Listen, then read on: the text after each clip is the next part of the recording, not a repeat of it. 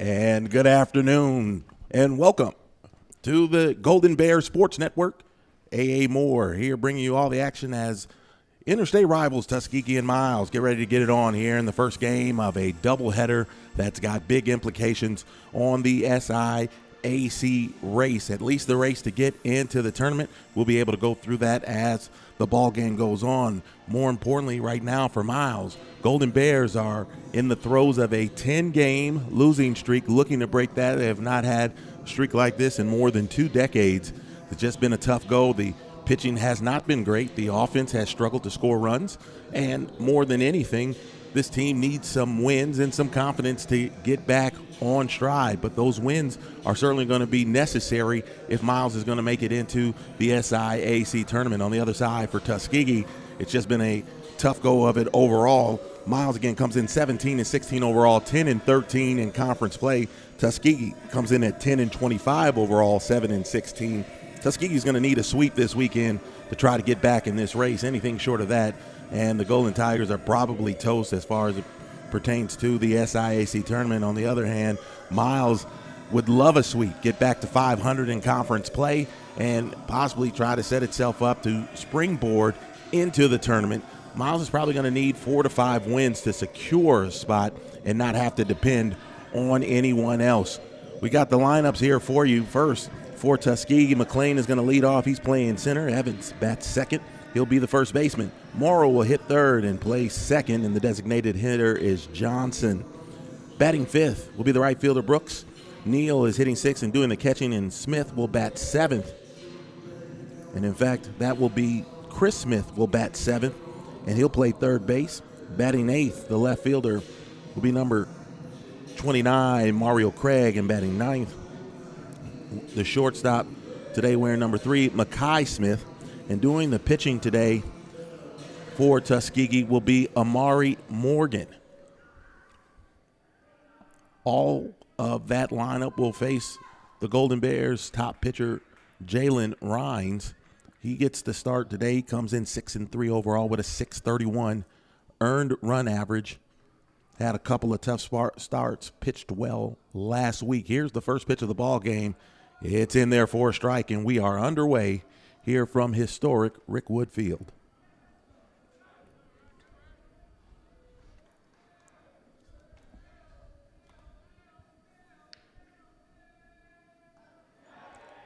Good breaking pitch there. McLean didn't quite know what to do with that.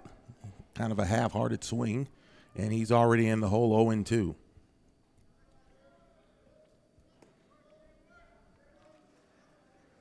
We'll set up the Miles defensive alignment in a moment. Fastball upstairs.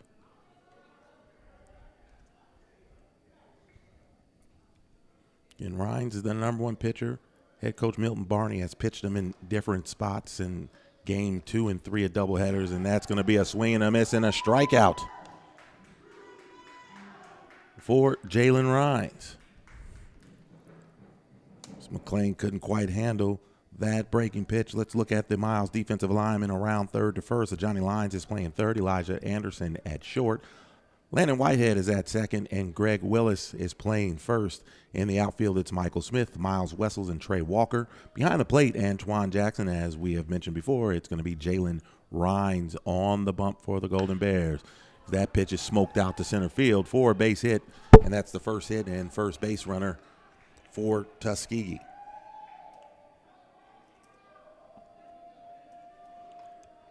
And Evans hadn't had quite the best run of it coming into the game here today. He was hitting just 159 coming into this matchup. The lone lefty in the lineup for Tuskegee. It'll bring up Morrow.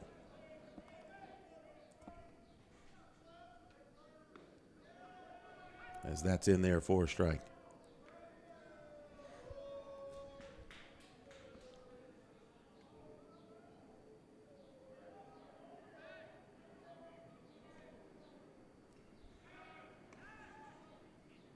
Again, Tuskegee comes in at 10-25, 7-16 overall. They last played on Tuesday. A loss up in Huntsville against Alabama A&M.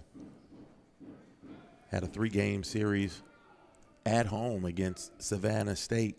They lost the first two. First one was in extra innings. They lost 10-7, lost 10-2 in the nightcap of the doubleheader, but then came out on top 14-8. That breaking pitch misses inside.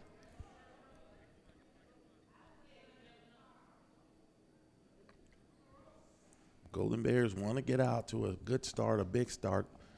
The crooked numbers have been in short supply for Miles over this 10-game losing streak. Only 2 innings as that ball is roped over into left field.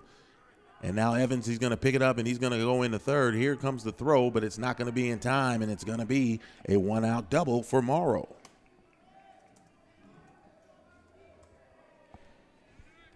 Not the start you want for the Golden Bears.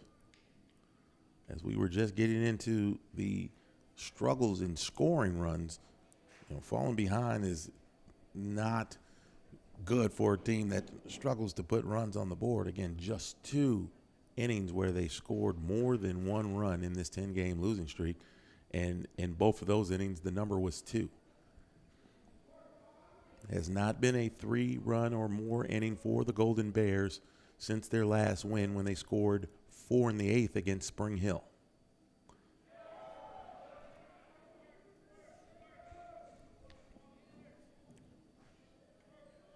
Johnson swings and misses.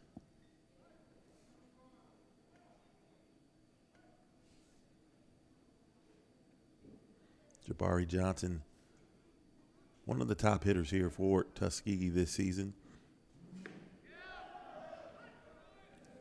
Another strike in there, and it's quickly 0-2. Johnson comes in hitting .362, 3 homers, 27 RBI, a 1047 OPS.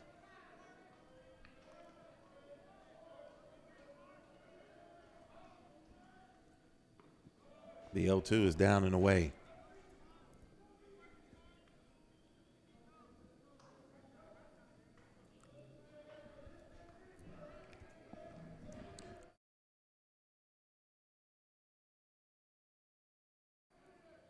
Another swing and a miss, and that's strike 3 for the second out of the inning. Johnson goes down swinging.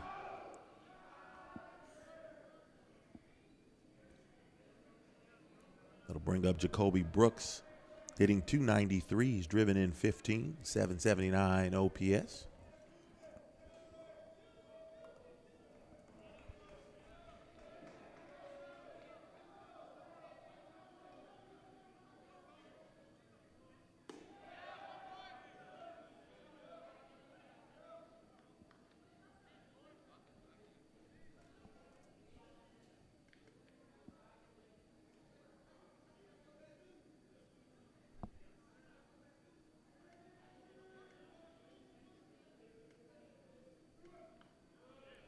And that ball is in the dirt. 2-0 is your count.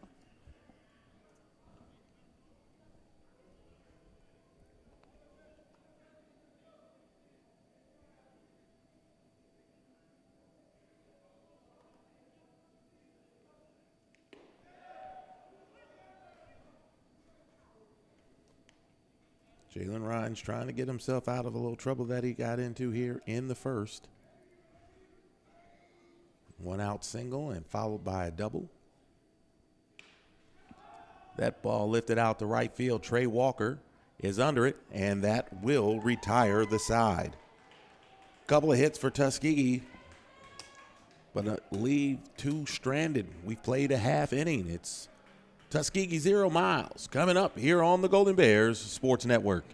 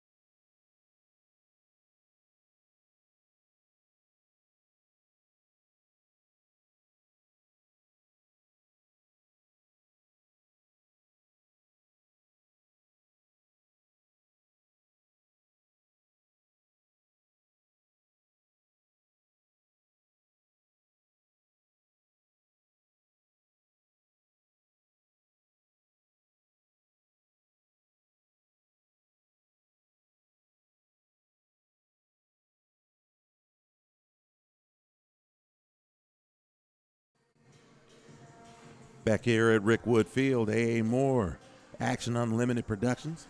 D and Jordan handling all the sights and sounds today for this important contest for the Golden Bears, and we'll get you to the lineup here for Miles. Right now, Miles Wessels will lead off and play center field. Batting second will be Landon Whitehead. He's playing second base. Greg Willis, the first baseman, is hitting third. Caleb Raston is the designated hitter today. He is batting in the cleanup spot.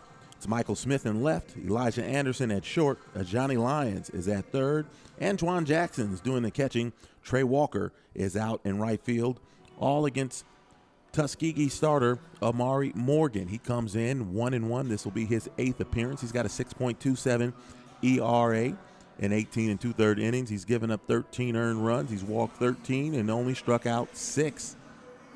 Teams are hitting .342 against him, and Miles Wessels will come up trying to get back on track. He's hitting .258. 1 homer, 20 runs driven in. And let's see if this Miles offense can get on track today. First pitch is outside for a ball. Defensively, it's Smith and Smith on the left side for Tuskegee, Morrow and Evans on the right side. In the outfield, Craig McLean and Brooks left to right. As Wessels hits one out to right. And he will be the first out here in the first. Neal is doing the catching again. Morgan is doing the pitching.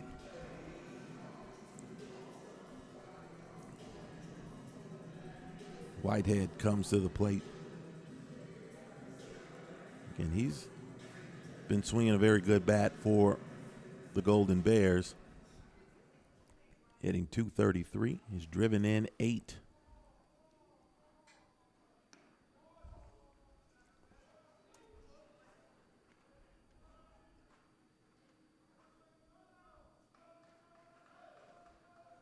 Bottom of the first, no score. Tuskegee with 2 hits in the top of the frame. Miles trying to get something started here in the bottom. Again, as we just discussed, Morgan gives up the free pass. He's got 13 of them and a little more than now at 18 2/3 innings pitched. Gets that one in on the inner half for strike 1. Beautiful day, 78 degrees. Sunny. Slight wind. Blowing left to right. Another good breaking pitch in for a strike. Both of these teams, for different reasons, need all of these games this series.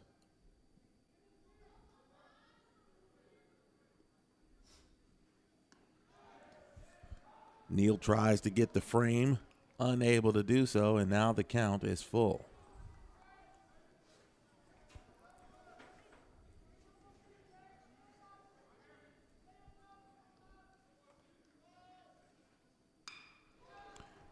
Whitehead out to center, and it's going to be caught for out number 2.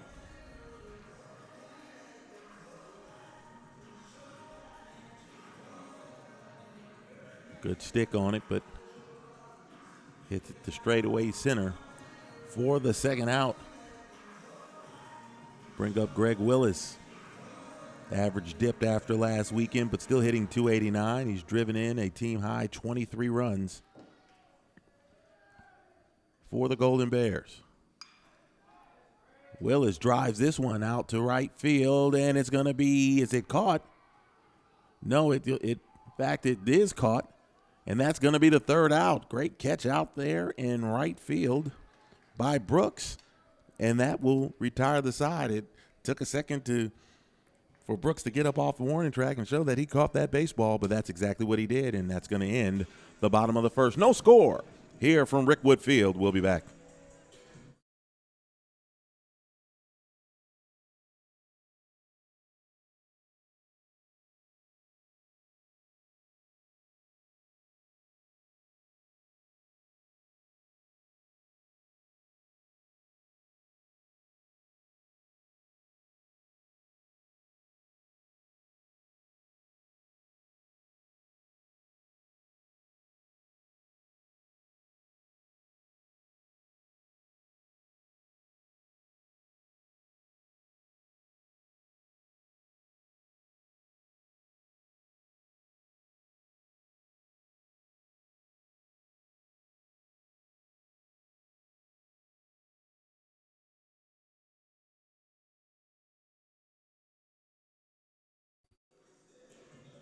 Back at Rickwood Field here as we go to the top of the second inning.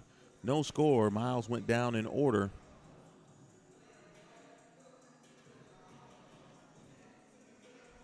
Meanwhile, Tuskegee stranded 2 in the first.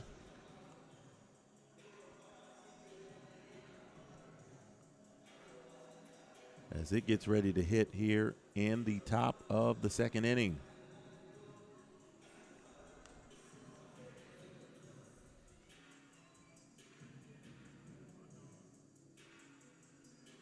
Thavius Neal will lead off. He's hitting .216, but he's got 2 homers. He's driven in 18.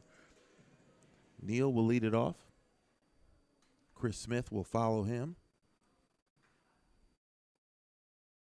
And then Mario Craig. All due up here for Tuskegee in the second.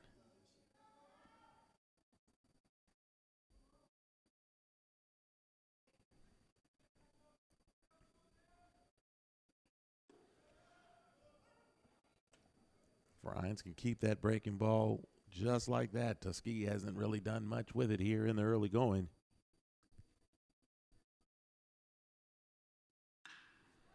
But the fastball gets roped into left.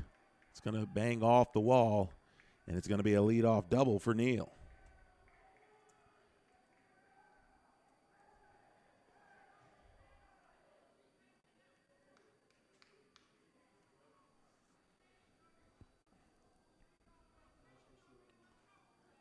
Ryans has got to do a little better job in spotting his pitches. You leave him up in the zone like that, and even teams that may struggle a little bit to hit can jump on those. But make no mistake, Jalen Ryans has been the top pitcher for the Golden Bears here the last couple of years. Miles needs a big start out of Ryans here to try to get back on track.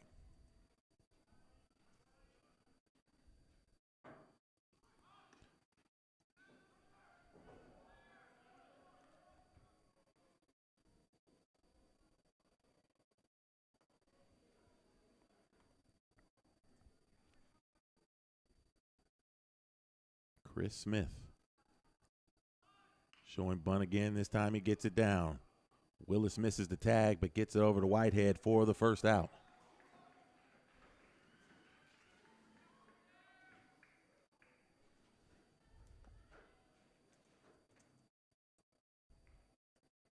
Neal now stands over at third base. Bring up Mario Craig. He's hitting .300. 1 homer. 5 driven in. See if Tuskegee wants to continue playing small ball here and try to get the run in and get on top. Instead, Craig looks at the big breaking ball for strike 1.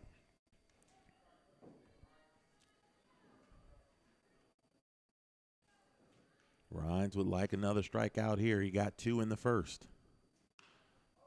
That pitch is fouled off to the right, and he's quickly ahead 0-2.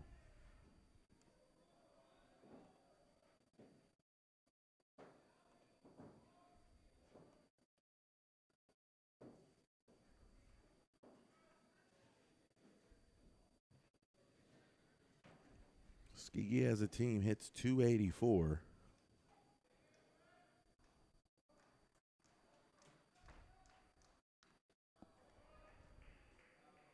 That's still towards the bottom end.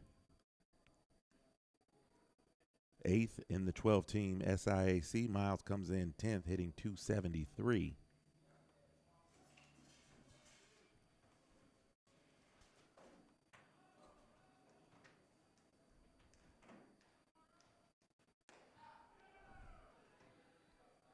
Little show-me pitch there by Jalen Ryans, seeing if he could get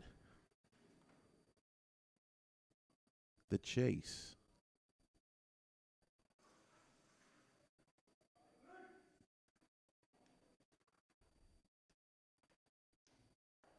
Another breaking pitch, and yes, Craig gets rung up. 3rd strikeout. That breaking ball has been big here in the opening part of this ball game. 3rd strikeout for Jalen Ryans. Came in a big spot.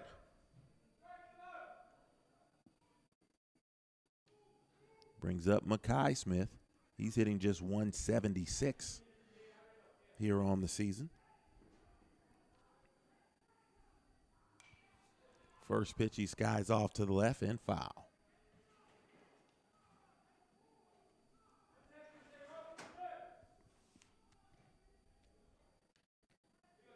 Rhines has mostly been in the zone here today. That's his 25th pitch, 19 of them for strikes thus far.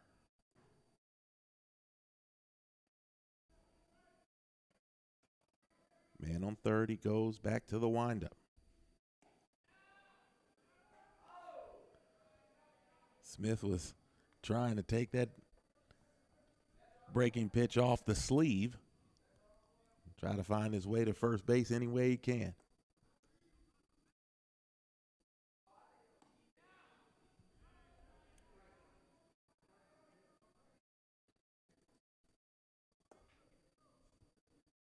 I think Rhines has realized that his breaking pitches is going to be what gets him through this ball game. He's thrown a bunch of them here in the first 2 innings.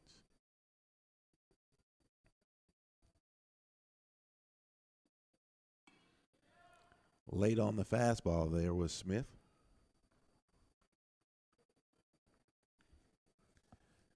Now Rhines 1 strike away from getting out of another jam here in the early going.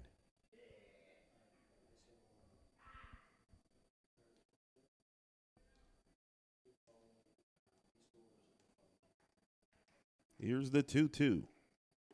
Big breaking ball is strike 3, and the 4th strikeout of the ball game for Jalen Rhines gets him out of trouble here in the second. Leadoff double goes for naught for Tuskegee. We go to the bottom of the second. No score here from Rick Woodfield.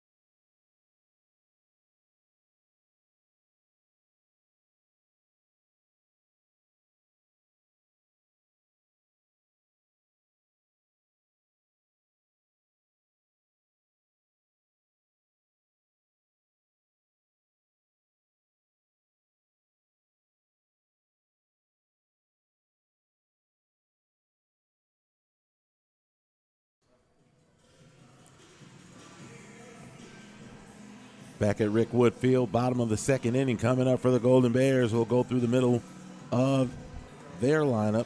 Caleb Raston will lead it off, serving as the designated hitter here in game number 1, hitting .333. He's only driven in 5, but got an .887 OPS. Gets on base, hits it hard, finds some extra bases on top of that. Amari Morgan in for a second inning of work. Curveball hung, but Raston not able to do anything with it as he fouls it off for strike 1.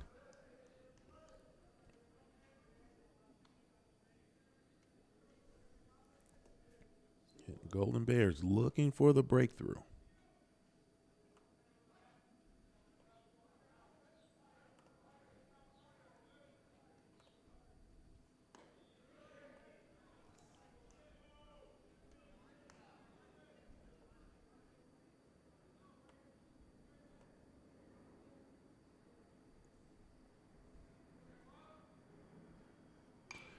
That curveball hung up there, but Raston just a bit behind on that one, and he's in the hole 1-2.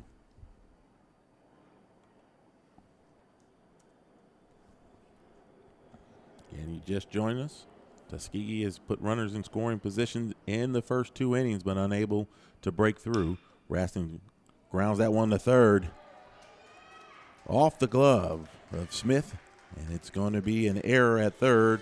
First base runner for the Golden Bears. Chris Smith was backing up on the grounder and just let the ball eat him up a little bit. And Raston is now aboard.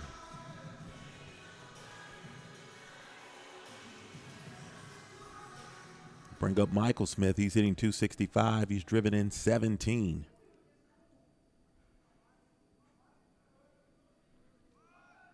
Shows bunt, pitches upstairs.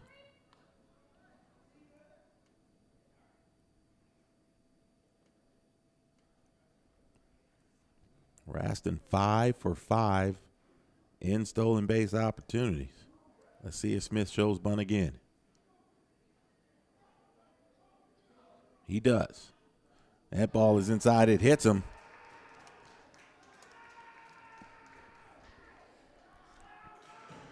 And now Miles has something going here on the offensive side. Here comes Elijah Anderson, who has seen his playing time increase here over the last couple weeks, hitting .231.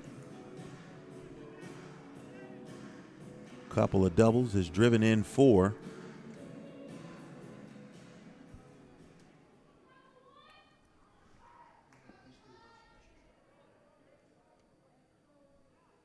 He shows bunt, but Morgan misses again.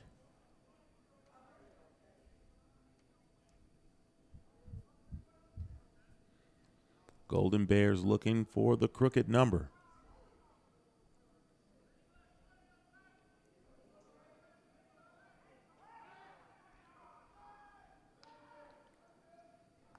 Morgan gives a bit of a cursory toss over to second base as he turns and spins. Raston wasn't going anywhere.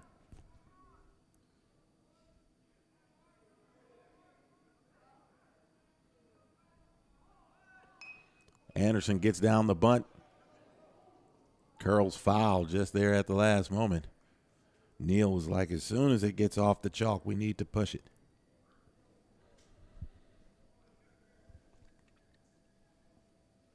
You've seen games where that baseball will spin and it looks like it's foul, and then it'll cut back in. As soon as that ball gets to the left of that chalk, catcher knows to, or whoever's standing over there knows to get rid of it. Knock it away so the ball can be called dead. Anderson. They're going to throw back down. Did Raston get in? He's out. Got a little too far.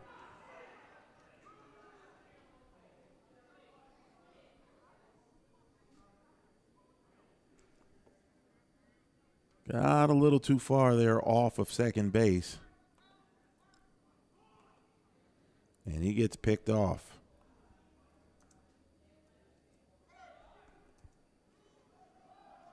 That ball is in the dirt, but Smith was already on the move. It'll be a stolen base.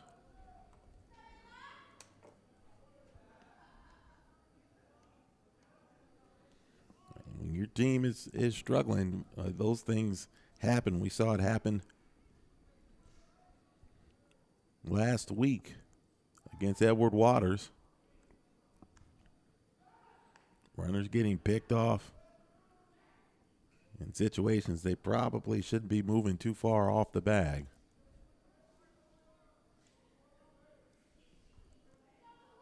Man on second, 1 out. As Anderson fouls that off to the left. First game will go 9, unless one team piles up the runs or neither team decides to score and we play extra. Second game is scheduled for 7.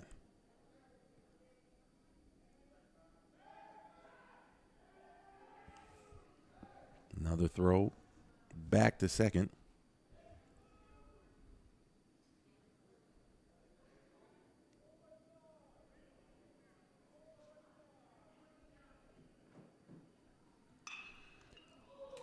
That ball laced right off of the glove of Morgan.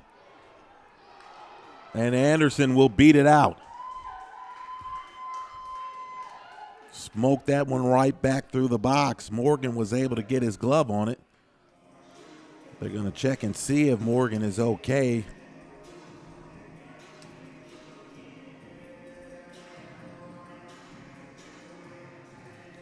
They're going to have a discussion.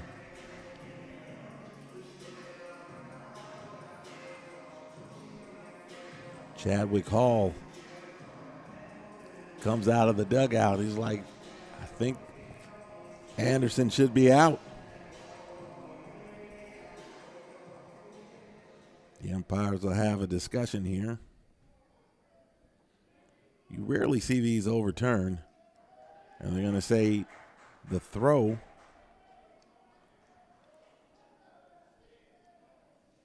pulled Evans off the bag just a bit and that his foot was not engaged, which allows Anderson to reach first.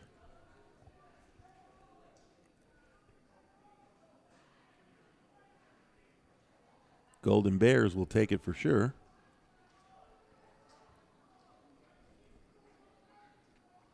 Still a little more conversation, but it's going to be the end of that conversation. And now they're going to come out and look at Morgan. And Anderson hit a rocket back through the box. And now they're going to look at that left hand, maybe even the right hand. I wonder if that pitching hand may have caught that line drive. Now the sports medicine professionals for both squads are out on the mound.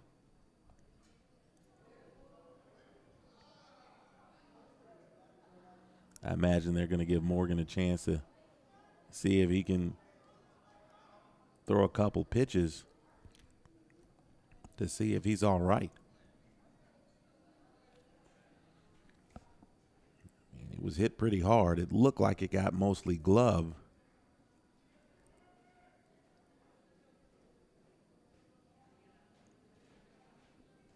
Looks like everything's okay, but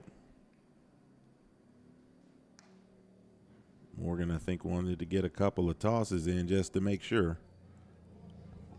As someone who has stood on that hill and seen one come back through the box, and sometimes you don't catch them, they catch you.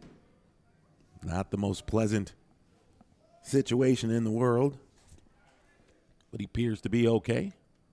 And it's going to bring up a Johnny Lyons, top hitter for the Golden Bears. He's in .321, 863 OPS. He's driven in 17, a chance to get Miles on the board and in the lead here with one out here in the second.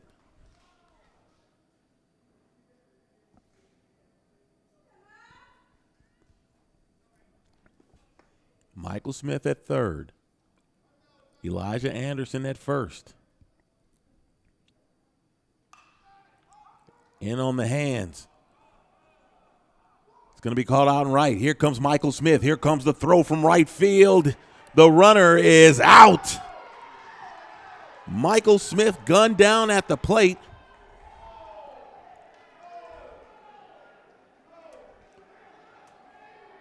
It was a medium range fly ball. Smith looked like he got a good jump. Good block at the plate by Neal. And Michael Smith gunned down at home. One hit, one error, one runner left on base. We played two here at Rickwood Field. No score between Miles and Tuskegee.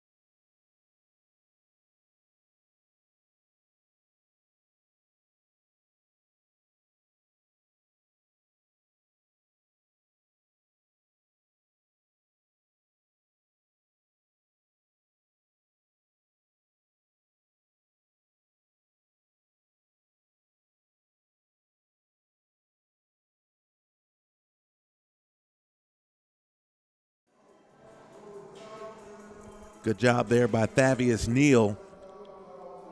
He caught the ball in front of the plate, but did not block the plate. But Michael Smith never touched the plate as he put the tag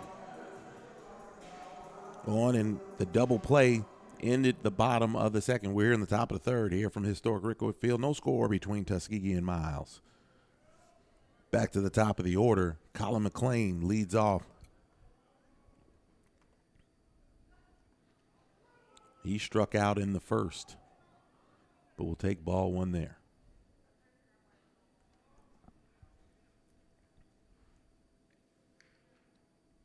Both teams have had opportunities here in the opening innings.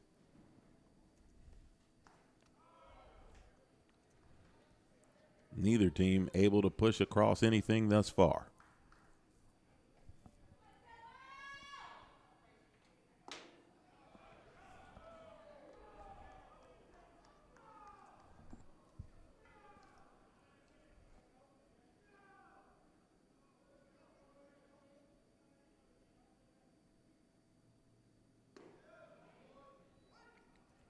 Three-one fastball in for a strike.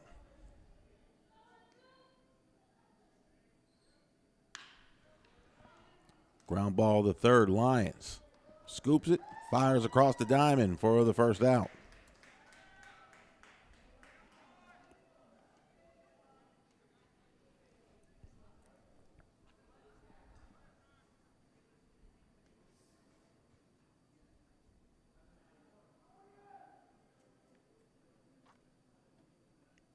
Brings up Austin Evans, singled and was stranded in the first. This time he rockets one out to right. Here comes Walker's throw. It's going to be high and offline. It's going to be a double for Evans. Evans, who came in hitting 120, is 2 for 2.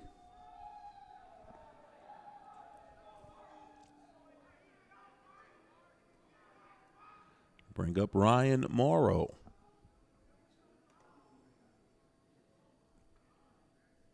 Morrow doubled in the first.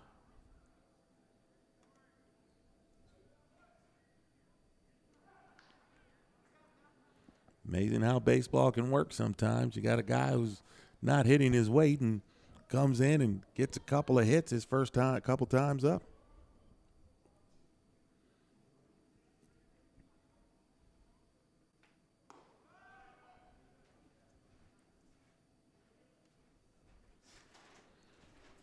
Morrow is not that guy, though. He comes in hitting nearly 400.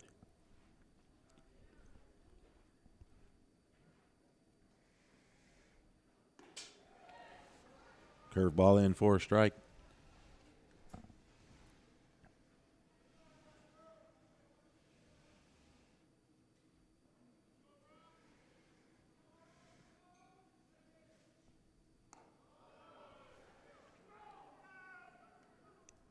Breaking ball has had a little trouble getting over here in the third inning.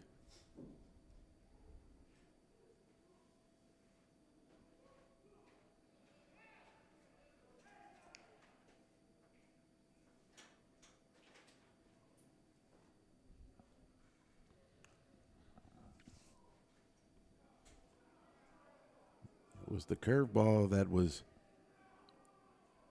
has been getting Rhines through the first couple of innings. See if he can find the feel for it again and get it in the zone. This time he does. Lift it out to short right. In fact, it's going to be out to center where Miles Wessels will bring it in for the second out.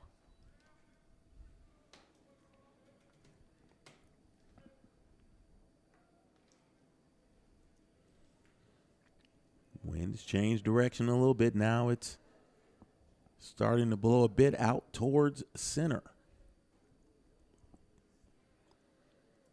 Brings up Johnson, who struck out in the first.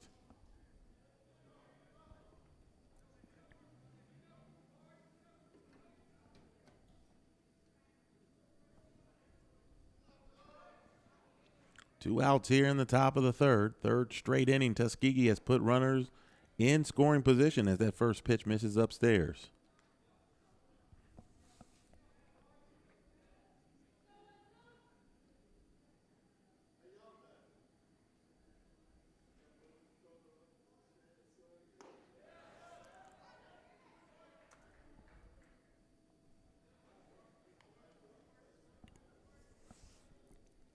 Ryan's now over 40 pitches here in the third.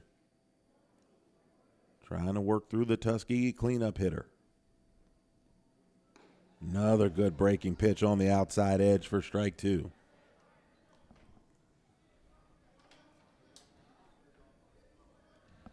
Tuskegee has feasted on the fastball here in the first 3 innings, but that breaking ball has certainly given the Golden Tigers fits. Ryan's 1 strike away from getting out of trouble here in the third. That time he throws him something in the dirt. In fact, they're going to say no. It looked like it was a swing. Jackson put the tag on Johnson, thinking that was the end of the inning. And on appeal, they say no swing, and Johnson will get a reprieve.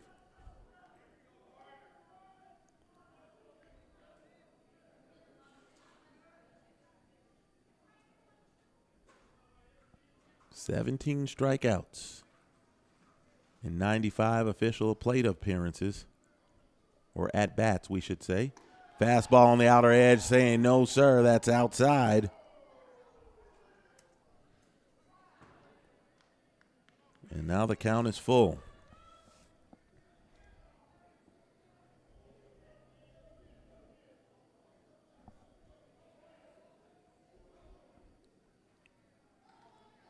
Ryan just thrown 2 pretty good pitches trying to get out of this inning. Here's the 3-2. Misses way outside, and that's going to be ball 4.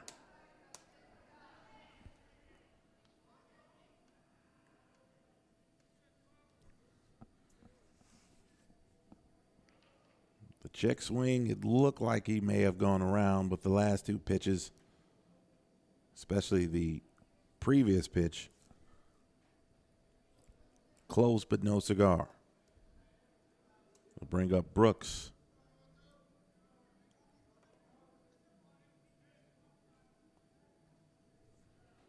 Oh for 1.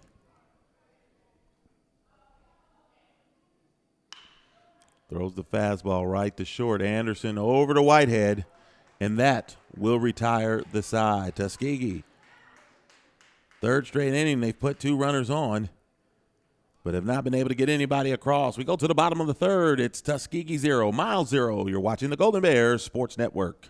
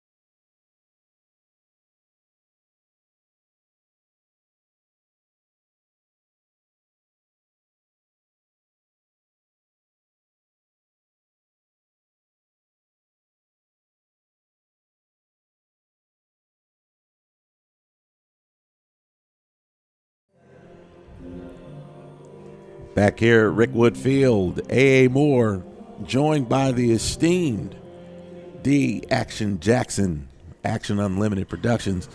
What exactly makes someone esteemed? What is the acute definition of esteemed?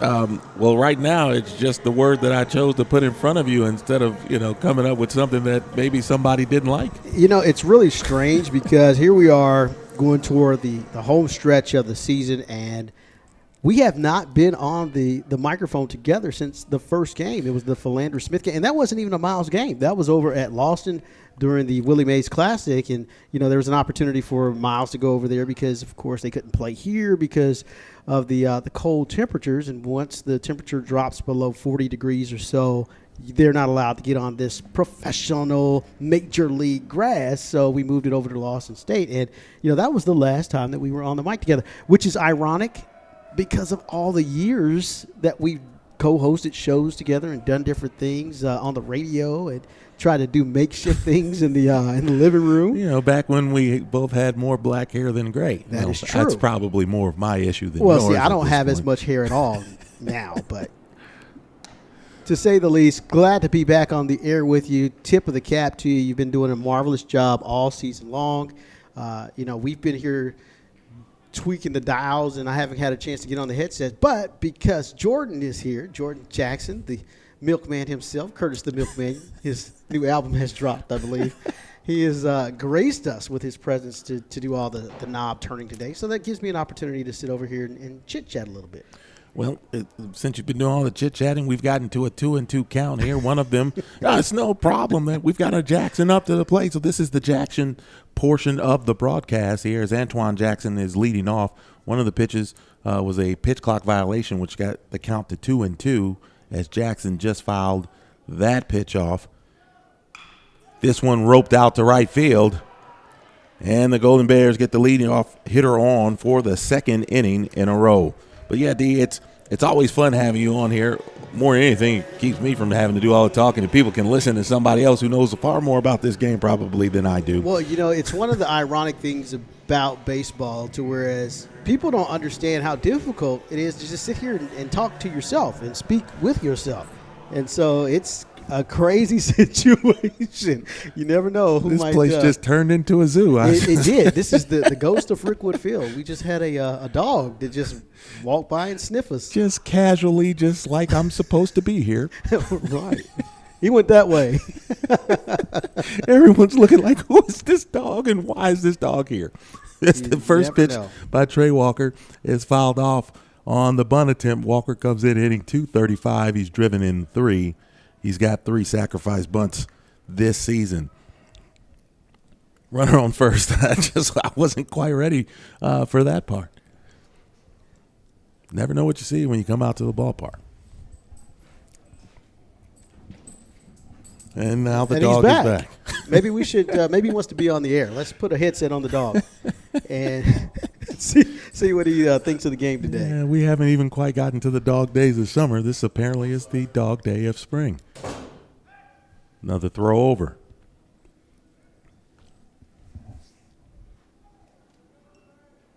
We've seen so many different phases of Miles baseball this season. We saw a team that was red hot. We've seen a team that has been hampered by injuries. We've seen a team that struggled to find their identity and find themselves in the SIAC. And if you could just give us an update, AA, on the status of their potential to have postseason play. Well, Miles is still in the you want to call it the driver's seat, but when you've lost 10 in a row, it's kind of hard to talk about being in the driver's seat of much of anything. But right now, Miles comes in as the current number 7 seed. They are at 10-13. They are 2 games clear of, actually 1.5 games clear of Kentucky State. They are 2 games clear of Lane, 3 games clear of Tuskegee. So still in a pretty good position if you're the Golden Bears to make the tournament. But when you think about it, 3 weeks ago, this was a team that was sitting in second place. So that's why there's, some questions about, whether this team is otherwise going to be able to make it. And then when you talk about the ability to score runs as that pitch is upstairs for a 1-1 count, when you talk about this team struggle in scoring runs in this 10-game losing streak, only 2 innings where the Golden Bears have scored more than 1 run in an inning, and both of those were 2-run innings. No matter what the injuries say, no matter what the pitching does, if you're not scoring runs, you're not going to win ball games. It's just as simple as that. And what Miles has had to do is they've had to manufacture a lot of runs. They play a lot of small ball. You see a lot of hit and run, a lot of bunts. They're loaded with speed, but this guy right here, Wessels, had one of the longest home runs we've seen this year at Rickwood Field earlier in the season, but has somewhat cooled off. But he has that home run potential and that occasional power that could really lift a team and get them sparked and going in the right direction. Well, biggest part of the issue is Miles does not have – they play in a park, a home park, as that curveball is upstairs. They play in a home park where you're not going to get a lot of home runs no matter how you slice it as the count goes to 3-1. But this team doesn't hit home runs really at all. They have 3 on the season, well off the pace. It's ball forward to Wessels as we put runners on first and second here in the 3rd inning. But this team doesn't, like you said, you have to manufacture runs if you're this Miles ball club, and they just haven't even been able to really do a lot of that. Miles, again, 3 home runs. The next lowest amount of home runs is actually Tuskegee, and Tuskegee has 14 of those. Miles is got the lowest batting average in the lead at 245, more than 20 points behind Tuskegee. The on-base percentage, not that bad. They get on at a 42% clip. But it has not been a lot of that happening either. Miles likes to get guys on. They run, they bunt, they do all the things that you need to do to get guys in scoring position, and then you find the guys to get the kind of hits that you need to otherwise put the runs on the board. It just has not happened over the last 3 weeks. Yeah, this team, if you haven't had an opportunity to come out and check out the Golden Bears this year at Rickwood Field, a very scrappy team. A team that, as we mentioned, has to really fight for everything that they do and have a chance to put themselves in a position to win. And that ends up turning over onto this pitching staff. Again, we talked about the injuries, although imagine Jason Wood, one of our top starters, will be back this weekend. The pitchers have suffered injuries, and Coach Barney has had to kind of piece together a staff where we saw last weekend Greg Willis, the starting first baseman, was the game 1 starter. He did very well. He just kind of ran out of gas in the 6th inning. He hadn't pitched more than 4 innings in any start or any appearance this season.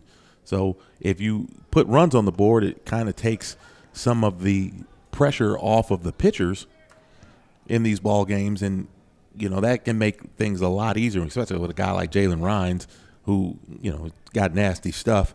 But when he's pitching in 0-0 games or 1-0 games, that makes it a lot harder for him because he can't really miss.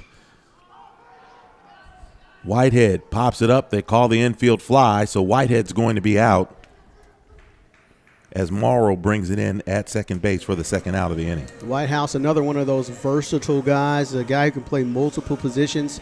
Just says, yeah, coach, just put me in wherever, and wants to make a contribution and wants this team to succeed, doing everything he can to make this team better. Those are the type of guys that you want on your squad. That time, and he's been on time the last several weeks, and really most of the season. Sometimes you don't get the results that you're looking for, but he has certainly been one of the nice bats.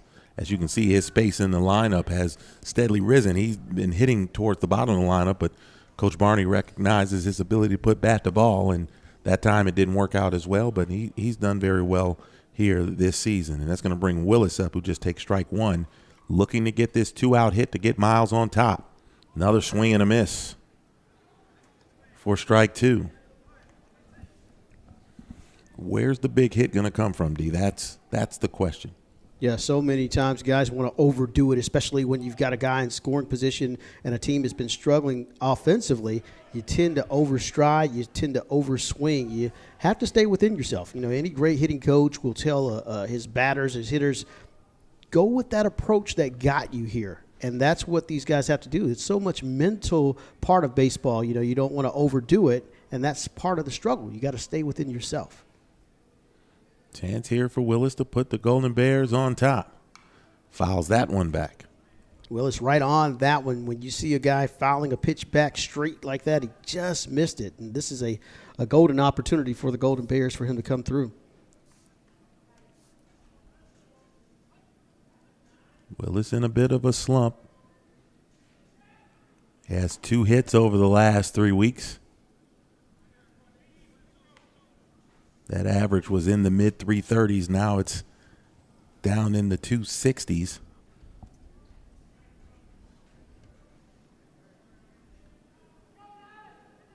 The 2-2 to Willis. Counts full. Runners are going to get a chance to get a jump. This ball falls in the gap anywhere. Good chance for Wessels to come all the way around to score. And if you're that runner on second base, you don't want to lead too early because all it takes is a little pivot spin back to second and you're cooked. And right on cue, Morgan takes that pivot. He just wants to make sure that Jackson isn't getting too far off of second. Try to shorten that lead just a bit. We've already seen a runner get thrown out at the plate here in the second inning. Here's the full count pitch, and it's upstairs, and the bases are loaded. Good job there by Willis. Fell into the 0-2 hole and was able to battle back and get the walk. And sometimes, again, you talk about this pressure, you talk about the struggles. You want to do it all yourself, but there's nothing wrong with passing it along to the next guy and let your teammate try to pick that up for you. And Coach Barney going to take a couple of seconds to chat it over and say, hey, this is where we want you to be. Confidence, you're the man. This is why you're here. This is why we brought you to Miles. Situations like this, bases loaded, don't try to do too much. Just find something to drive, be aggressive, and make something happen. Caleb, a redshirt freshman from Atlanta.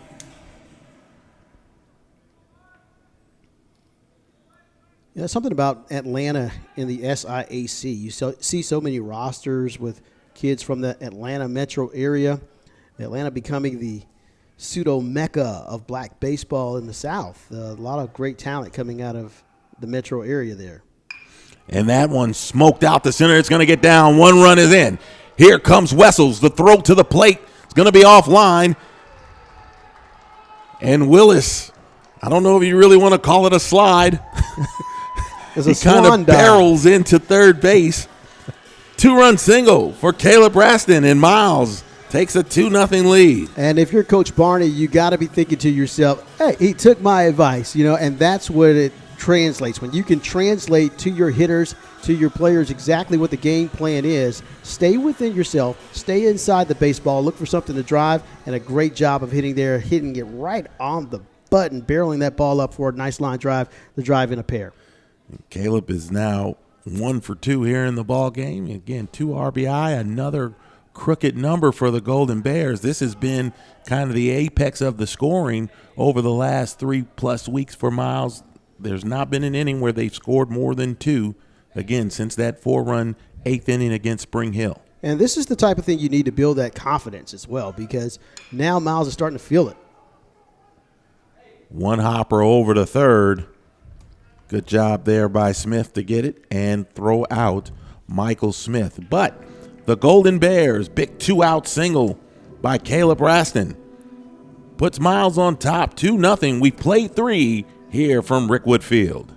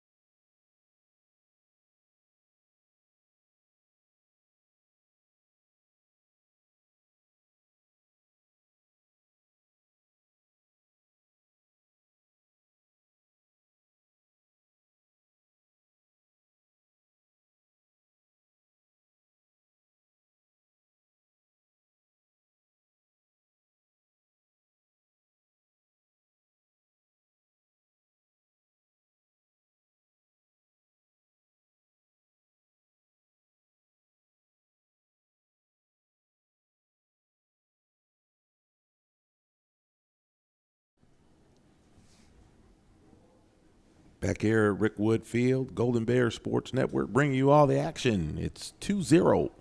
Golden Bears on top.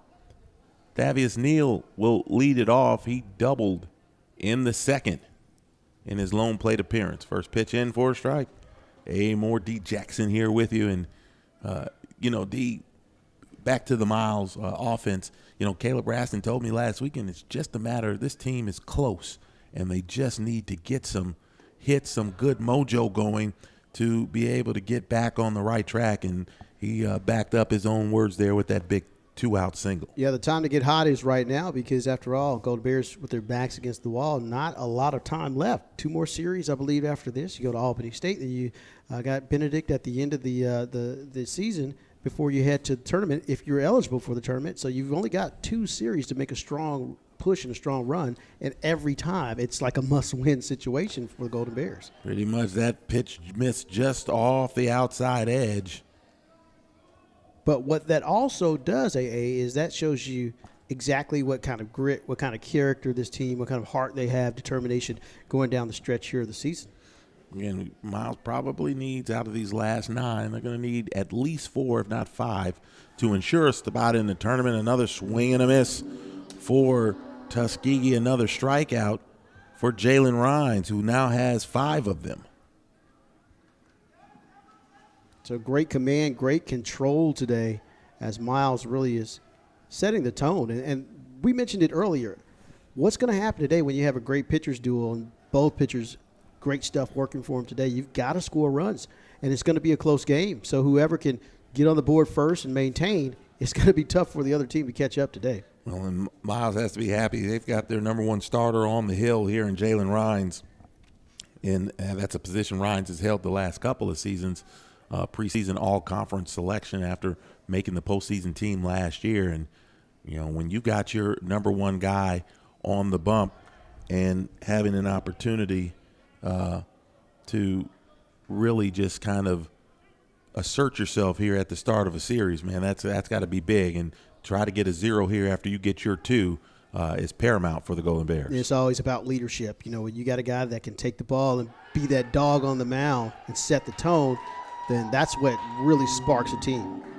And there's strikeout number 6, another strikeout looking, the third looking today, and another breaking ball that Tuskegee just unable to handle. Mario Craig will come to the plate here with 2 outs.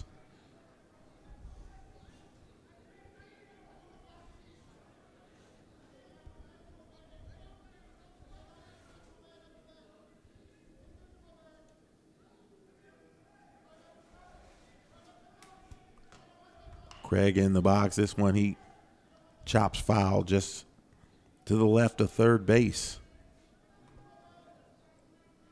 Craig 0 for 1. He's been one of the strikeout victims of Jalen Rines here in this ball game.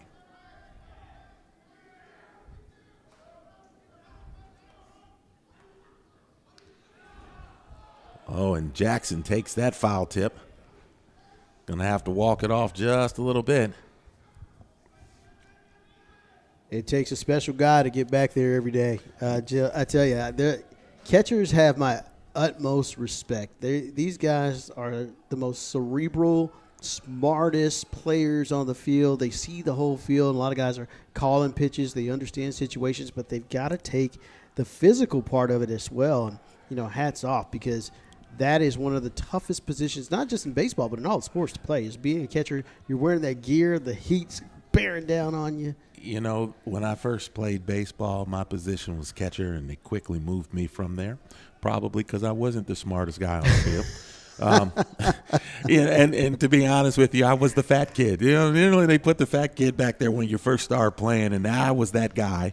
But a true story, I played baseball all summer. And we get to the championship game, we lose. My mother comes. She hadn't seen me all summer because I was staying at my aunt's house. And, she goes to hug the other fat kid.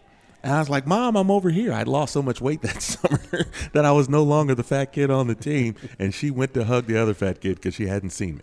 Wow, that's a testament. Hey, and by the next year, I was playing center field. I'll let you know. I had a very similar situation. I wasn't the fattest kid on the team, but if the fattest team quit, I would have been in trouble. Strike 3. Another strikeout looking. Ryan strikes out the side. He's got 7 here through 4. We go to the bottom of the 4th. Miles 2, Tuskegee 0.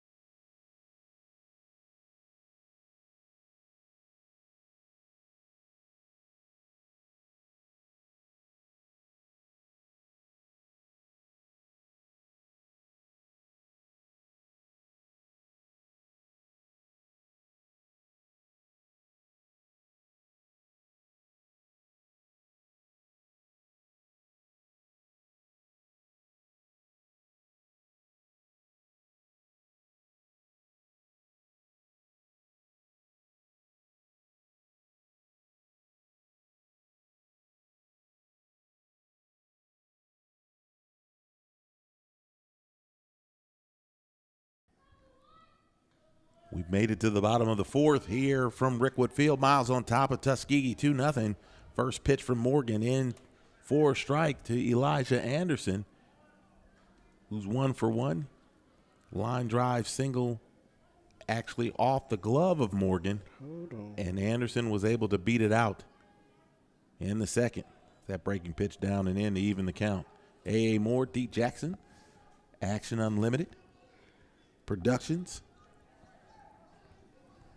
Jordan Jackson on the 1s and 2s here today.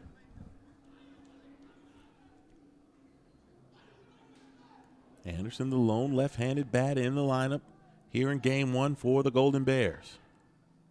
Another breaking ball, and Anderson sprays it out to left field. But Craig is going to bring it in for the first out.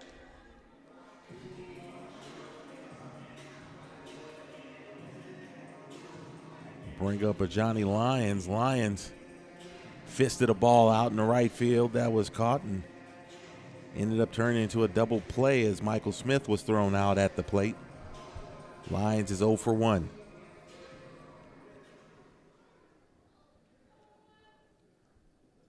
Golden Bears would like to try to find a way to add some more runs. 2 runs is good. I bet you 2 to 3 more would be better.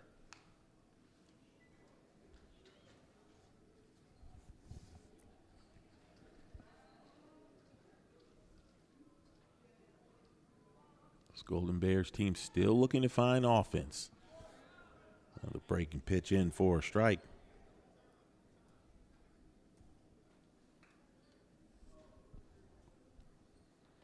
Yeah, Miles plays in one of the biggest ballparks, if not the biggest ballpark in the league. Lions, 1 hopper. And Smith throws Lions out for the second out.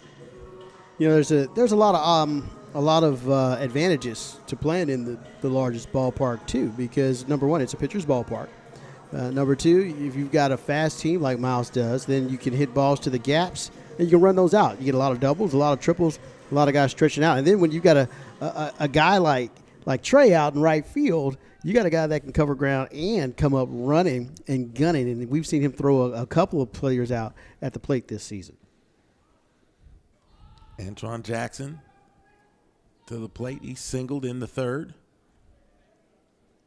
Scored the first run for the Golden Bears.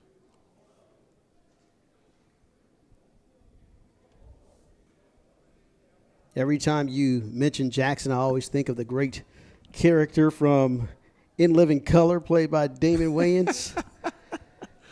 Antoine Jackson. No similarities between the two, of course, but names definitely similar. Great show. Back when I used to watch a ton of TV, that was appointment viewing on Sunday nights, I tell you that. The 1-1 from Morgan. Antoine is now 2 for 2, another single for the Golden Bears backstop. Quick bat, keeping his hands inside and barreling that one up with a line drive to center field. The second ball we've seen hit to center field on a line drive just like that. So these guys definitely been working in the cage. Situational hitting. People, that is a lost art form, knowing exactly what you're supposed to do in certain situations, and Miles doing a great job of that this afternoon. You know, and I would imagine that for some of these guys, Antoine Jackson, his first season here playing for the Golden Bears, you know, coming and playing in a park this size when I'm sure you've played in smaller venues, that fence is closer, those power alleys, certainly a lot smaller. You know, you can muscle up and you feel like you're the man, and you come play out here and it's like balls go to die. Mm-hmm. So you have to adjust your approach. The part, though, for the Golden Bears is normally when tournament time comes around, they play in bigger parks.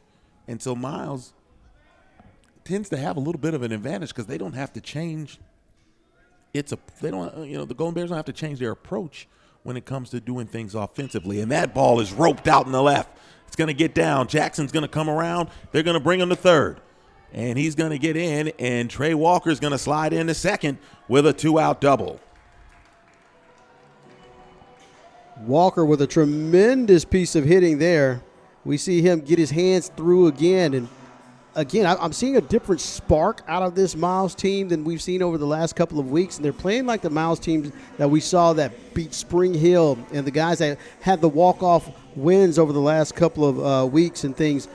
That's what they're going to have to do down the stretch here, because every game means so much, and so much is on the line for the Golden Bears. Another chance here to get 2 in. Fastball off the edge, ball 1. And again, opportunities to put these crooked numbers up, and you pass it along. One guy gets a hit, next guy comes up and, again, doesn't do too much, just enough to, hey, pass the baton, let the next guy come and try to do his part. Swing and a miss there by Wessels. Back in Kansas City during that World Series run, we used to call that keeping the line moving with the Kansas City Royals, and that's just what they do, not try to do too much. Just get on base and move the next guy up, advance the runner, and good things are going to happen. Wessels. This ball is moved into foul territory and is going to be caught by Morrow, and that's going to retire the side. 2-out hits for the Golden Bears, but Miles unable to push any across. It's still 2-0 after 4 innings here from historic Rickwood Field.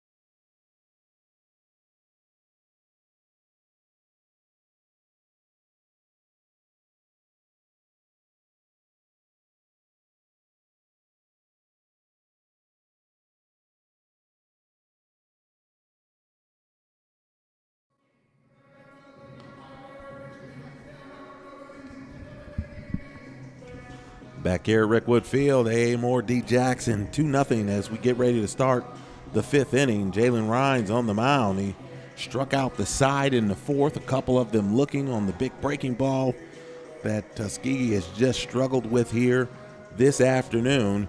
The big hit for the Golden Bears. 2-out, 2-run single by Caleb Raston, as you saw him out there helping warm up Rhines while Antoine Jackson puts the gear on. It's going to be 9-1-2 for the Golden Tigers here in the top of the fifth, with Makai Smith leading off, Colin McLean, and also Austin Evans due up here for Tuskegee. And Golden Tigers, no, they need at least two of them, if not all three, to have a real opportunity to still get into this tournament.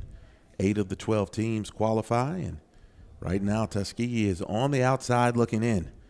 But Smith will come up. He's been a strikeout victim, as he was to close out the second. First pitch in for a strike. That was pitch number 60 for Jalen Rhines, 39 for strikes. Good percentage there. You know, I've always wondered, you talked about some of the advantages that Miles has playing in this big ballpark.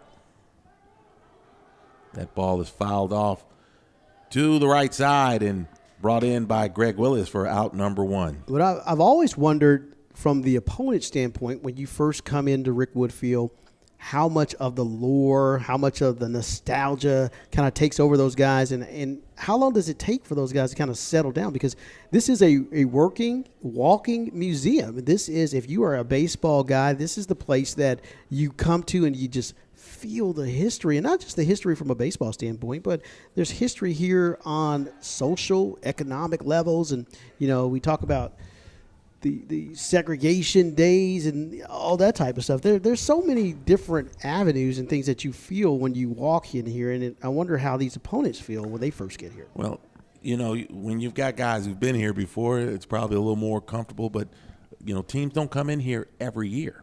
So, you know, you'll get a team that comes in, it'll be first time in 2 years, and about 70% of your roster has not been in here. Check swing, ground ball over to third base, and Lyons gets the easy out, as McLean probably didn't even know he hit that ball in fair territory. But it's another out for the Golden Bears, and it's going to bring up the guy who's been the most trouble here today, Austin Evans, 2 for 2. He had 6 hits coming into today, and he's got 2 more today. Evans has been a thorn in the side of the Golden Bears, a guy who can pretty much do it all. And that's what you want out of that position, a guy who can lead this team and get on base and put up some good numbers here.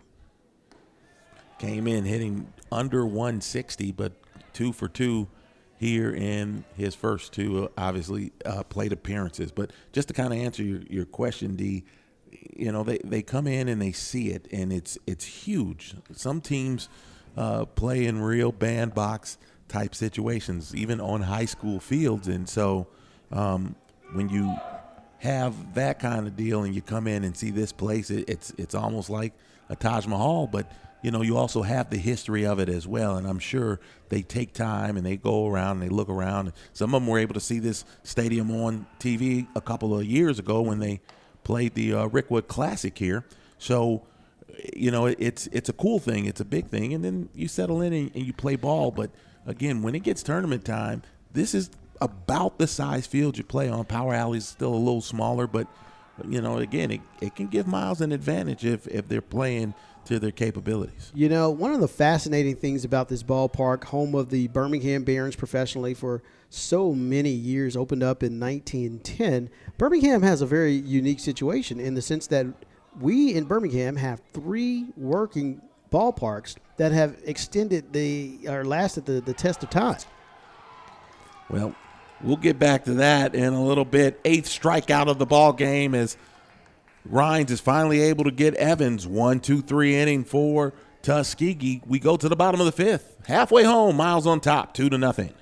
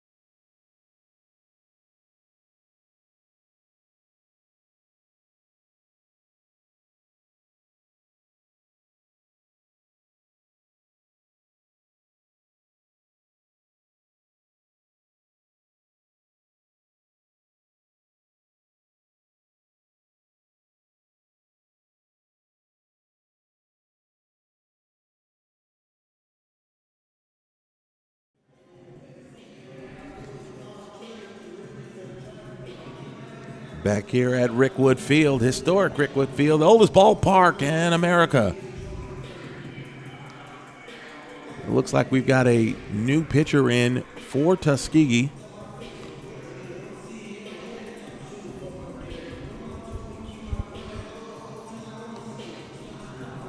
We'll let you know who it is in just a moment.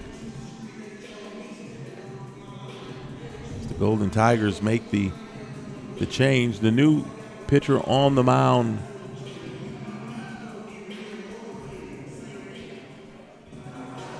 looks like it's going to be number 32. Jaden Brown comes in with an 0-1 record, 10.93 ERA in 14 innings. He's given up 25 runs, 20 hits, 17 of those runs earned, 19 walks in 14 innings. That won't get it done, but he has struck out 13. Teams, though, are hitting .323 against him. Landon Whitehead will lead off here in the bottom of the fifth. First pitch in for a strike, kind of a sidearm, a little side winding motion here from Jaden Brown. We'll get you a line here. Final pitching line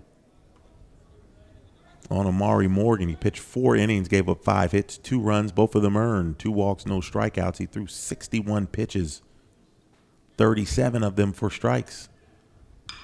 First pitch, make that the second pitch. Lined out to center field, base hit for Whitehead, and the Golden Bears get the leadoff hitter on here in the fifth.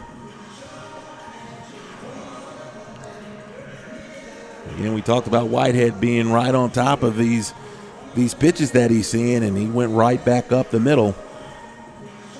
Yeah, just a great job of team hitting today by Miles, because every base hit we basically seen has been a line drive coming straight up the box, and he'll get a courtesy or pinch runner for Whitehouse.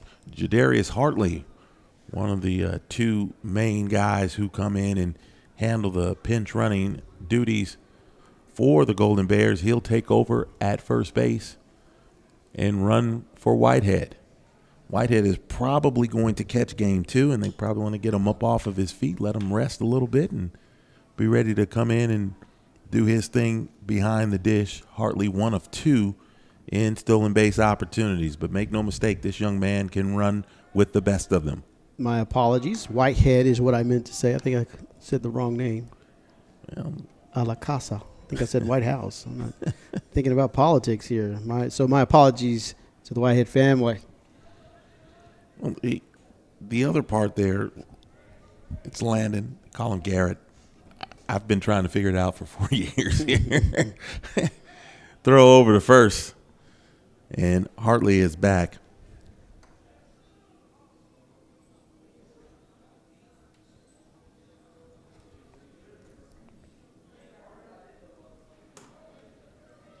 Another leadoff runner on for the Golden Bears. Hartley showed that he was going to take off, but doesn't. That pitch up and in. And it's already 2-0 to Willis.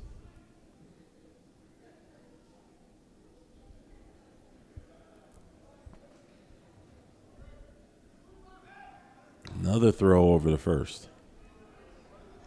What do you think about the new rule in Major League Baseball where they're limiting how many times you can throw over?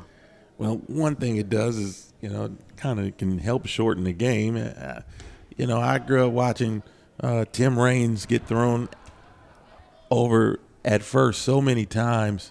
I don't know if you remember watching games when they played in Montreal, but they would put chickens up on their scoreboard every time somebody threw over to first base on Tim Raines. Another throw over to first, runner back. And sometimes they throw over 10, 11 times. There was no place to put more chickens. It sounds like a commercial. It was great theater. And then you throw over 10, 11 times, and he'd still take off on the 12th pitch and steal it back. Yeah. So sometimes all those throws really don't mean a lot. So get that out of the way. You got to, and you also open up the game for more running, more excitement, more offense, but really don't take away from the game. Yeah, Tim Rockrange, one of the great base stealers in baseball history, number 30. Just, a guy just built like a tank. And, he had a great, phenomenal career, switch hitter. Have you ever seen the picture of him as a high school senior? No, I have not. He looked like a 40-year-old man. Let me tell you, if you ever get a chance to look at that picture, if you look it up, Tim Raines looks exactly the way he did in the major leagues when he was a 18-year-old senior in high school. Well, I always remember that Montreal Expos outfield, and they had great hair. Tim Raines had an outstanding curl. Yeah. Andre Dawson had an outstanding curl. And then you had Warren Cromartie out in right field. He didn't have a curl. He had the fro that the hat hardly fit over and stuff. So that was like the hair all-star team. Warren Cromartie. Didn't Al Oliver play for that team? He played first base, yeah. Yes. At some point he did. But I don't think they all played together. I think Cromartie was maybe gone because Oliver, I don't know, I have to keep up with that. Oliver moved around a little bit, but certainly an outstanding hitter in his own right. But Montreal always had teams. Yeah. They just never, the one year that it looked like they were going to get over the hump was the year they went to the strike. 1994, Marquise Grissom was on that team. Gary Carter, was Gary Carter on? No, Gary Carter had definitely moved past. Yeah, okay. Pedro Martinez. Larry Walker was on there. Rondell White, Cliff Floyd. Man, you can keep naming names. They had a big team. John Wetland was one of the pitchers on that team. El Presidente, Dennis Martinez. Right, Ken Hill. Yeah, Ken Hill, man. You talk about a guy that's underrated. Went to Texas, spent some time in St. Louis. A guy could really give you innings and be dominant. But, yeah, you're right. That 1994 season, the strike-shortened season, was the year that slipped past those Montreal Expos. And they really had a great chance to really do something that year. Alou, did we mention Alou was on that team? Moises Alou was on that team, right? Yeah. So, hats off. And the city of Montreal is such a great baseball city that people don't really, give it its due and its credit. But a great fan base there in Montreal. They nearly got Hartley that time as he decides, hey, you keep throwing over, I'm going to try to get me an extra step because you're not close. And that time it was a little closer. I think Brown has thrown at this point 7 pitches to the plate. He's thrown over to first base about that many times.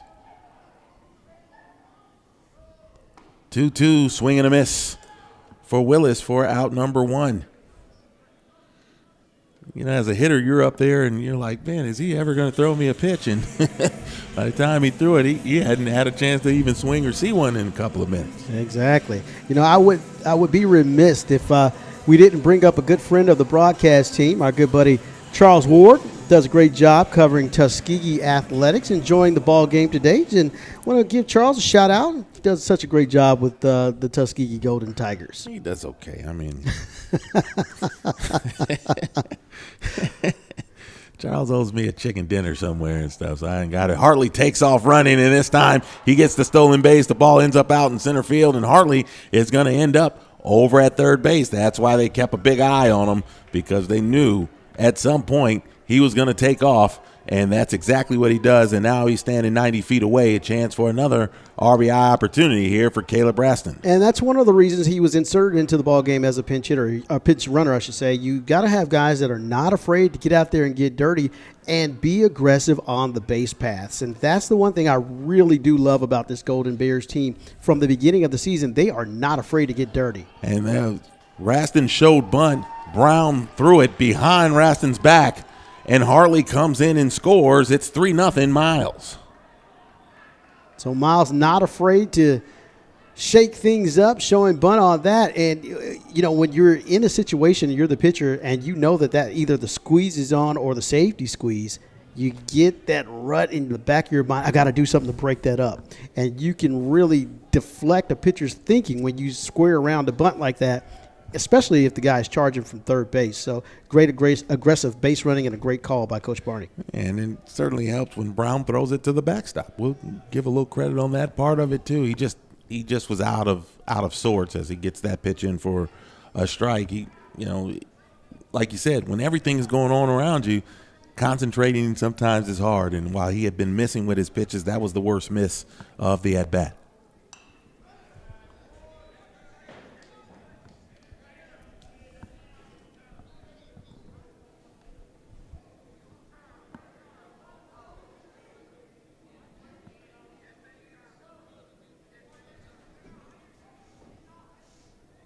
Full count to Raston. Swing and a miss. Strike 3. Second strikeout of the inning for Brown. And Brown has relied heavily on that breaking pitch. He's not afraid to go to it. And so many times you see young guys, they want to stick with that fastball, not necessarily comfortable with that breaking pitch, but he has leaned on that breaking pitch, and it's pretty much been his bread and butter, especially to get the big out. It's like a slider, sweeper type pitch, and certainly with that three-quarter motion, that's harder, especially for those right-handed hitters to pick up. Brings up Michael Smith. And he's not afraid to go with it again. And, you know, so many times guys are when you have that confidence in your breaking pitch to get it over for a strike in the first pitch, then you know your stuff is doing well that day. That pitch misses low to even the count. Smith up for the Golden Bears. He has been on base once. Controversial call at the plate if you joined us late. Smith with a head-first slide into home. Then don't worry about it this time. He jumps right on that 1-1 pitch and singles out to left. Another great piece of hitting by this Golden Bears team. I'm loving what I'm seeing today out of these guys at the dish. It even sounds different, D, as you can hear them really squaring up these pitches. And when you hear the at-bats, they're sounding better than they've sounded in a couple of weeks. That is a great point. That means they're barreling the ball up. They're getting the, for lack of a better term, the fat part of the bat on the baseball, which is the hardest thing to do in baseball, they say, hitting a round ball with a round bat. Off the fist again. This time Anderson's going to pop out to Smith at shortstop, and that's going to end the inning. Golden Bears get a stolen base, a RBI, or actually a run scored on the wild pitch. It's 3-0 after we've played 5 innings here from historic Rickwood Field.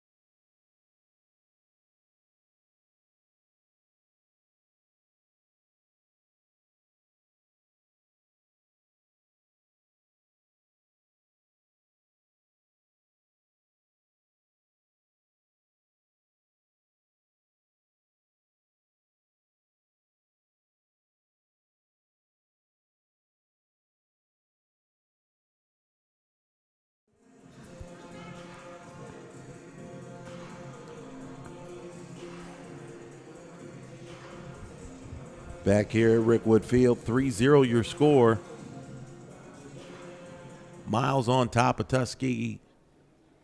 Into the game now, playing second base is Bobo Barnes for the Golden Bears. Jalen Rhines, though, is back on the hill, and that's more of the problem for Tuskegee. They have not been able to hit him the last couple of innings. Strikeout pitch really working. Fastball up and in, ball 1. As we start the top of the 6th.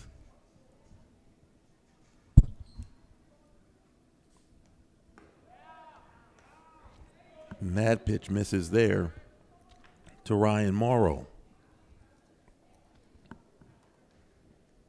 Morrow 1 for 2. Got a double. This one he Flies out to right. It's foul, and it's going to get out of play for strike one. More D. Jackson here. As Miles has put up a couple runs the last couple of innings, and biggest lead the Golden Bears have had in some time. We got to go back a couple of weeks since Miles has had, because even in the Spring Hill series, that pitch is in for strike two. Even in that Spring Hill series, the games they won both of them by 1 run. 1-0 was the win in game 2, and then 5-4 in game 3. They have not had a lead of 3 or more runs since March 8th against Kentucky State. And that is hard to believe because of the way they have been playing so well early in the season. Ground ball, Anderson throws out Morrow 6-3, and that'll be out number 1 here in the 5th.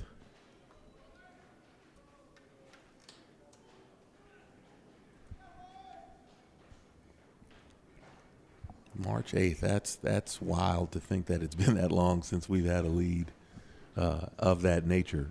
But, you got to start it somewhere, and we're glad to have it here this afternoon in game 1. And the key is you got to keep that momentum going, and that's exactly what Miles is hoping for, a great series here against Tuskegee so that they can remain eligible for that postseason tournament.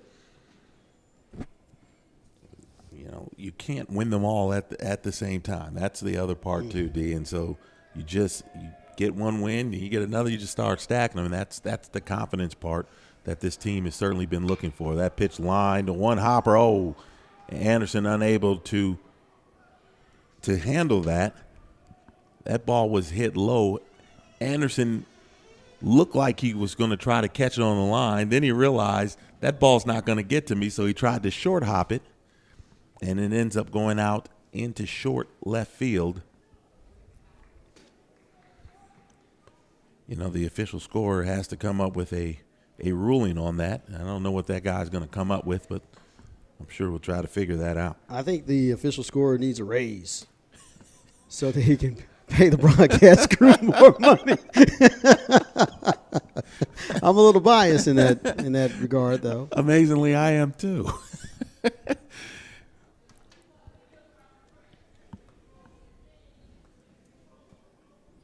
Runner on first. 1 out here in the top of the 6th. Throw over the first. Johnson's back. Anderson just kind of got caught in between there at shortstop. And sometimes those are harder to do. I guess if he had realized that ball was going to be short, he would have played it on the short hop and got in front of it. But he just mispositioned himself as that pitch misses off the edge for ball 2. One thing that I love about the facility here and the grounds crew, these guys do major league quality work on this field. And I can remember playing here many, many moons ago where this was not the best playing surface. And so much has been put into it. We talked about all the renovations that were done. There were a lot of things that had to happen for Major League Baseball to come in here and this be of major league quality. And so those guys went off to Cooperstown. They've done basically an internship with some of the best grounds crews and groundskeepers in all of Major League Baseball, and this facility has benefited from that. And the grounds here are second to none. They've done a really good job of keeping it up to par. Back before they came in and did the renovations, it was real old-timey, which was, there were crowns in the field so that the water would drain and stuff. So you would be on one side in the dugout or in the dugout area and couldn't see to the other side because of the crown. Yeah. And they've leveled it out now so that you can see from one side of the field to the other. And folks, I cannot stress to you enough, if you are a baseball fan, if you enjoy the history of baseball, if you enjoy the history in general, sports in general, this is a place that everyone needs to take a walk through sometime. And I think they open the ballparks, the gates at like 8 o'clock in the morning. They're done at 4 o'clock. So if you can get out here between 8 and 4 to just stick your head in the gate and just take in the history. And, not only that, 3 movies were filmed here. Soul of the Game and a couple other Ty Cobb's movie. And, of course, 42, the Jackie Robinson story. We're all filmed here, so you can get a little piece of history from the film world as well. I just enjoy looking at it and thinking about the history that happened here. And, you walk through here and you see names, you see artifacts, just vintage of people. If you cared about baseball at all and kept up with it, you see some stuff that is like the coolest stuff you may ever run across. Yeah. And so it's really cool just from that standpoint. But if you just like history of any kind, this is a place to come to. No question about it. Gerald Watkins and the Friends of Rickwood are here pretty much every day. Just make sure you stop in at the gift shop, sign the book, let them know where you're from and how you heard about it, and, put your name in the books to be a part of history. I thought you were about to say you got something out of that, do you? No. Just a fan of history. Oh, no doubt. I love coming here, and the renovations have certainly made it a lot more fun. I remember when they had the game and everybody was showing their pictures of when they've been to Rickwood and things like that, and I was like, man, I got thousands of those pictures because, working here at Miles, and you get here a ton. And, we were talking about the 3 facilities. I've had the fortune of being able to work in all of them. I can't think of any other city that has 3 fully functioning, operating professional baseball stadiums that are in operation. You have this one, which is, we can't say enough, is the oldest ballpark in America. And then the Barons in 1988, 1989 moved out to the Hoover Met, which is still fully operational, and they do a great job with the SEC baseball tournament out there. And, of course, they built Regents Field in downtown Birmingham, so those are your big 3. 3 great facilities you can walk in right now, catch a baseball game, and have a great opportunity and a great time to see what Birmingham baseball is all about. And literally you can there's a point during the year you can do all of them in the same week, generally. Yeah, that's the crazy part about it. Count's gone to 3-0 here. Rhines pitching to Neal. And Neal had the 3-0 green light, and he skies one out deep to right field, and it's going to hit off the wall. Johnson's going to come all the way around. Neal has a double, his second of the ball game, and Tuskegee is on the board. You rarely see that 3-0 green light, and Neal takes advantage. Johnson comes all the way around, and it's going to be the first run of the ball game for the Golden Tigers. Very surprised at how that ball drifted out in right field. We've seen a lot of balls go out to the outfield, but none that just kind of drift like that. That one had just that momentum and just kept carrying.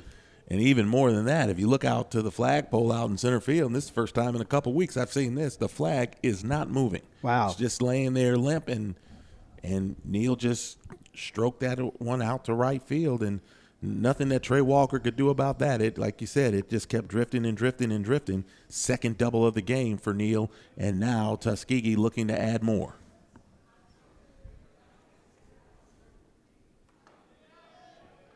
Fastball on the outside edge for strike 1. Chris Smith coming to the plate. He's 0 for 1. Got a sacrifice as well. He hits one off to the right side, fouled off, and quickly 0-2 hole against Chris Smith. Third on this team in batting average.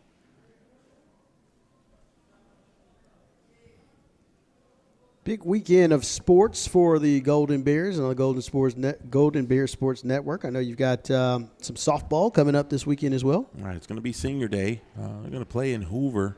We'll get more information on it for you today. Normally we play out at Bill Noble Park in Gardendale. They've got some things going on out there, so we've moved a little bit. Seems like everybody wants to play out there. Man, it's an outstanding facility. Great There's no facility, question. yes, sir. College, high school, travel ball, you name it, they play out there. As that pitch was hung up in the air, it's going to be, did Smith make the catch? He did, out in left field. Great play out in left by Michael Smith. Saves a run for the Golden Bears. Man, we've seen some great outfield defense here today, and that time it's Michael Smith's turn to rob Chris Smith and end the inning for Tuskegee. They get a run on a hit. It's unearned because of the error that started the inning, and now we got a little bit of a tighter ball game. We go to the bottom of 6, Miles 3, Tuskegee 1.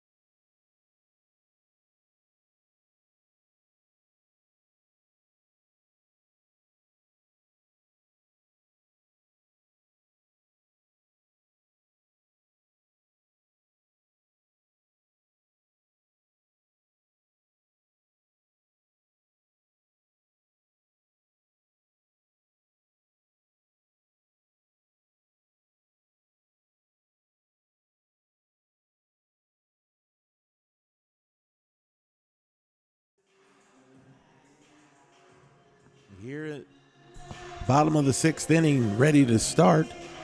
Jaden Brown still on the hill for Tuskegee. Great catch out in left field by Michael Smith. Saves a run for the Golden Bears, and Chris Smith, who really jumped on top of that hanging breaking ball. But Michael Smith able to bail his pitcher out. It's going to bring the Golden Bears to the plate. Johnny Lyons will lead it off. Antoine Jackson, who's got 2 hits, due up after him. And then you got Trey Walker. Bottom of the lineup has been getting it done here, although Lyons looking to get in on some of the fun. They've really been working in on his hands. He really hasn't been able to extend like he wants to as he fouls that first pitch off for strike one. A. Moore, D. Jackson here, and D. That outfield defense for the Golden Bears has been pretty solid this season. We've been calling Trey Walker a lot. Miles Wessel's chasing him down, but that was a strong play there by Michael Smith. Yeah, and you can't underestimate what that does to the confidence of your pitcher, especially at this point in the game. You get up in the 6th inning here or so, and you're starting to wear down just a little bit, and every pitch counts. I mean, every centimeter, you're pitching high, you're pitching low, and everything counts. And anytime a ball's dying like that, had a whole lot of top spin, and Smith able to make some great defense and sacrifice his body, not just for the sake of the out, but for the sake of his team and the sake of his pitcher. So kudos to him, and that's exactly what you want out of an outfielder like that, just a pure dog on defense. Can you talk about that confidence, and this is where you can start to get it. You score some runs, you've got a lead, you've got your best guy on the hill, and now your defense is out there. We got to make this stand up for him. We've got to break this losing streak, and right there, just kind of a testament to the work that this team continues to do, as Lyons, who started this count 0-2, has worked it back full.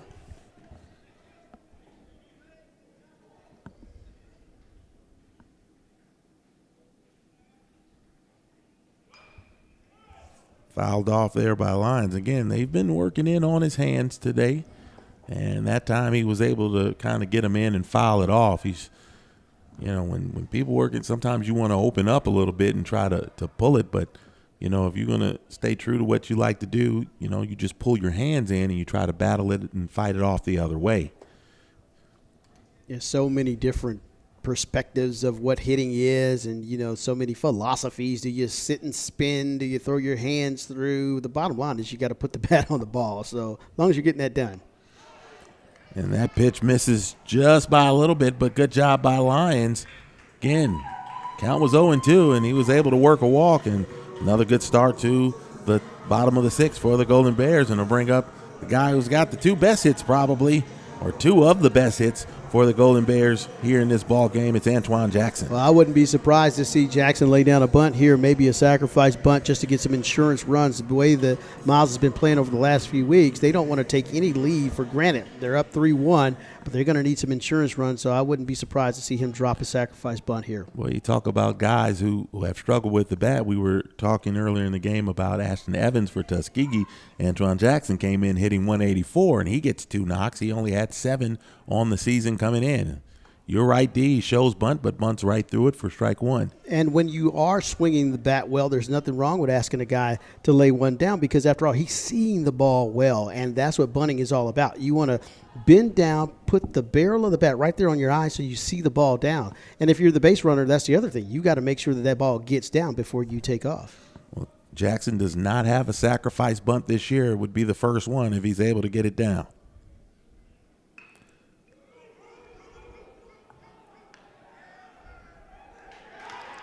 But that time, Jackson bunted it right to Chris Smith at third, and it wasn't a terrible bunt, but Smith was charging so hard.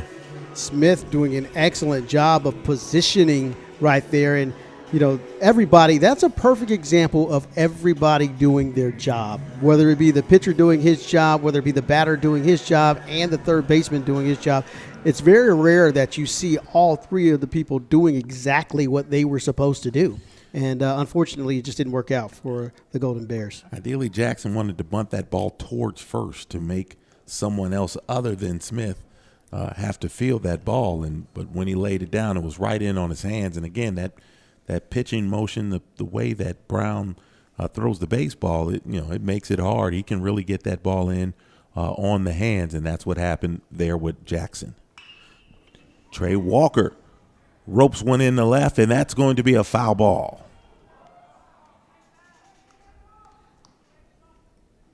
Boy, when Walker gets his hands extended, his arms extended, he is a guy that is really one to watch. It's fun to watch. He's a guy that can spray the ball all over the field. We talked about his great defense in right field, but he's a very solid player with so many tools. I mean, he's a guy that you can really lean on and build around on this squad. We don't talk about it. We haven't talked about it much, but this team is really a pretty complete makeover from last year's squad. You had all conference players on the team, guys like Nick Copen and Camden Matthews, who is now playing at Alabama State and pitching out of their bullpen. And, he pitched very well earlier this year at Alabama, through striking guys out left and right.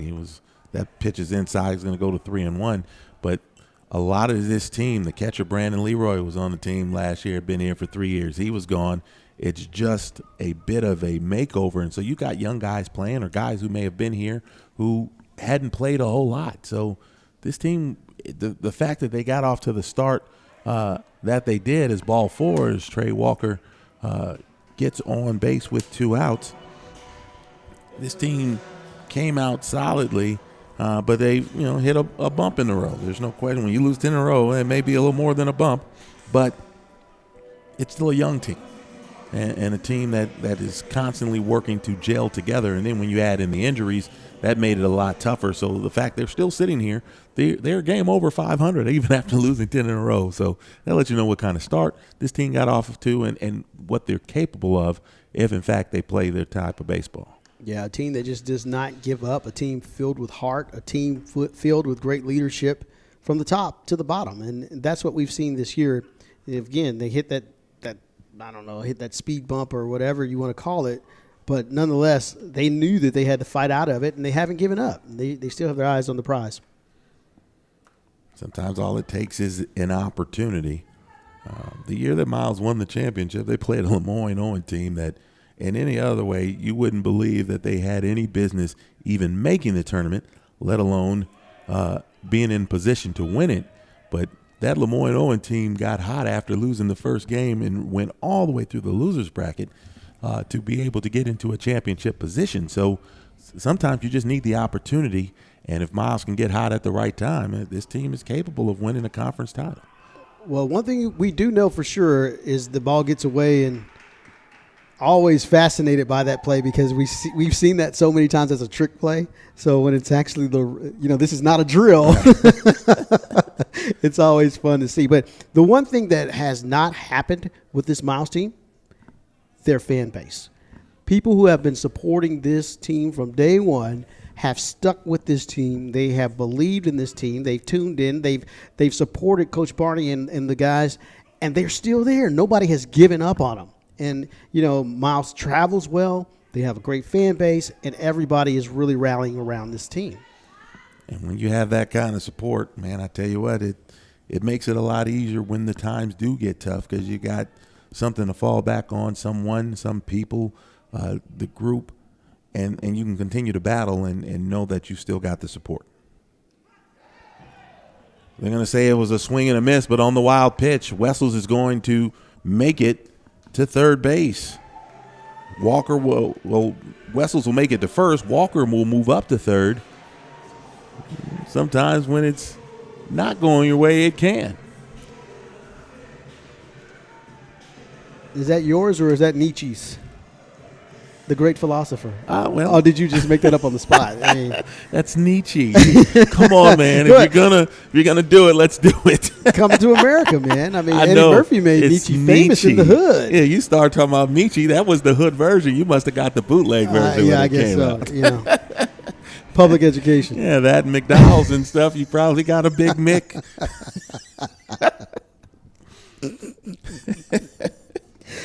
Oh, boy. You have all those seeds on the bun.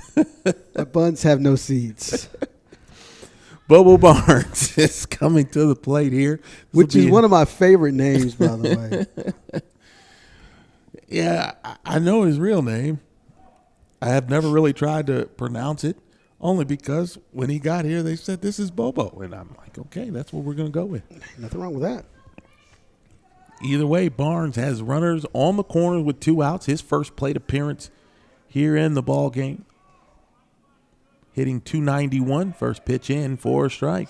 Now, what Barnes will have to do, though, is be waiting for that breaking pitch, because what's happening is that breaking pitch is coming in and it's busting these guys on the hands. And Miles has done a really good job, though, of getting their hands through the zone. That's why we've seen so many line drives hit to center field and that left center gap. So if they can keep that up, they'll have success. Runner going, and Barnes skies it right in front of the plate, and Smith comes and pulls it in for out number 3. Miles puts 3 different base runners on, but unable to get anyone across. We've played 6. Golden Bears on top of the Golden Tigers, 3-1. We'll be back.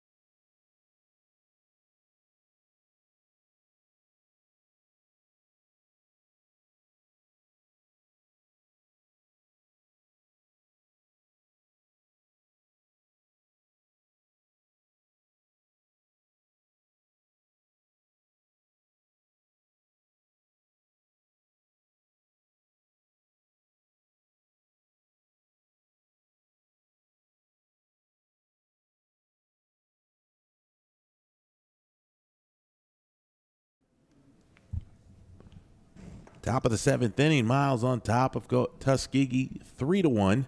A.A. Moore, D. Jackson, Action Unlimited Productions.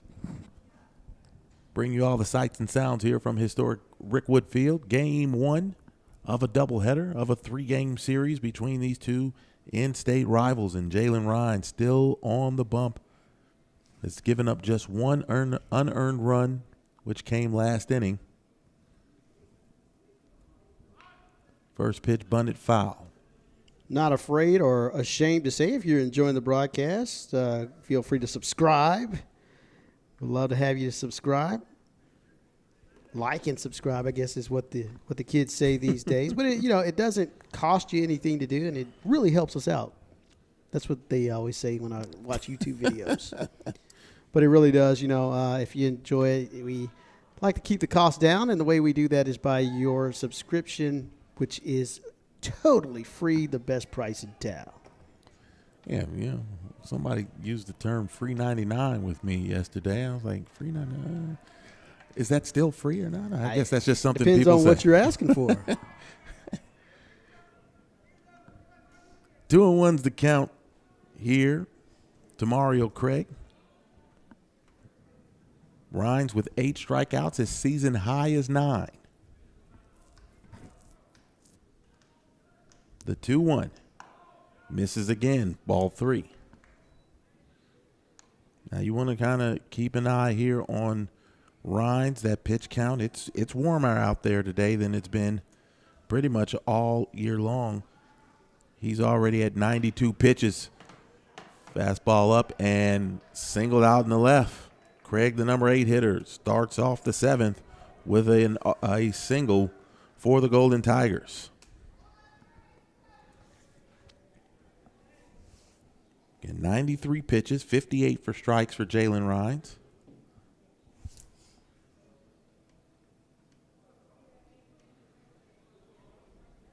We'll see what Makai Smith does here for Tuskegee. 0 for 2. He struck out once. Shows bunt. Throw down Jackson. Guns down Craig. Craig got a great jump there, but a better release from Jackson behind the plate. You saw him come up through with some great footwork, 1-2 step, fired it right on the money at second base to nail the runner. Good throw, good tag down by Barnes. Quickly erases the leadoff single.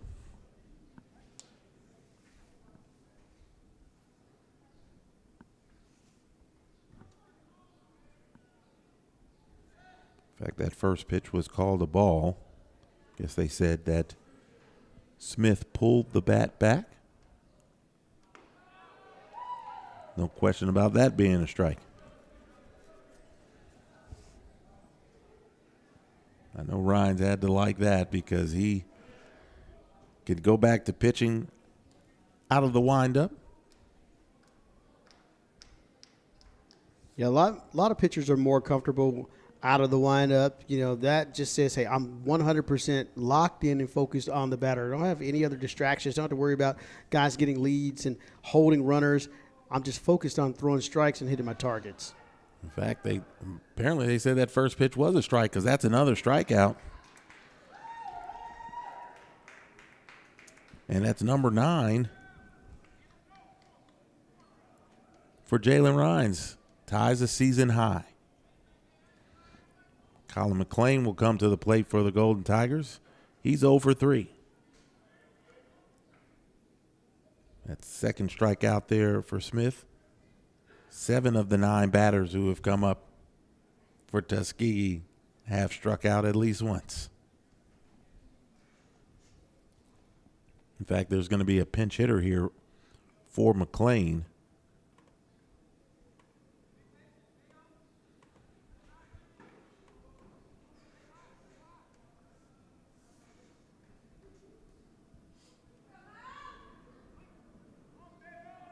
Chris Mayo will come up. He's hitting .344. I'm going to say that was a swing, strike 1 for Mayo. Again, Mayo hitting .344. He's driven in 5.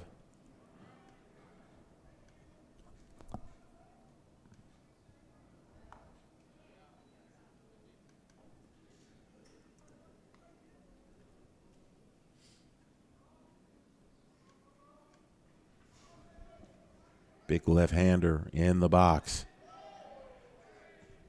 This time they say no swing. So it's 2-1. That was pitch number 100 for Jalen Rhines. Misses down and in. So the question becomes for Milton Barney, how far do you go with your senior right-hander? Looking down in the bullpen, I don't see anybody up. They're all enjoying the game as well, peeping through the window. Or as Michael Jackson used to say, looking through the window. You remember that one? Which song is that? Let's see, how'd it go? Looking through the window, looking through the window, looking through the window. Well, right now, the only person looking through the window is Chris Mayo as he swings and misses. Strike 3, strikeout number 10. Season high for Jalen Rhines. Stretch time here from Rickwood Field. Miles on top, 3-1.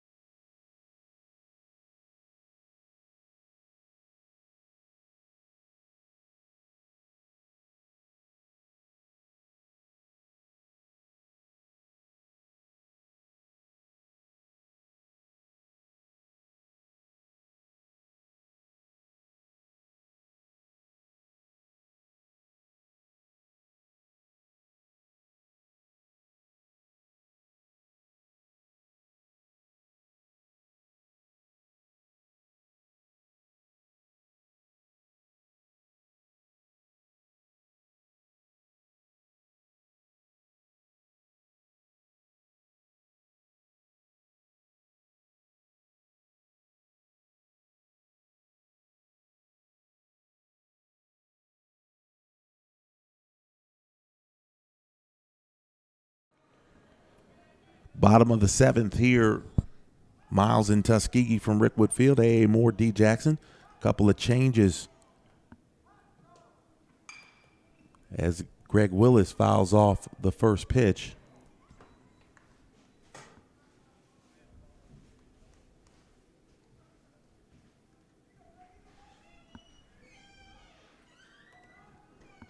As Tuskegee has made some changes in the outfield. Swing and a miss.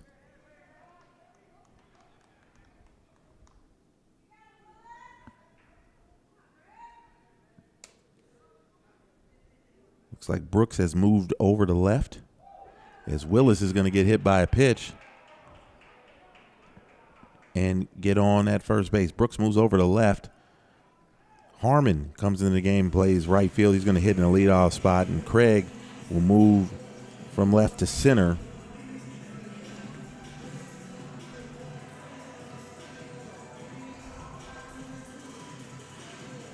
And another leadoff hitter on, Caleb Raston, is coming to the plate. Let's see if Tuskegee sticks with Brown. I'm sure they're going to keep their eye on him as his pitch count has gotten up to 43. Brown hasn't necessarily been overpowering today, but he has had a great breaking pitch that he's relied on. He's not afraid to use it to get ahead of the count. You know, he'll throw it on that first pitch. He'll throw it as his closing pitch. He's very comfortable with his breaking ball, and it's done quite well today. All right, he's only given up 2 hits. He's walked 2 and now hit a batter. He struck out 3. So he's done a good job out there for Tuskegee. Has kept his team in the ball game. But again, Miles already with the leadoff batter on. Caleb Raston is coming to the plate. He's got the biggest hit of the ball game for either side. His 2-run single in the 3rd put Miles on top, and that's where the Golden Bears have stayed pretty much for the majority of this ball game.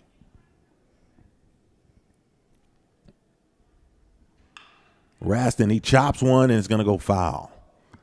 He's trying to get it over the head of Smith. Would have been 2 bases.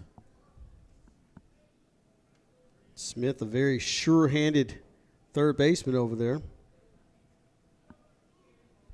Did kick one earlier, but all in all, he has looked solid out there at third base. Made the play on the bunt just last inning. Like you said, he's handled some short hops as well.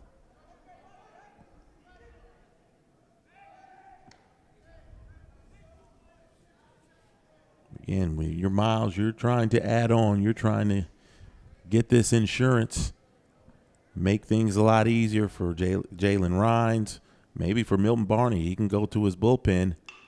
That ball off the glove of Smith. And they're going to get Raston. And he came down a little awkward on first base trying to beat that out. It's going to be 5-6-3 on the putout, but for the Golden Bears, got to see what's going on with Raston, who hops on 1 foot into the dugout. Willis is going to advance to second base.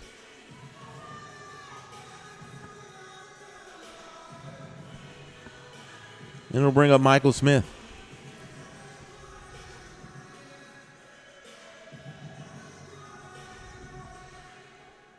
Smith 1 for 2. And you'll look for Smith to drive something toward right field, try to open up that right field gap, especially with that breaking pitch.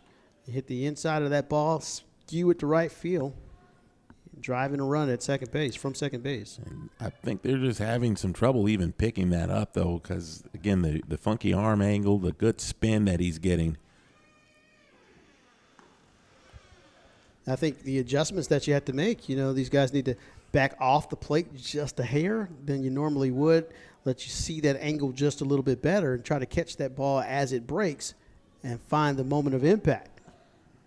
Well, Brown has done a good job actually working both sides of that plate, though. So if you step off, he's going to work the outer edge. Good bunt laid down there by Michael Smith. Chris Smith makes the grab, and it's going to be a sacrifice bunt for Michael Smith, but now 2 outs for the Golden Bears.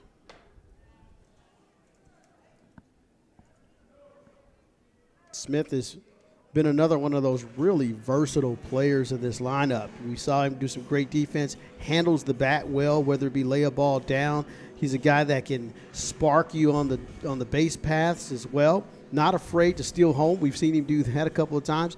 And so in a lineup like this where you're primarily playing small ball, he is a definite cog that you need to get this thing going. And here's Elijah Anderson, 1 for 3. Infield single for his only safety of the ball game. You would think he'd have an advantage here against the 3/4 sidewinding pitching from Brown. Lined out to short the last time up.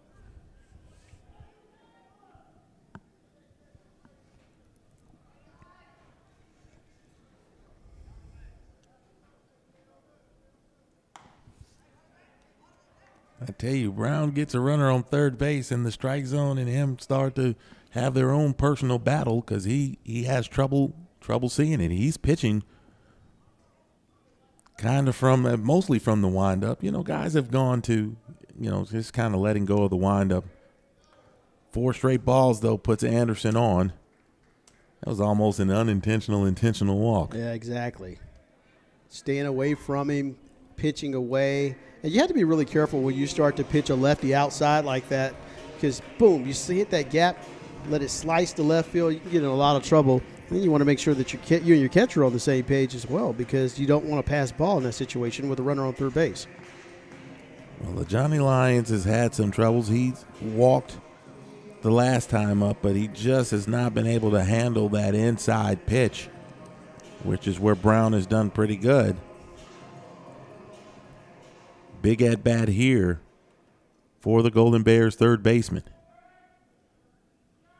We'll see if Smith puts some pressure on by taking off. First pitch on the inner half for strike 1.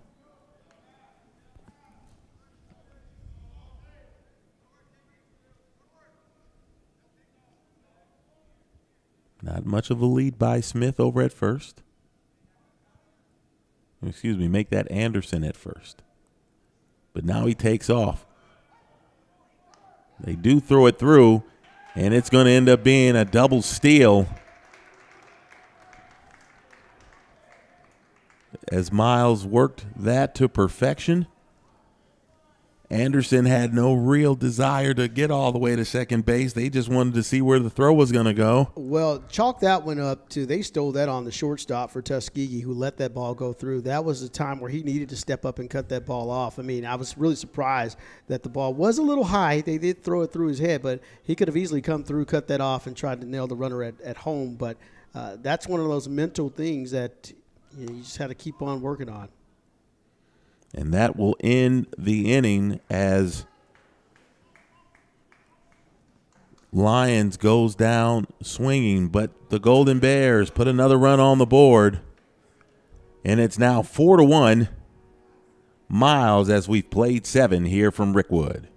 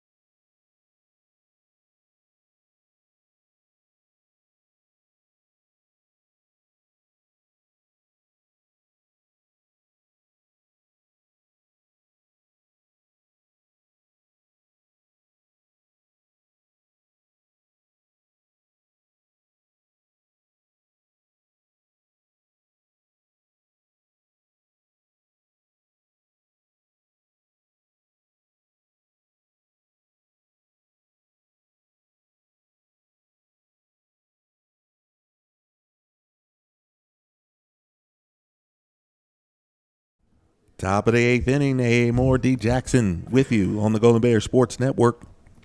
Miles gets a run without the need of a base hit in the seventh and lead now 4-1.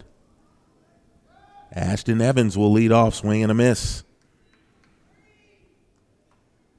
Jalen Rhines over 100 pitches, but has a season-high 10 Ks.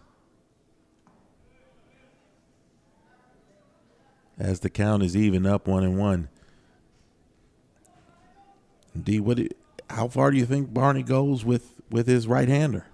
I think he goes until he says, I can't go anymore. I think that at this particular point in the season, you got to get innings out of your guys. And, you know, if he can finish the game with a complete game, go for it. As Evans fouls that off to the right. It's going to take some great defense, however, in order for that to happen. We saw some great defense out of guys like Mike Smith out in left field to really help secure the win and try to get things going here. 2-2. Wanted that one on the outer edge, but just a little outside and is going to run the count full.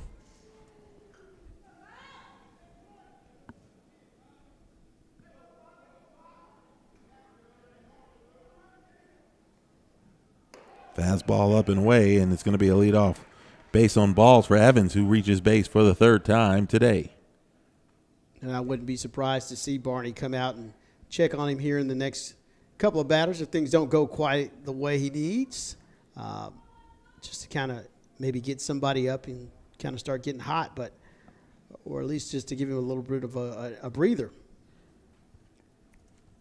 Well, the middle of the lineup coming up here for Tuskegee.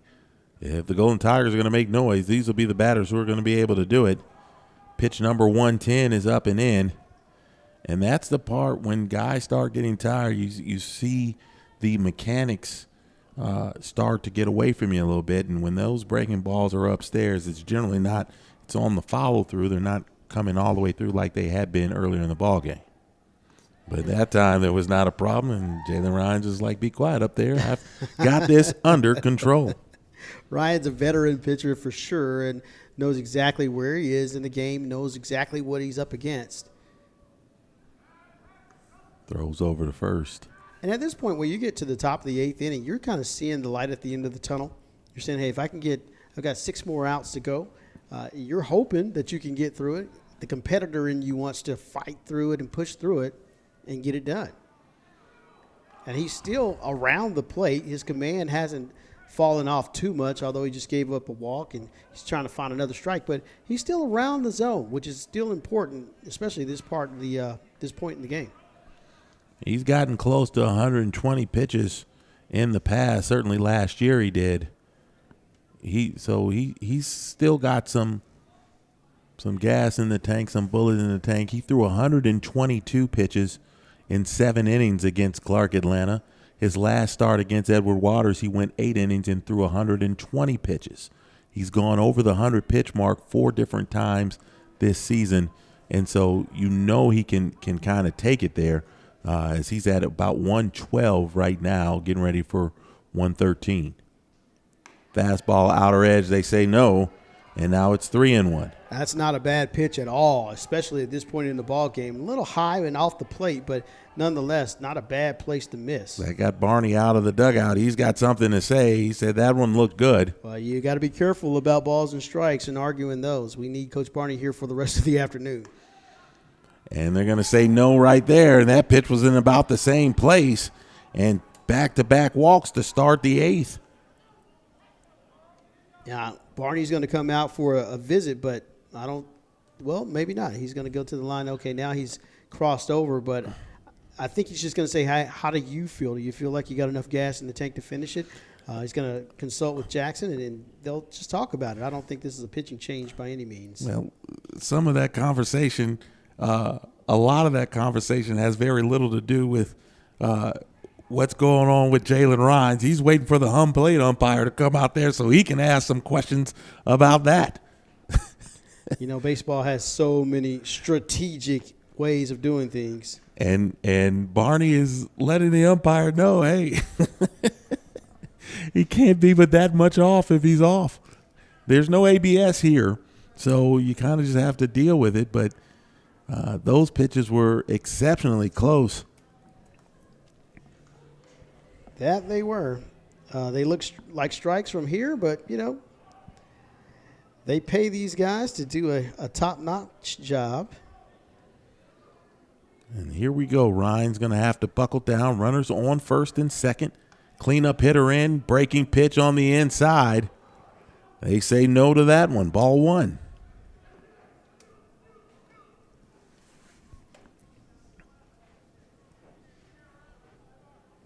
And all of those pitches have been real close. Johnson now having a discussion with the umpire. A lot of talking going on. And now Barney is having a problem. Why isn't the clock going? Why don't we get an automatic strike here? Misses way outside there for ball two. And here's where you have to be careful in the mental game. There's a lot of outside noise, outside agitation, to where this is where you can lose your composure and start to break down. Umpires feed off of that sometimes, whether it be inadvertently a lot of times, but, they understand what's going on. Pitch misses down, 3-0. And we've seen the Golden Tigers swing the bat 3-0 so far. Ducks on the pond, you got two guys out there. I wouldn't be surprised if he was taking a hack at it here. And I think Barney knows that he is, so he's telling Smith, hey, he's going to be sitting dead red here. But Rhines misses there, and the bases are now loaded with nobody out. Barney's thinking about going out there. He's poised on the warning track just in front of the Golden Bears dugout.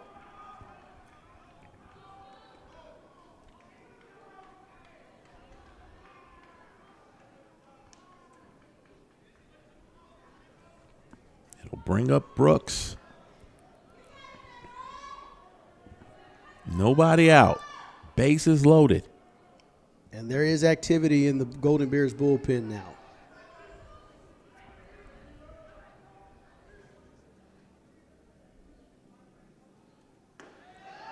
There's strike one. And that can set up the entire at-bats. You get ahead, and now that breaking pitch comes more into play. And we haven't seen Tuskegee really been able to get on top of that as that breaking pitch is fouled off, and it's 0-2. And another thing that you mentioned earlier, we've seen him go back to the windup, because working out of the stretch is a completely different thing. Now with the bases loaded, Rhines goes back to the windup.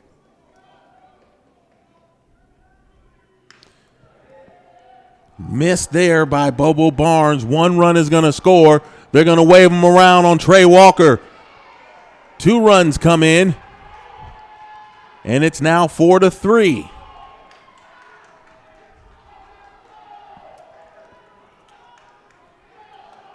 Barnes looked like he misplayed that ball. That ball went through his arms. That ball looked like it could have been caught. Yeah, it looked like he got his feet tangled up as he was trying to go back at the angle and just couldn't quite get it out, the outstretched glove there, and it just not hit very hard, but just enough with the infield playing in just a bit. Runners on the corners, nobody out. Swing and a miss. Now Rhines is really going to have to bear down here. Brooks standing on first, nobody out.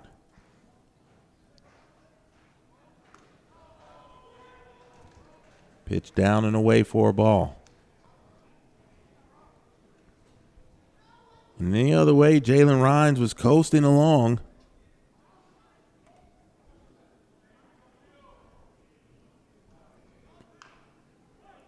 Squibber foul. 4 walks, 10 strikeouts. He's given up 7 hits in this ball game.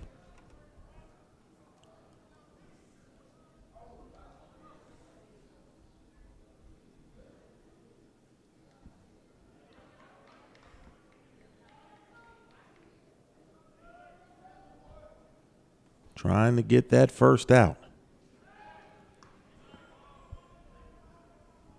You got to be careful when you throw over there at first base when you've got that runner at third, because he's going to break for home. If that ball is misplayed at first base in any kind of way, he scored, and you're going to cut your lead down. Pitch inside.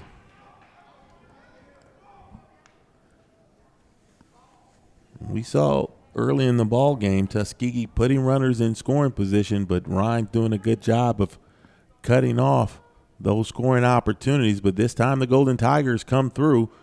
Brooks comes in, and they're going to say that was a ball, and it's going to be a stolen base for Brooks. One thing that we've noticed, especially in this inning, that outside pitch has been non-existent. The call has been non-existent, and Ryan's has really been struggling to get that over for a strike or get the call for a strike. Count is full.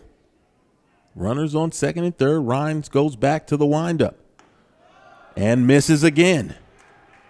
Third walk of the inning. In fact, the fourth walk of the inning.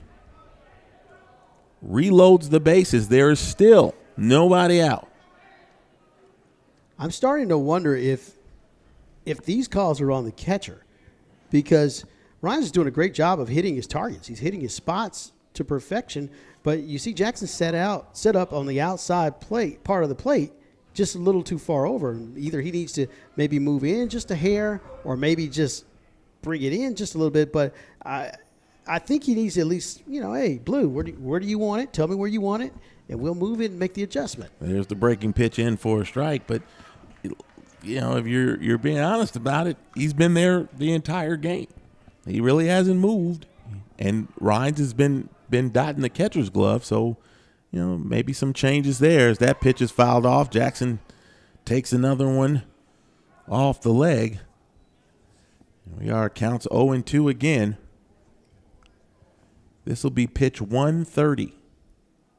Plenty of movement out there in that Golden Bears bullpen. You see two pitchers up, so this could be the last inning for Rhines.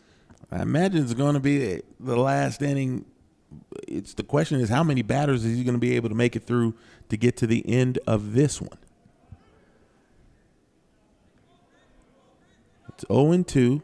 Smith, the number 7 hitter in the lineup.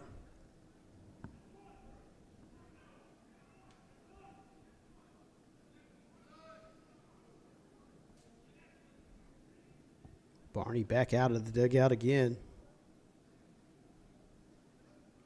Seems to be some sort of miscommunication about what they want to throw here. For a guy who's had 10 strikeouts today, he really needs number 11 right here. Great block by Jackson behind the plate. We talked about how much room there is between that backstop and home plate. If you get the wrong kind of kick, 2 runners can score if it gets back there. That's true. We have seen that here at Rickwood Field. Slide piece. Gets Smith swinging. Strikeout number 11. First out here in the 8th. You talk about a big pitch when you need to show up. That's what it's all about right there, when you have to dig deep.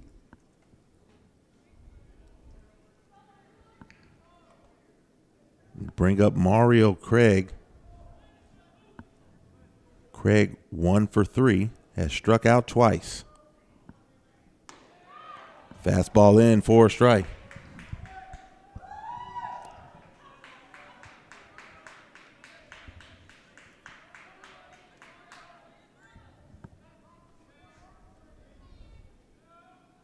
Another breaking pitch. That was off the edge, and Craig swung right through it for strike 2.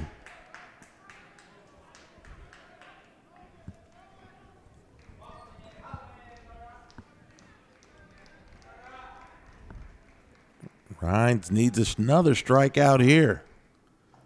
Down in the dirt. Craig doesn't bite.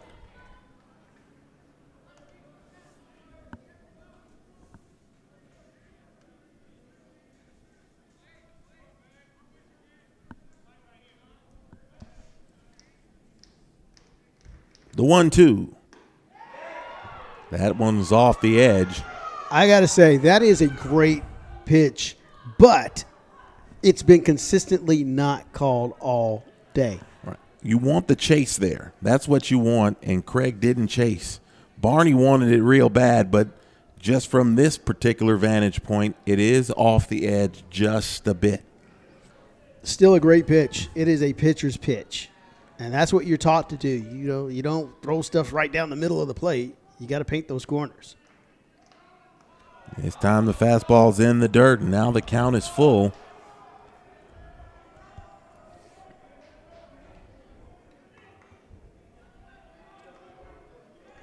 Do you go back to that bread and butter pitch on the outside? The breaking ball has been what's been winning today. You throw it here. Pitch fouled off. Craig sitting on that fastball. He knows how to handle those. You throw that breaking ball and look for the chase or for the freeze. They really have not hit it today. I say you go back outside, and if you give up 1 run, it's better than 2. He does go outside. It's singled out in the right. They're going to wave him on Trey Walker. Here's the throw to the plate. Trey Walker has, they called him safe. Wow.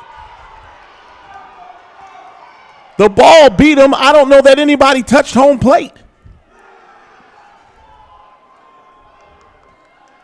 Barney's going to come and do some investigating for sure.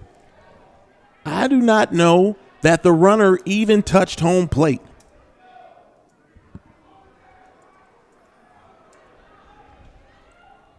It's going to be a 2-run single right now.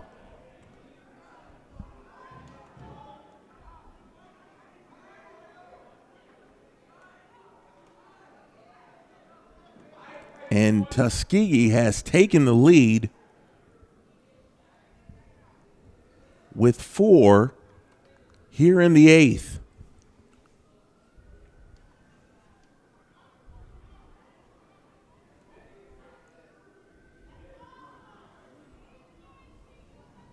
And Barney's pleading his case, rightfully so. I mean, from our vantage point, it looked like the runner tried to step on the front half of home plate, and it looked like he missed it altogether.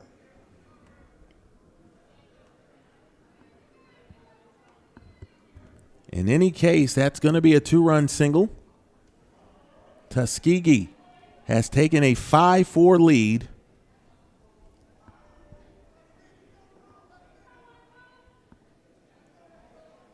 As things have fallen off the rails here for the Golden Bears in the 8th.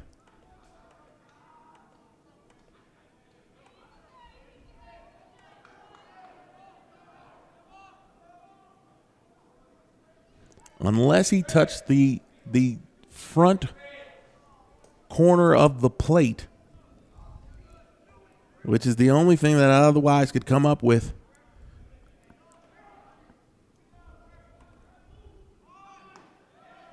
And now he calls the strike. Isn't that interesting? I guess next year we will have to employ the instant replay team and take another look at it, because that was a close play.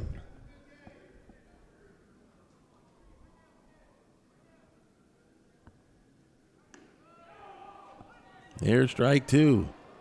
These pitches are looking very similar to some of the pitches Rhines has thrown here in this inning that he was not getting the calls on.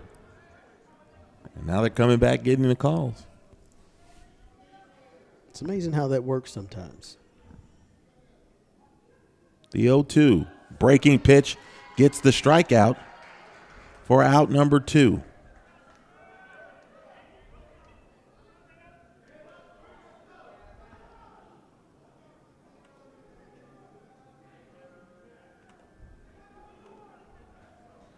Twelve strikeouts for Jalen Rhines.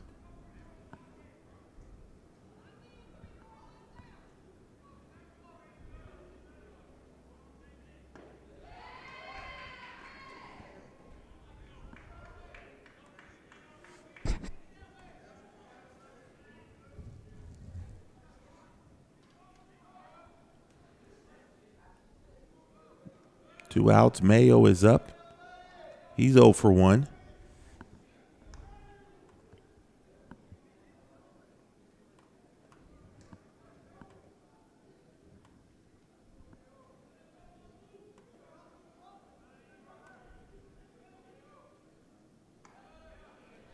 Pitch misses outside, 2-1.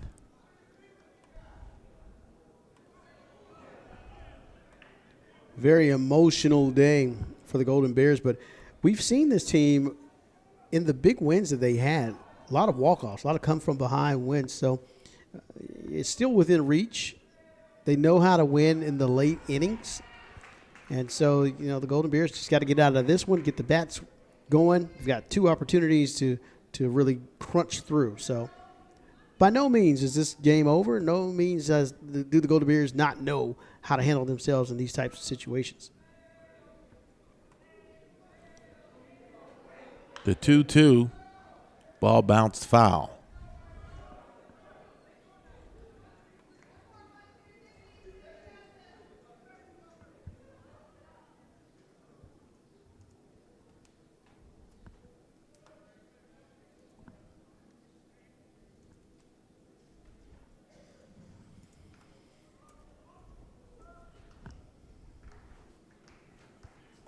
Game was rolling along real good for Rhines, but he ran into some trouble here in the 7th.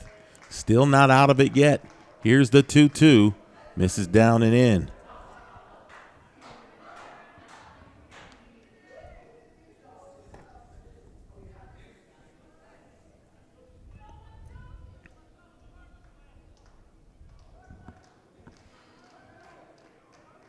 Count full, runners go.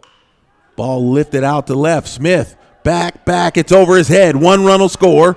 2 runs will come in and score. It'll be a 2-strike, 2-out double by Chris Mayo.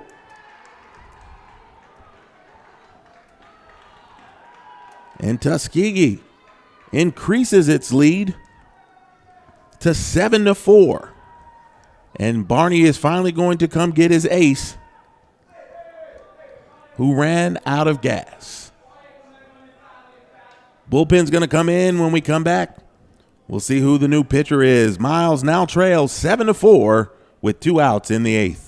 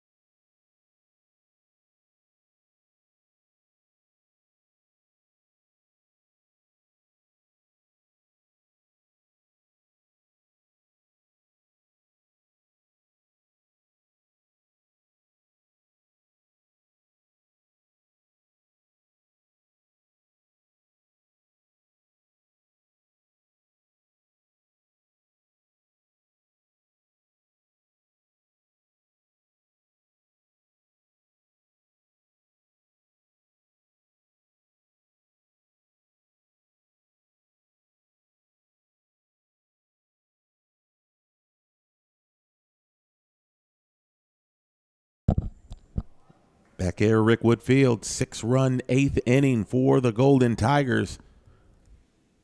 Has them on top 7-4. New pitcher is in.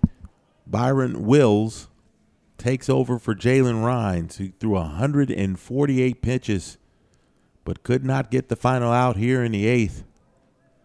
He is responsible for the runner out on second base. Wills gets strike 2 in. Wills comes in 1-2 with a save, 9.28 ERA in 10 2/3 innings. Big fastball on this kid. Breaking ball's good too. The question is, can he find the plate? As that pitch misses outside, 1-2.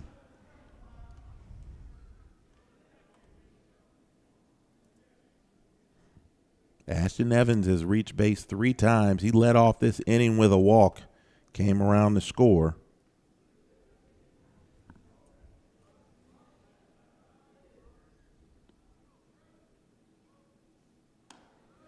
Fastball misses up and away. Everything was flowing along like it was supposed to, D, and then it just kind of came off the rails. You know, you hate to say it, but it's one of those things. That's baseball. You know, that is baseball.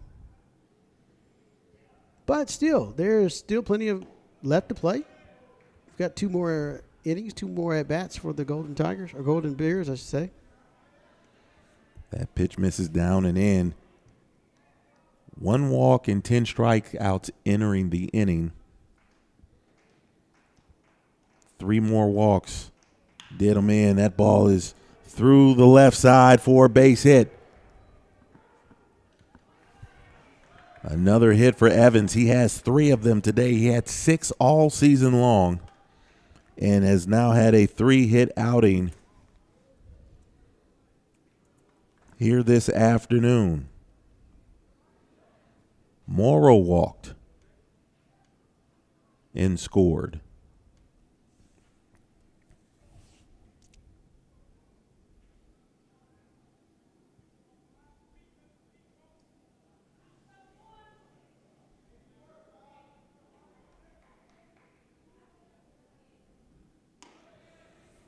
Good breaking pitch in for a strike.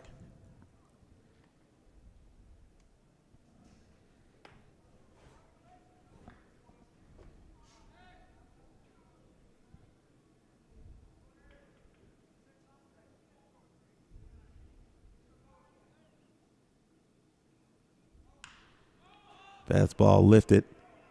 Shallow right. Trey Walker. He has it. And that will retire the side. Tuskegee sends 11 batters to the plate here in the 8th. They score 6 times and lead 7-4 as we go to the bottom half of the 8th inning.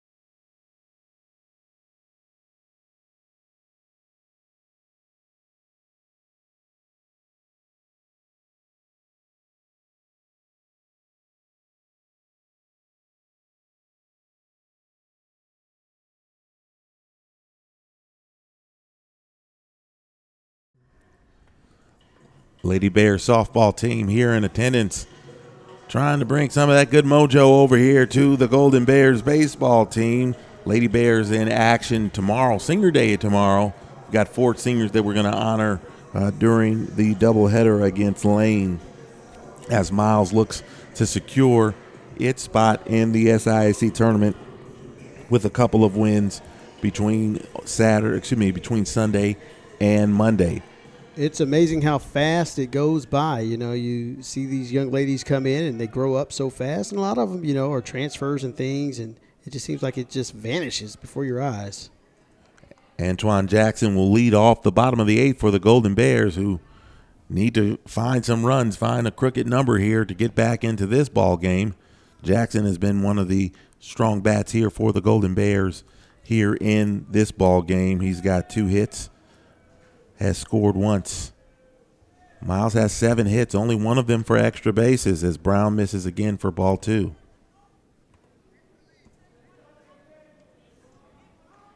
We'll see if Miles is able to kind of stay within itself here, as we talked about earlier in the ball game. You know, you can get a swing with 4 runs, but you got to get guys on base first. And the thing that Miles does better than anybody else is they play excellent small ball. They're not afraid to bunt. They're not afraid to steal. They're not afraid to get guys in motion and put the pressure on the defense. And that's what they're going to have to do in order to finish strong. That off-speed pitch misses upstairs, and Jackson is in front now, 3-1. Jackson starts that stance wide open, and, you know, very classic stance from some of the guys in the past. And I think they're going to say it's another pitch clock violation. And Antoine Jackson, let's see if that's what they say here. They're going to have a discussion to see if, in fact, timeout was called. If timeout wasn't called, they're going to call the pitch clock violation, and Jackson's going to be on first base. Have you been a fan of the pitch clock so far in college baseball? I'm fine with it. I've been out here for 9-inning games that have taken 4 hours, and so anything you can do to kind of help speed that up, because a lot of times, you know, guys are just walking around pawing and things like that. I don't think it otherwise disrupts the flow of the game. And this time they say timeout was called, and therefore Jackson's going to have to come back in with a 3-1 count.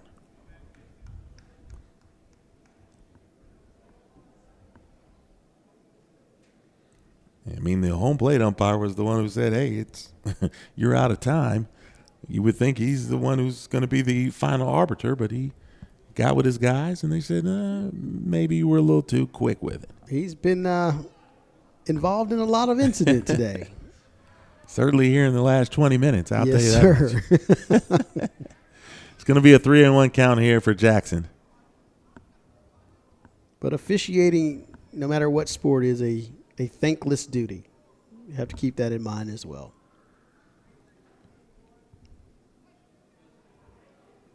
The 3-1 to Jackson. Matters not, as Brown misses well low and away, and that's ball 4. It's going to bring up Trey Walker. Now, Brown has thrown 60 pitches himself.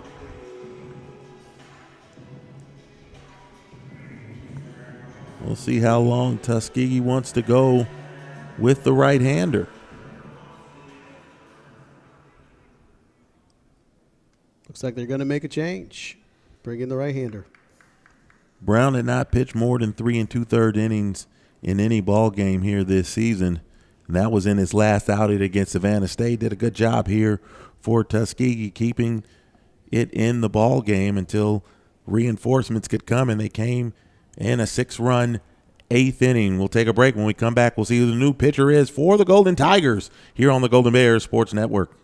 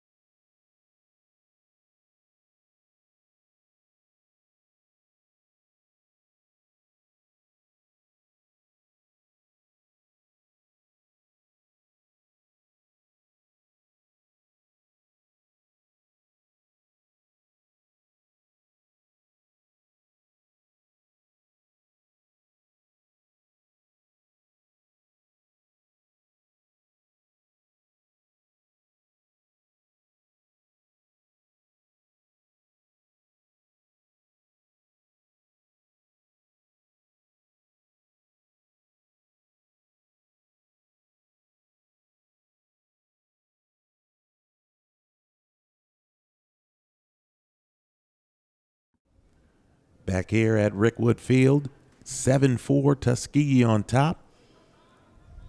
Golden Tigers make a pitching change. They're going to go to Jared Harmon, 5'10", senior from Yonkers, New York. He has been touched a little bit here for Tuskegee. He's pitched in 6 games, has given up runs in all 6 games. In 5 of them, the last 5, it's been multiple runs. First pitch upstairs for a ball. He pitched on Tuesday against Alabama A&M, gave up 6 runs, all of them earned, 2 hits, 2 walks in just 2/3 of an inning. That ball is bunted in the air. Trey Walker, not his best effort in trying to lay the bunt down. And Coach Barney not happy about that at all, slamming his helmet on the ground in frustration. Got to give a bit of a better effort than that, as he popped it straight in the air for out number 1. Harmon came in 0-3 with a 27 ERA. 26 runs in 7 2/3 innings coming into today. Wessels fouls it off to the right for strike 1.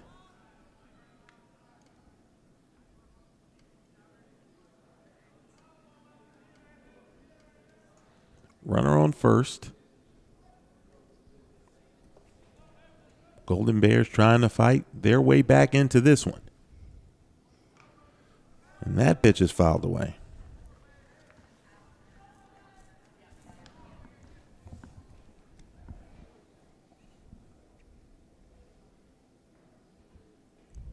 Bobo Barnes on deck.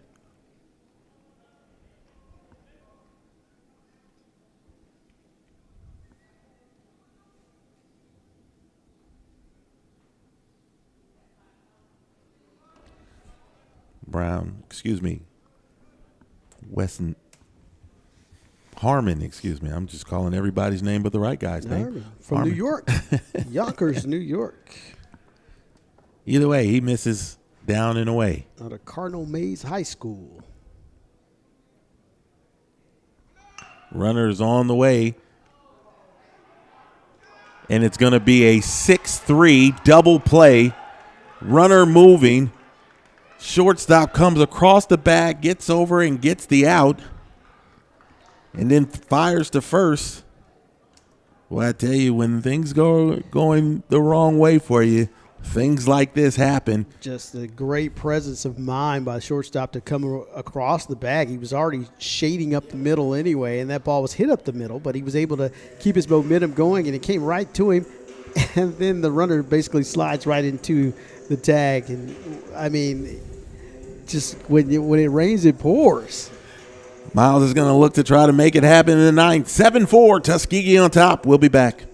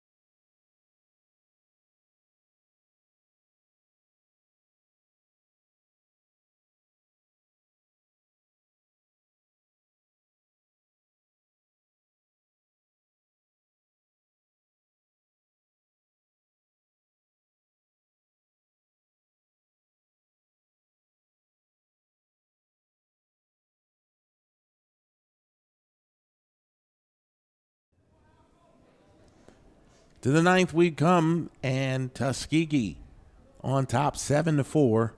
Middle of the lineup coming up for the Golden Tigers.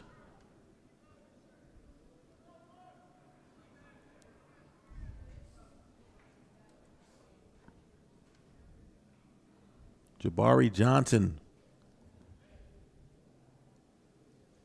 will lead off here in the ninth.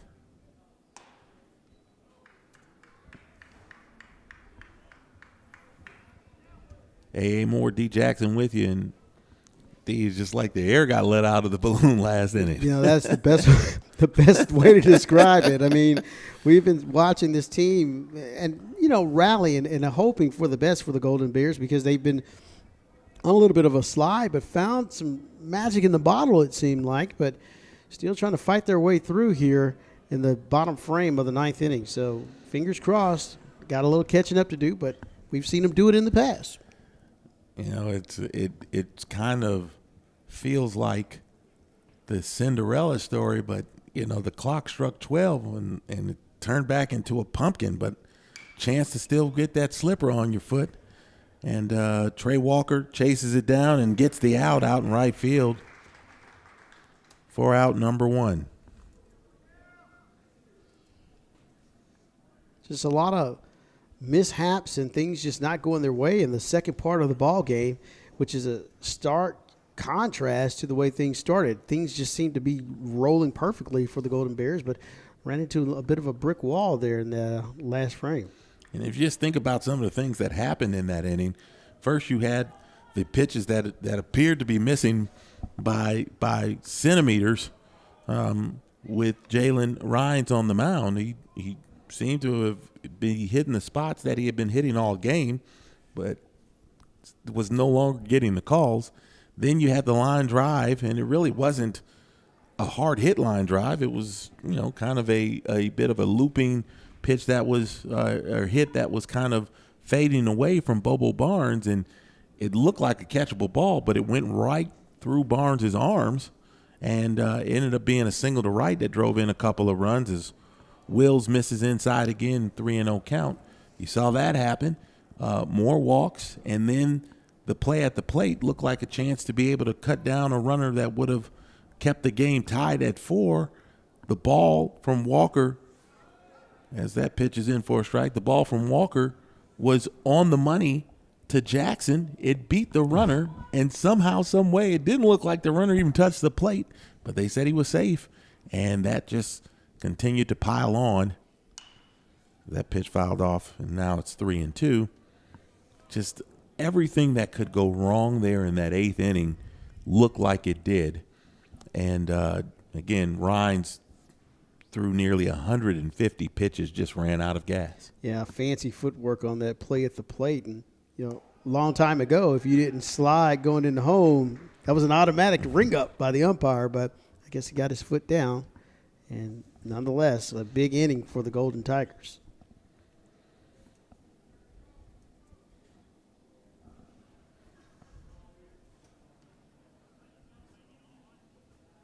And so that will bring up Thavius Neal, who has been in the middle of a lot of things going on here today for Tuskegee. He's 2 for 3. He's got a couple of doubles. Driven in one, scored another. That pitch misses for ball 1. He made a play at the plate. Tagged a runner out on a throw from right field.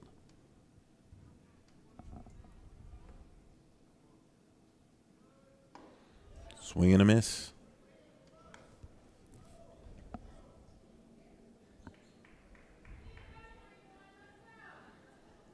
Golden Bears will be working at the top of the lineup in the bottom of the 9th. Hoping Wills and company can hold Tuskegee right here.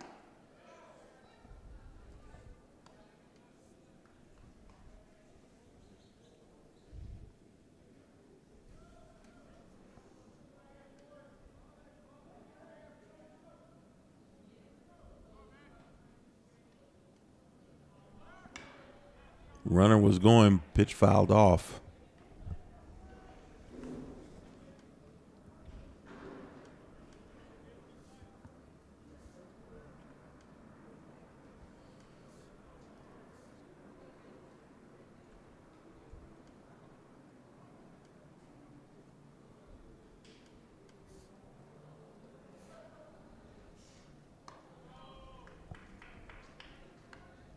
And this for Wills, excuse me, is the part of the game that Coach Barney hopes that he's able to kind of get control of, which is to keep the ball in the strike zone. He's got good enough stuff.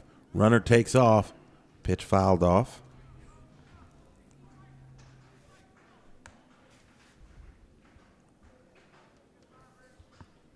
Have to reset and do it all again at first base. Willis not giving Brooks much of a look. And Brooks has just started to take off now. The throw over might be something that is okay right here. Neal continues to battle.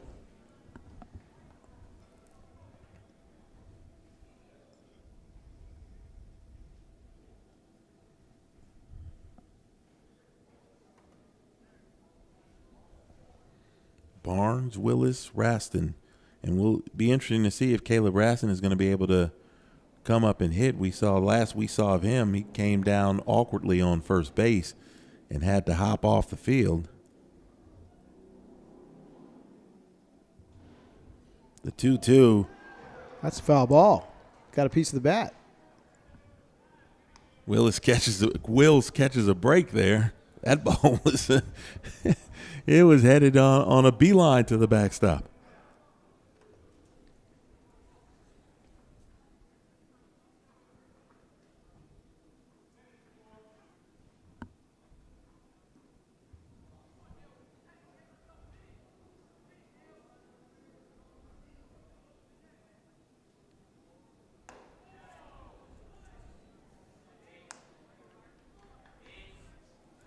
I would imagine, D, that Tuskegee would love to still put some more runs on the board, so they're not going to, take its foot off the gas.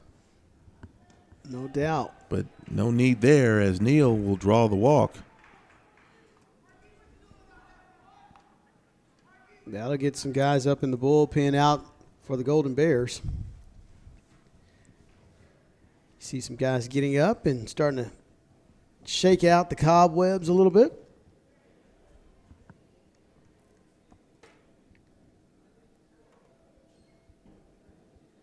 Chris Smith 0 for 3. He has struck out twice.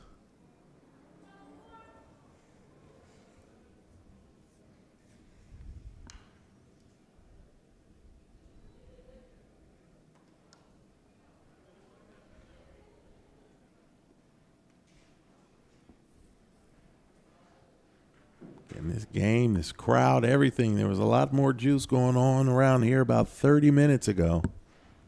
What did you say, like letting the air out of the balloon? Something to that effect. We've had dogs join us in the press box. There's been a lot of interestingness going on around here today. That was so strange, though. It was just a dog just out of nowhere.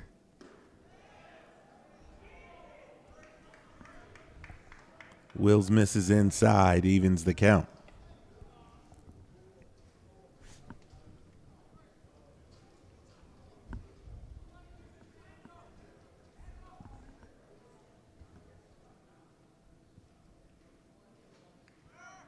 Runner goes, fired down the third, but that's going to be a stolen base.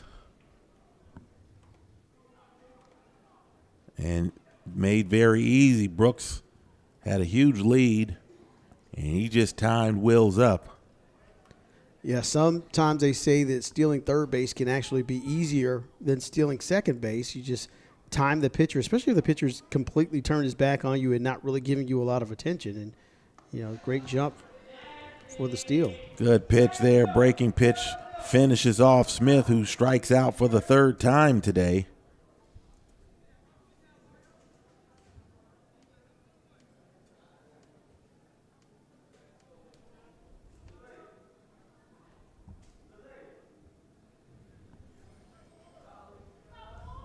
We'll bring up Craig. He had the big hit. 2-run single that ultimately put Tuskegee on top.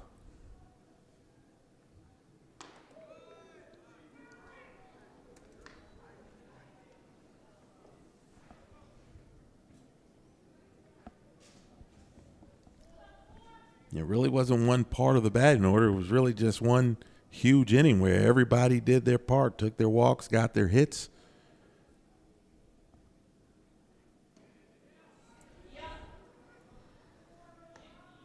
Looked like Wills took just a little off of that one.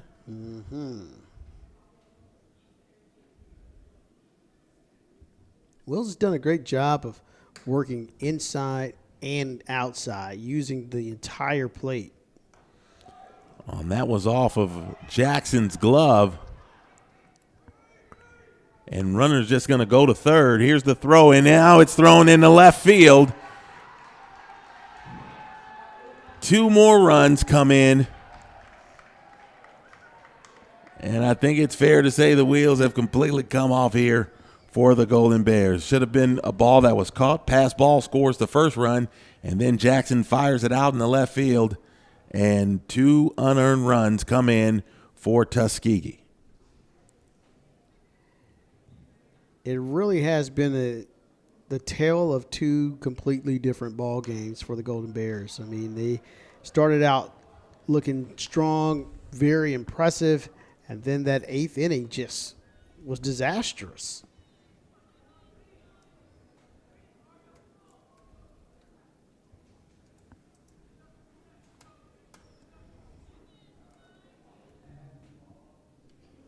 Full count here to Craig. And it's going to be ball 4.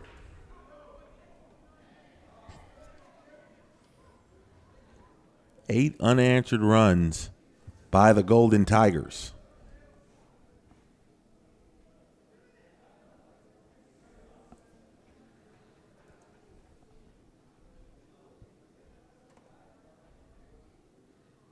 Makai Smith 0 for 4. He has struck out 3 times. Strikeout wasn't the problem today for the Golden Bears. Jalen Rhines did his part with that, striking out 12. But he walked 5, 4 of them coming in that 8th inning.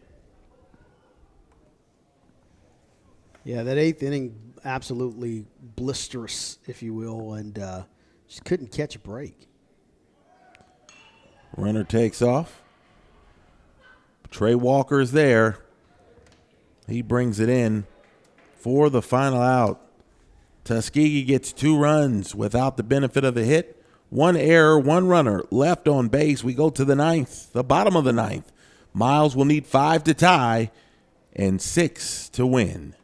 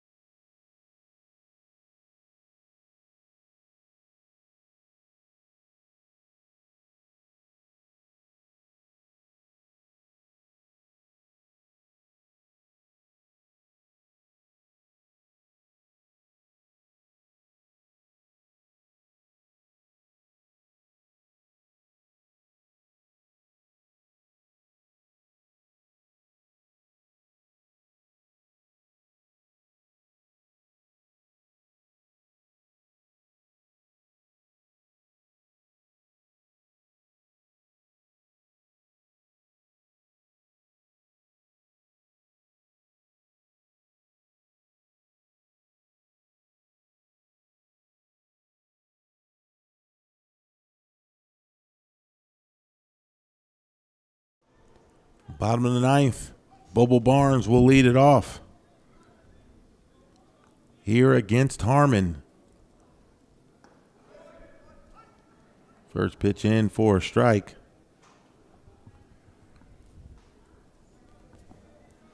Now you can't, even a 4-run homer, the ones they call grand slams, is not going to save Miles here. So you want to just find a way to get on base and kind of get that line moving. That's what happened with Tuskegee in the 8th inning. Golden Bears would need something similar here in the 9th. Barnes hits it right to center field, and that's going to be the first out.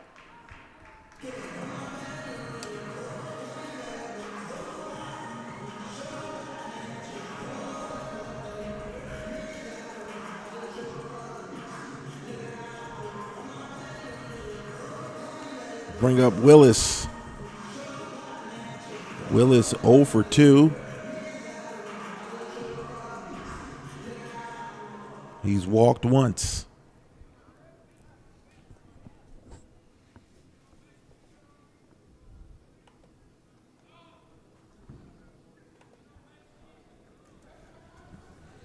Willis has been in a bit of a slide. He's 3 for his last 17.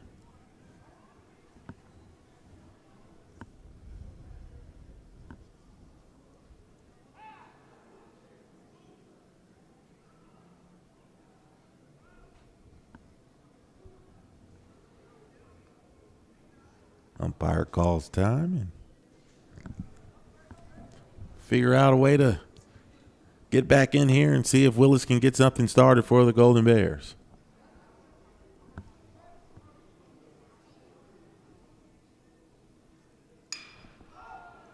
Lifts this one out to right center.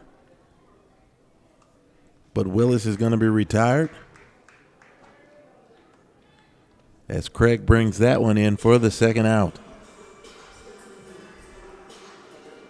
And it is, in fact, going to be a pinch hitter as Raston is unable to continue. They're going to go to Zachary LeCastro.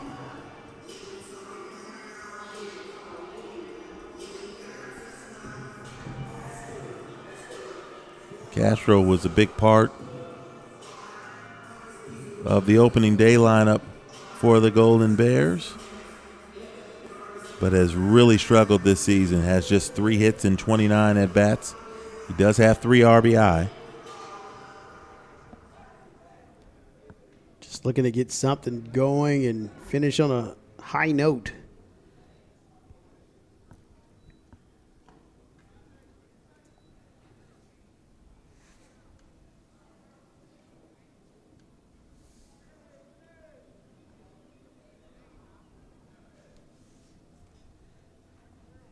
Harmon in line for the save here. If he can finish this one out.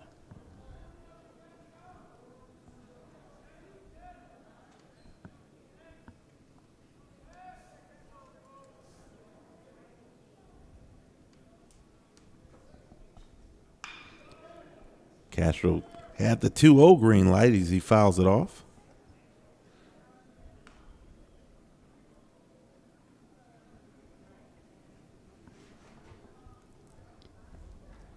Career high day in the strikeout column for Jalen Rhines. Looks like it's going to go for naught. Unless Miles rallies here with 2 outs.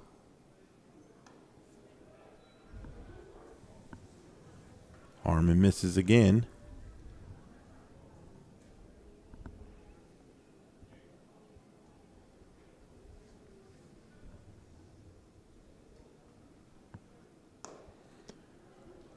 Five-pitch walk puts LeCastro on first. Moves the line here, Michael Smith. First, there's going to be a runner to come in for LeCastro.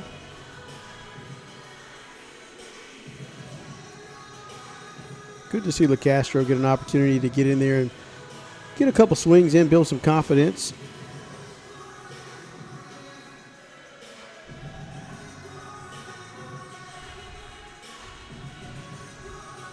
Mason Lynch in the run for LeCastro.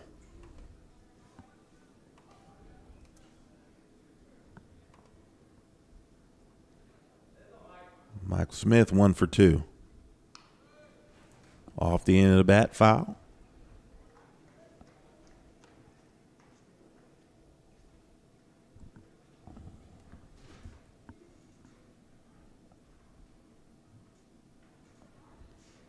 Lynch 2 for 2 in the stolen base column for the Golden Bears.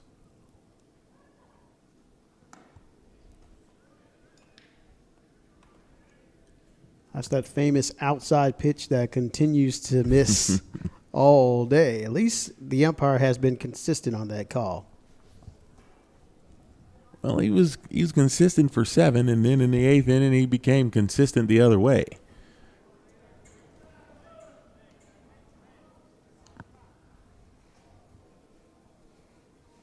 Harmon has struggled a little bit here trying to get this 27th out.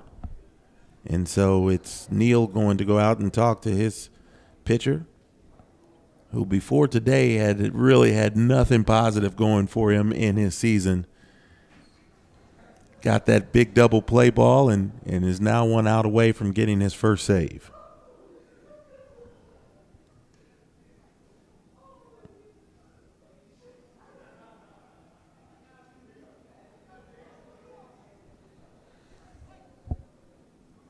Two and 1 the count. Lynch standing over on first base.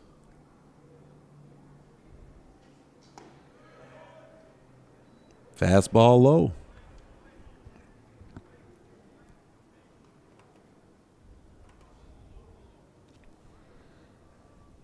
This game closing in on 3.5 hours. So much for shortening the game with the pitch clock. True. Short grounder. Smith trying to hurry, throw out Michael Smith, and he does. And that is your ball game. Tuskegee scores 6 in the 8th, 2 in the 9th, and get a big come from behind 9-4 win over the Golden Bears, who see their win streak their losing streak reach 11 games.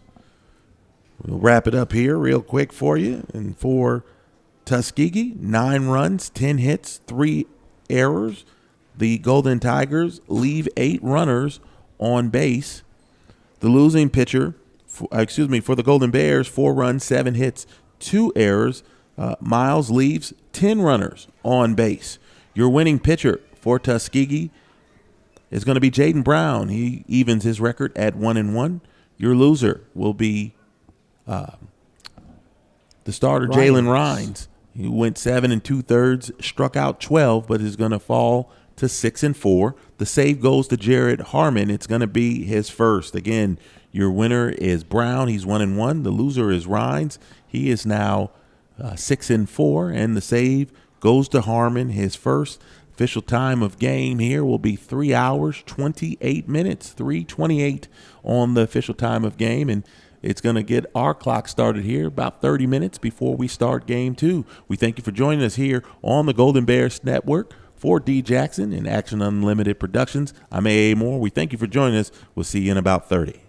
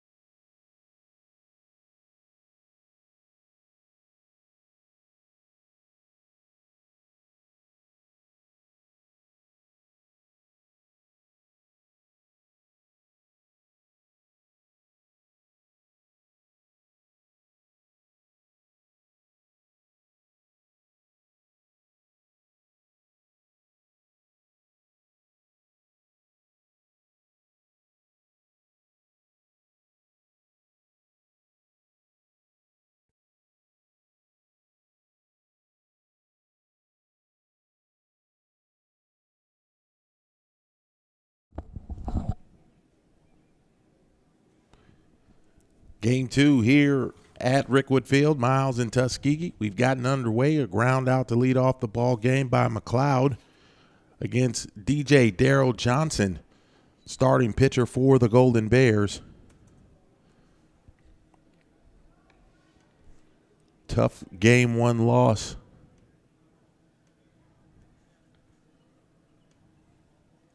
For Miles, had the lead into the 8th inning, but gave up 6 in the 8th, 2 more in the 9th, and Tuskegee walked away with a 9-4 win.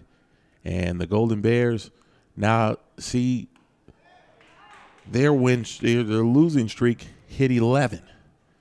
So the numbers keep growing. The lead for the race for the SIAC tournament berth continues to dwindle. Miles looking for anything to get back on the right side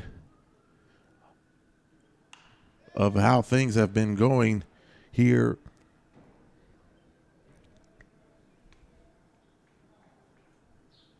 over the last 3+ weeks.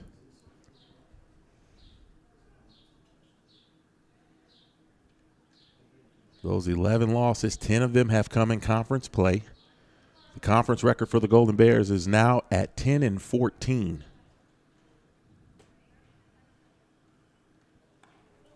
Johnson misses there, count full 3-2.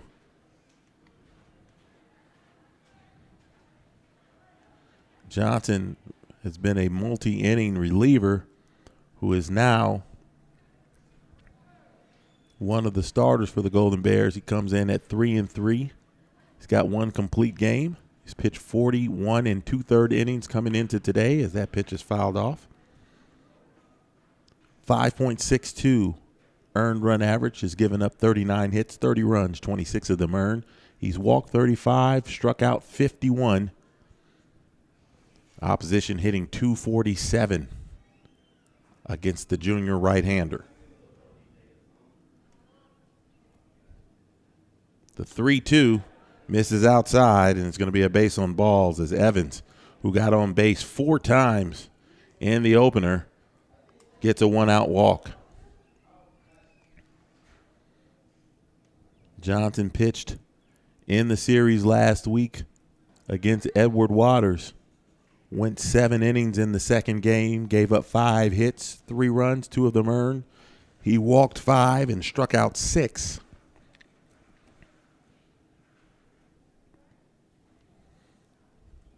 But the Golden Bears struggling to score runs. Drop that game 5-1. Pitch misses outside. And A.A. Moore here with you. D. Jackson, he's around here somewhere. Action Unlimited Productions. Jordan Jackson on the 1s and 2s, bringing the sights and sounds here from historic Rickwood Field. Game 2 of this doubleheader between Tuskegee and Miles.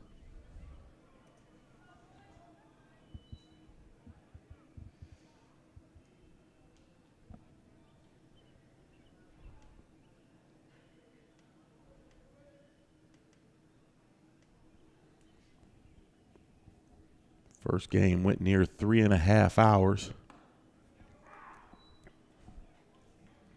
Johnson will throw a lot of pitches as well. We saw Jalen Rhines throw nearly 150 in game 1.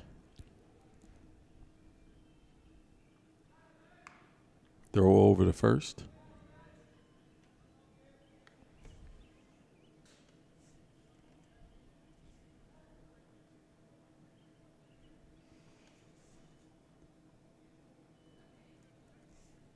Johnson fully stretched out here as a starter now. Gets that pitch over the outside edge. 4 strike 2.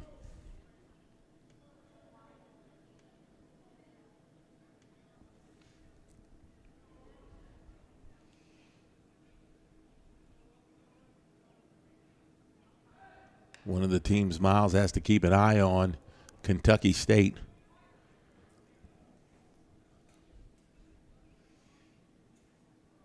The Thoroughbreds lost their first game today against Spring Hill, lost 19-10. So Miles still has that cushion.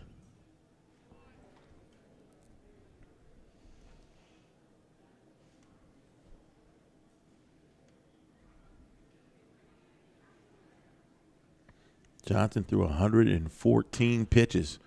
Bouncer to the mound. Johnson fires to first to get the second out. Evans will advance in the scoring position, and it'll bring up Johnson.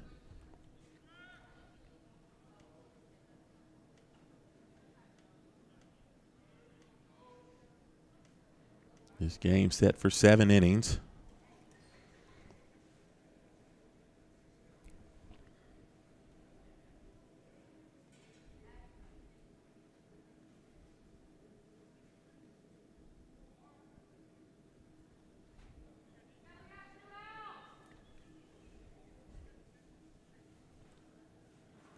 Johnson, the cleanup hitter here for the Golden Tigers.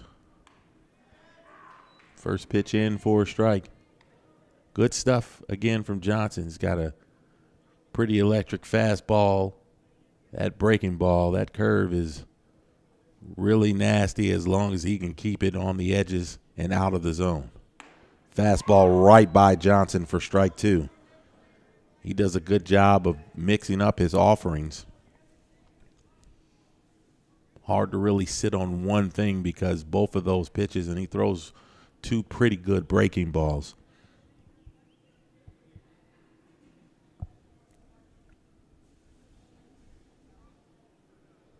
Ahead 0-2. And that ball's going to get away from Jackson. The runner will advance.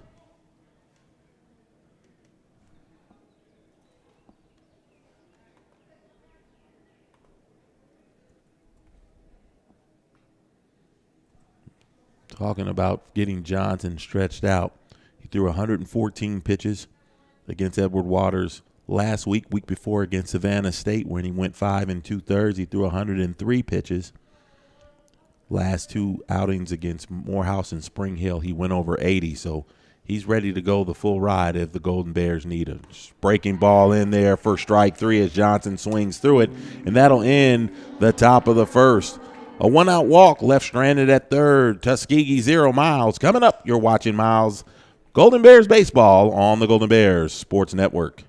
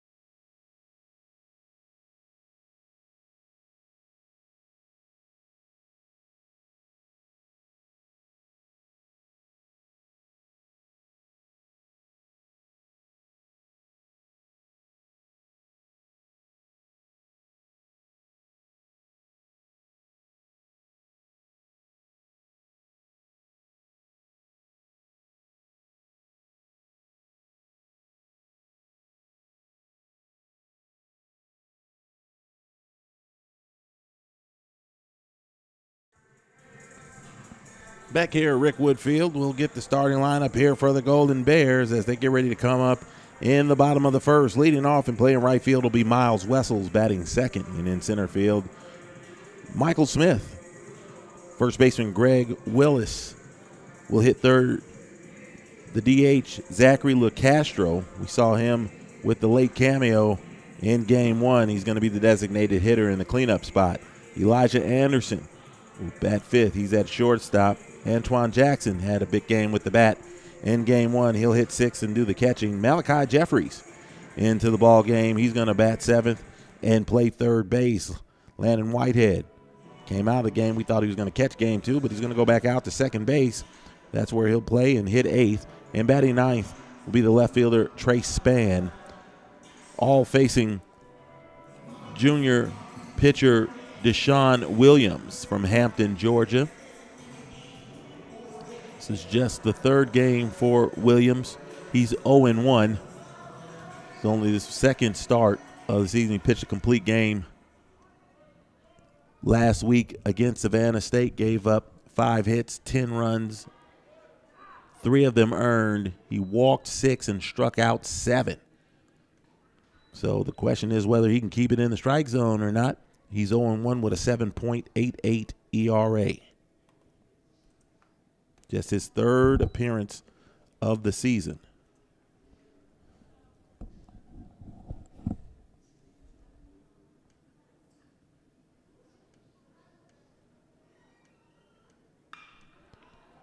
Wessel's out to right field. Ball still drifting, but it's caught by Evans in right for the first out.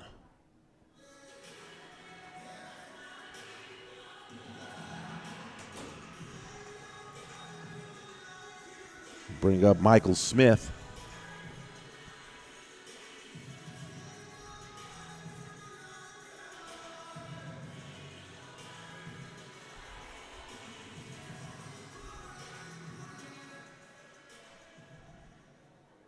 Smith moved up in the lineup, hitting now 267. First pitch in for a strike.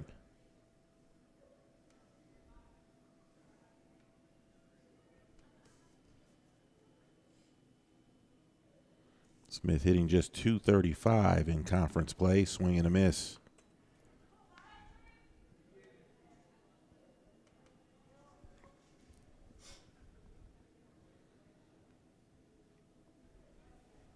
Pitching was fine until it wasn't in game 1.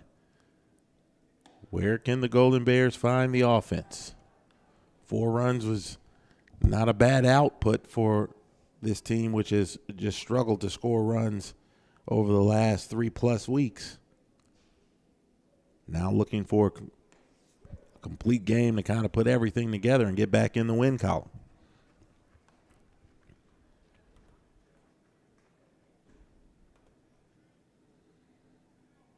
Keep an eye on some scores here again. 19-10, Spring Hill beat Kentucky State. That pitch misses away. Spring Hill on top of Kentucky State 8-0 in game 2.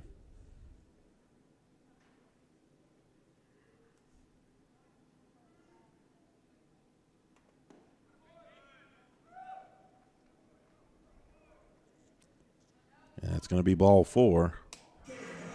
That pitch was in the dirt. Michael Smith, first base runner for the Golden Bears.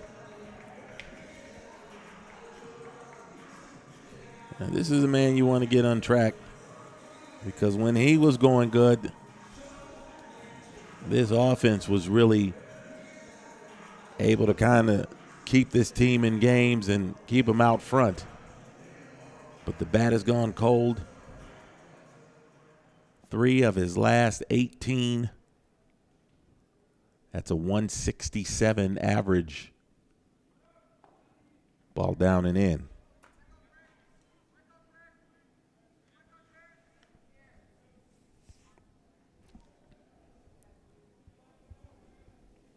D. Action Jackson joining us here, and D got to find a way to pick it up here, man. And we talked about the air getting taken out of the balloon, but you can put a little more air in and pump a little helium into it. Hopefully, if Miles can get it moving here early. Yeah, Miles has been. Their backs have been up against the wall for the last couple of weeks here, and they really need a breakout win just to kind of get the momentum going, kind of build up their confidence again, and kind of get back to the old swagger that they had earlier in the season.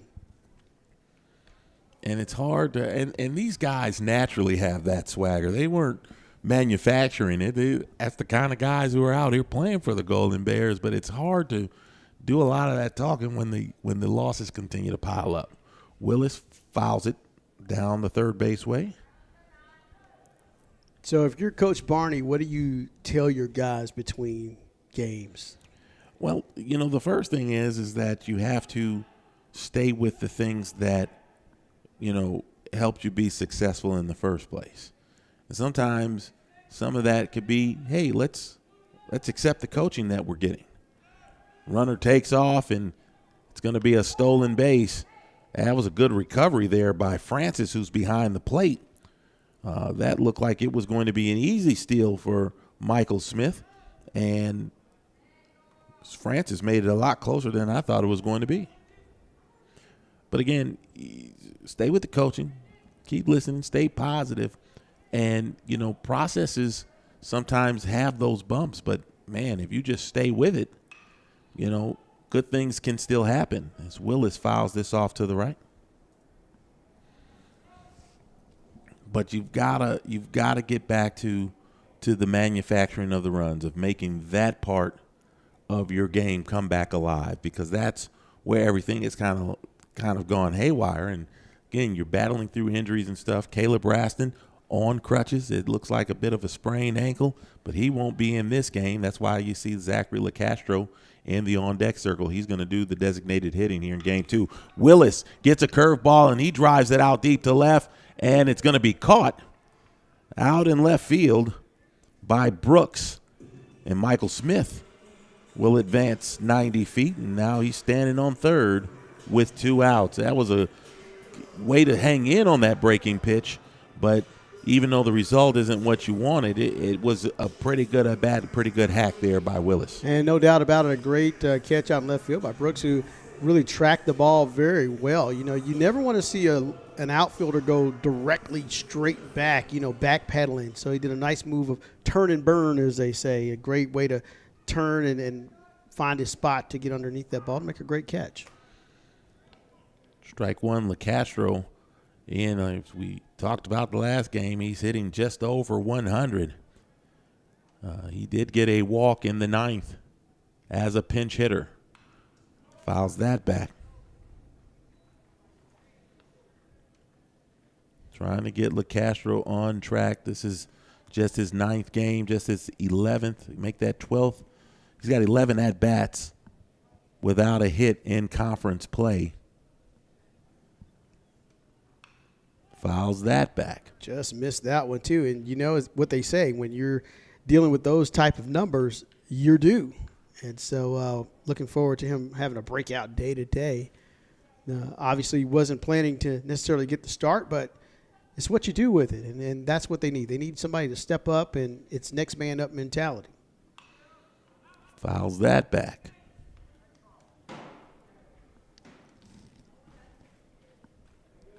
Not a bad crowd out here today because obviously, we had some great weather and people coming out to support the Golden Bears and the Golden Tigers for that matter. He's got a little pop. He hit 2 home runs last year for the Golden Bears, drove in 12, batting average obviously not where they wanted it to be, but he's got the ability to put one out of the yard. Fastball upstairs.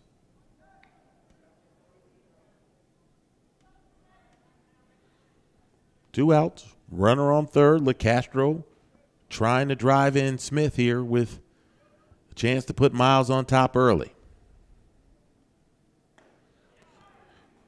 Good breaking pitch on the inner half.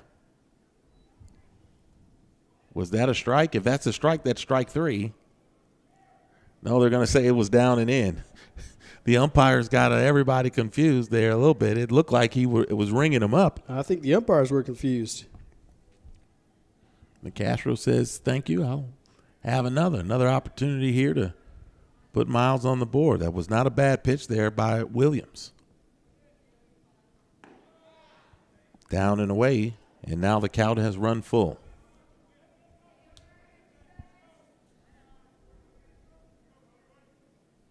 +20 pitches here in the first inning for Williams.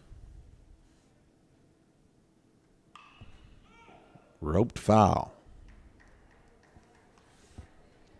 If anything, LeCastro is making Williams work. This will be pitch number 10 of the at-bat.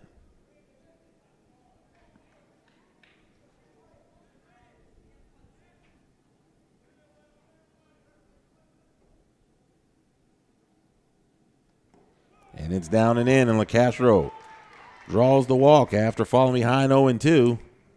LeCastro finds his way on base. It's a great at-bat by LeCastro. Not getting over anxious, especially with a runner at third base, a man in scoring position. You just kind of not overdo it. We've talked about that a lot today, about how these hitters have to stay within themselves, trust their hands, trust what they've been practicing, and not get too anxious, especially when you've had the slide that Miles has had so far. A lot of guys want to go in there and just try to overdo it, and you can't do that. So that's a great at-bat. Leaves it here to Anderson.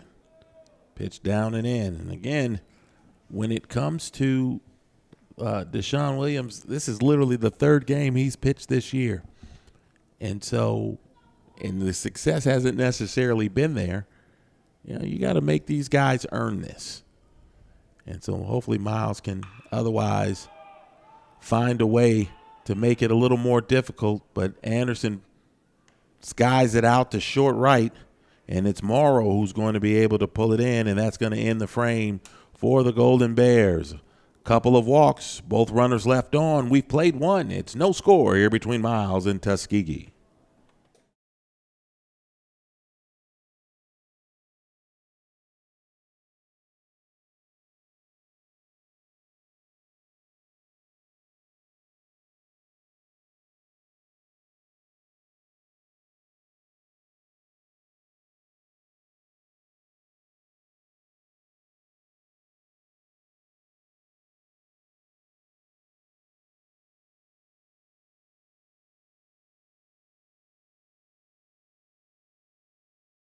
Communities.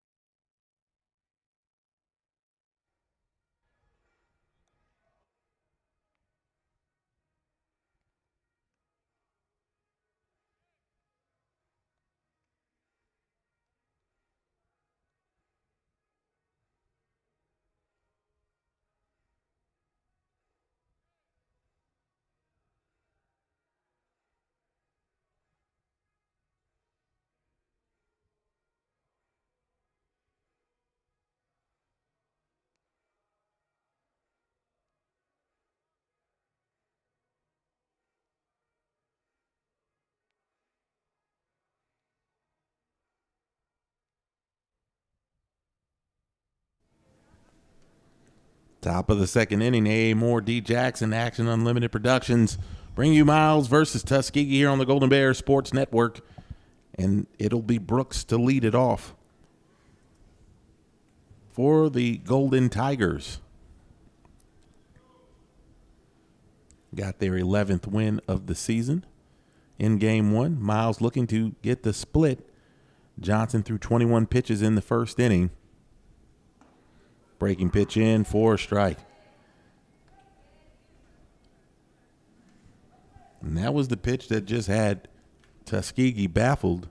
Jalen Rhines, heck, even when Byron Wills came in, they just weren't able to pick up that breaking ball. The fastball, those kids could sit on it and go to work on it all day. But it's the breaking pitch that's the separator a lot of times. And Rhines had a good one going. Johnson has a good one going here early on.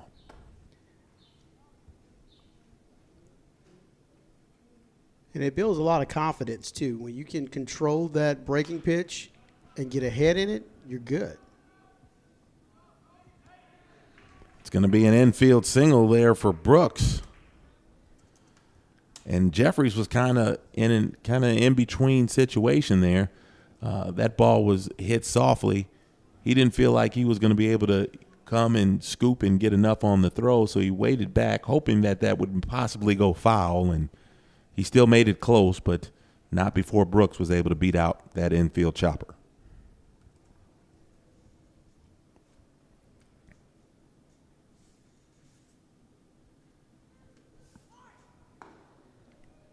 Show bunt, first pitch in.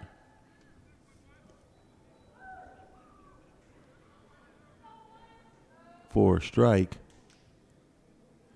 Jeremiah Francis hitting 182 as he gets the call here to catch game 2.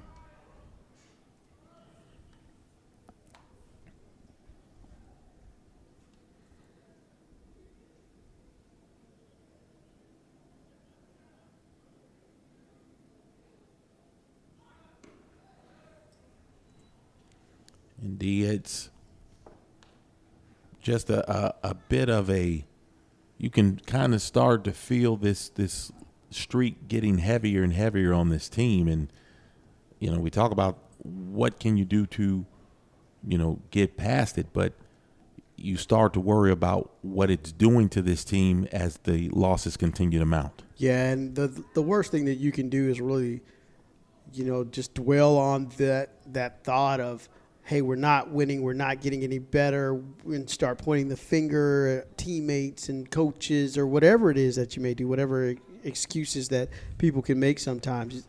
You know, baseball is a funny game. I mean, some days you're red hot, then you're ice cold, and you have to find that balance. You always got to stay on top of your game, believe in yourself, confidence, do the little things to build your confidence in practice, and you got to push through it. It's a long grind, and it's a long season. Count 1-2 here to Francis. Runner on first, nobody out. I'll say that fastball was off the plate for ball 2.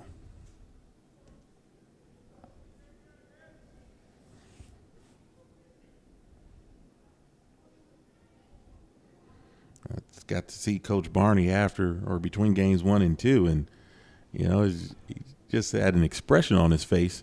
Are they going to say it was a swing? You want to check on that? No, they're going to say it was away, ball 3. But you start to run out of the words. Like, what else can you say? What else can you do? You just have to get it done. Yeah, I've been a part of long losing streaks at the collegiate level, and, you know, at some point you just kind of start wondering, man, where are we? What are we doing? How are we going to get better?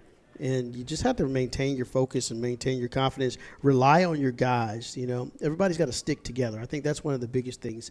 When you're struggling as a baseball team, you have to rely on one another and rely on the things that got you there and made you successful in the first place. That long losing streak, that had something to do with where you went to school, didn't it? I think the losing streak is still going. I won't call the school out loud and stuff, but something tells me that yeah. They're saving it for Chicago. Look out. Did he get hit in the face? He did. The ball ricocheted off as bad as he showed bunt. All right. And so that's going to be a foul ball, but that's the foul that hurts. He's saying that he's okay.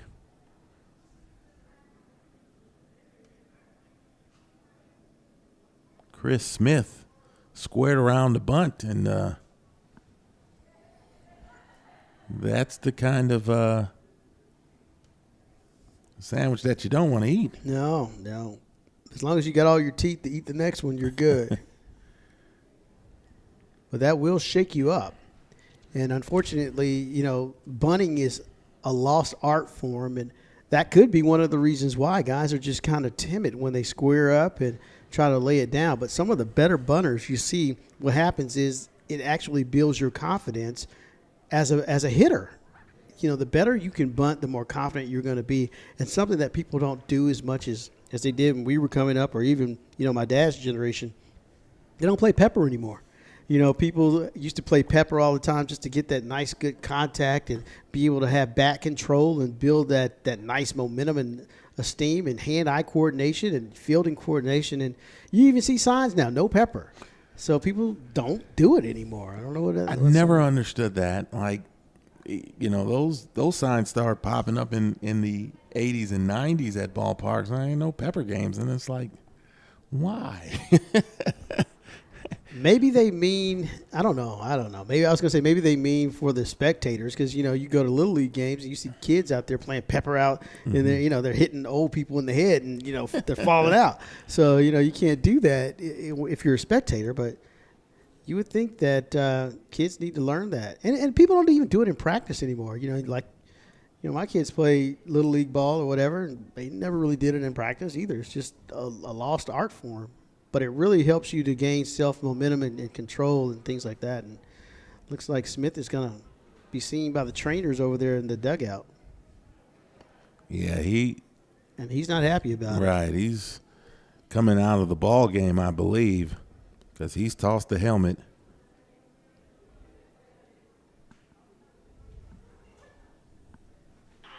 As if. Yeah, he's going down into the dugout, down this dugout stairs. And that's a big loss for Tuskegee because Chris Smith has been playing over at third base. And when I tell you he's been playing a very solid third base, at least through the first game, you don't want to lose that defense if you're Tuskegee as much as anything else that he brings to the table offensively. Yeah, and Smith has actually gone into the visitors' clubhouse. So no movement on who may be coming out to replace him. So I don't know if he's going to go in and get a Band-Aid and come back out or. Well, ideally, you're only supposed to get so much time. So the question becomes how much time are they going to get? But I believe they're just going to make the replacement. Looks like number 3 coming out of the dugout.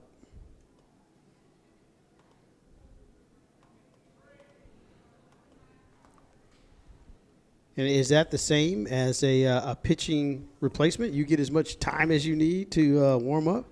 Well, it's Mekhi Smith. And, when guys come in to pinch run or have to replace somebody who's injured on the base paths, they get a chance to, get out there and stretch and run a couple of quick sprints to be ready. But, if you're a hitter, you just come out, you take a couple of hacks and stuff, and then it's time to go to work. Yeah. Kai Smith played in the first game. So what would that count be? I believe it's 0-1 on the foul ball.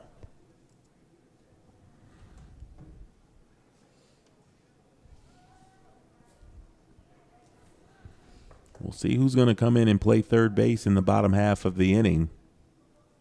But Chris Smith's day is done. Mekhi comes in, and he's going to see strike 2 on the outside edge.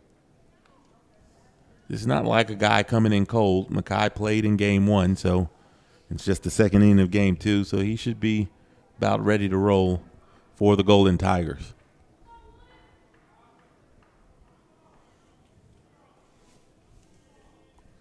Runners take off. They're going to throw down the second, and it's going to be a double steal. No need for the bunt when you can just take the bases yourself. Looked like it should have been strike 3. That outside edge has been up for debate here this afternoon. It has been the star of the ball game.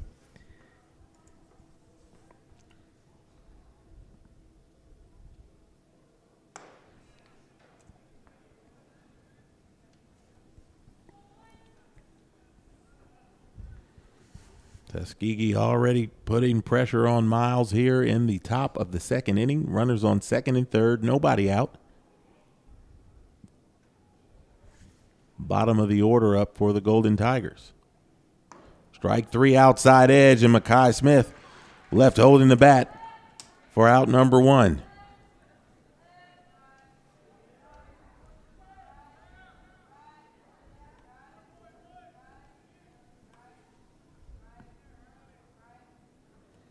Bring up Chris Mayo. He had a 2-run double in the 6-run 8th for Tuskegee.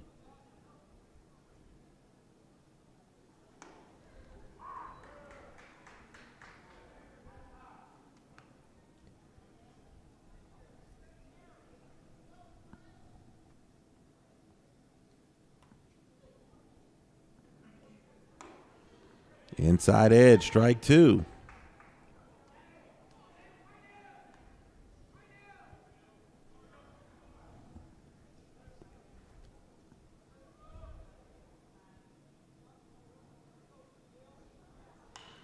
Another curveball. This one fouled off to the right. Catch is made. Runner's going to tag. Boy, that was interesting on a lot of levels. First and foremost, Jeffries goes over and makes the catch up against the wall and against the netting. Brooks should have been holding the tag, but otherwise didn't. So he couldn't come in and score because the way Jeffries caught that ball and kind of fell away, you would have thought it would have been an easy tag. But Brooks didn't get a good break off third, and there's first pitch in for a strike. Great presence of mind for Jeffries to make the dashing run over toward the outfield of the foul grounds there and over the warning track and up against the fence to stay focused and really haul that in. Excellent play by the third baseman.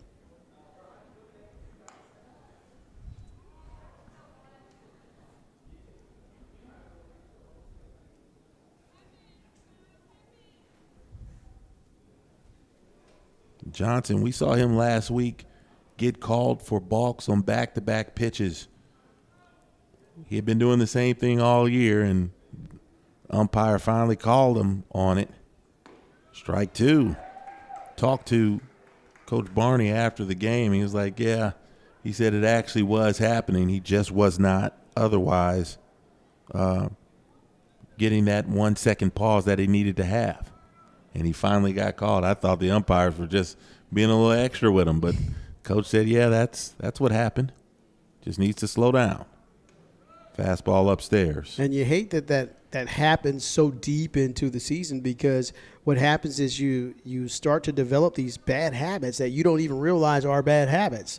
And when you go deeper into the season, especially when you're getting closer to a playoff run, those are the little things that can come back to haunt you.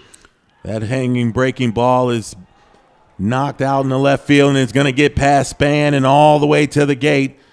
Craig on his wheels and is going to pull in the third with a triple to left, and it's 2-0 Tuskegee.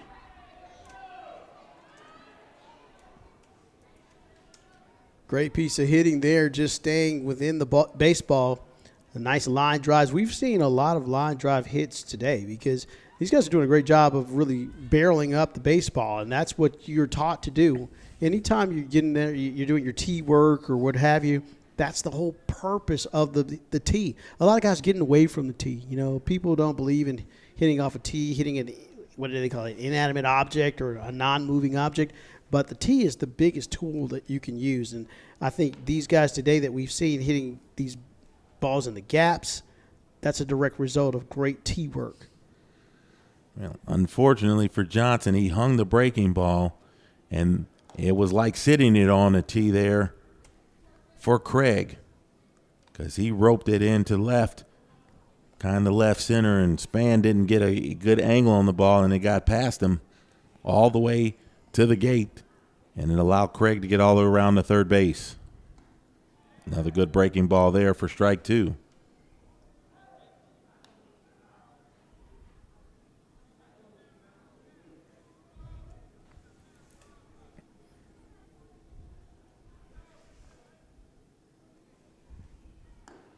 Fastball away.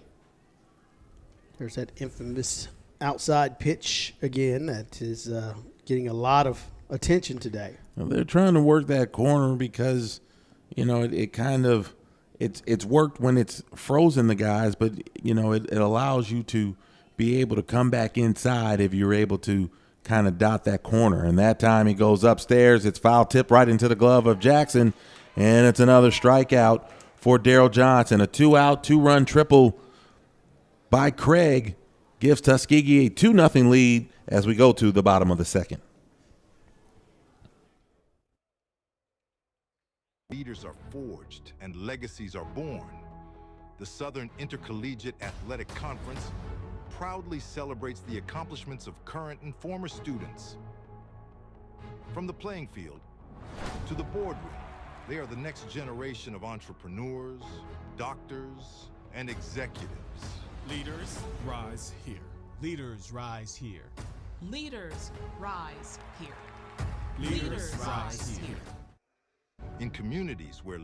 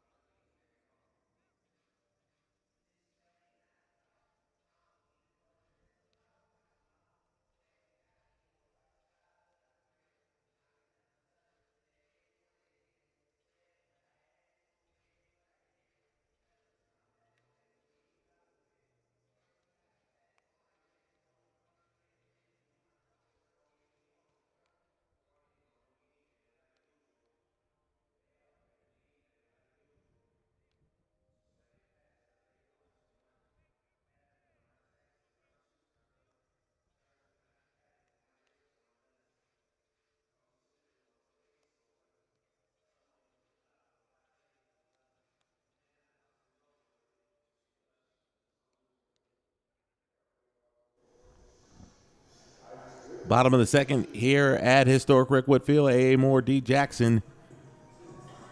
Tuskegee on top 2-0. Two-run triple. Puts the Golden Tigers on top. They've got a couple of changes. McLeod moves from short to third. Mackay Smith comes in for Chris Smith in the batting order, but will come in and play short. Antoine Jackson.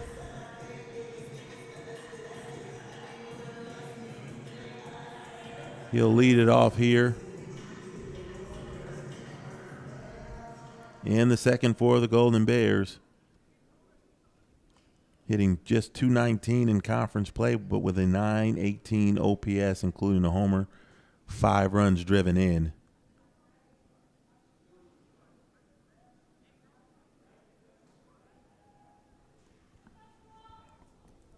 Had a couple of hits in game one. I think going to be ball one there as the pitch clock violation to start the inning. Doesn't mean a whole lot as Jackson skies it behind second base, or behind his shortstop and second base collide. Morrow is able to collect it for the first out. Man, you hate to see those guys bump like that. I mean, of course, you always want to be aggressive going toward the baseball, but of course the shortstop has the priority in the infield and makes the play, makes the call, but second baseman coming over there way out of his jurisdiction. However, you like to see the aggressiveness, but the communication is key, and communication is so important in that situation. Well, Smith did just get into the ball game. In addition to that, Morrow is bigger. He was higher in the sky to be able to make that catch.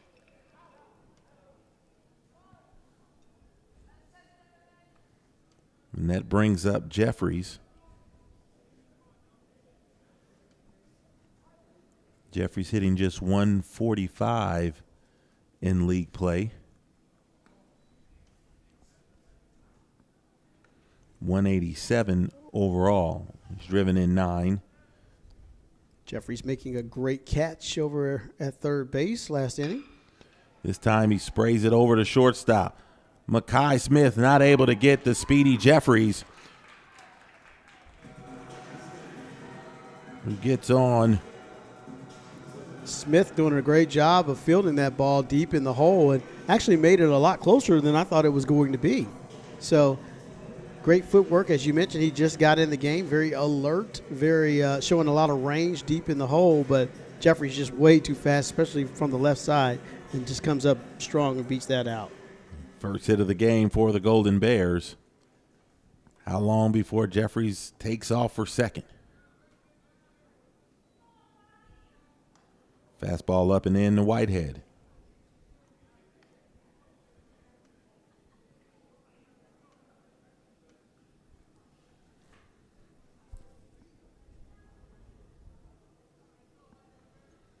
Want to make Williams continue to work.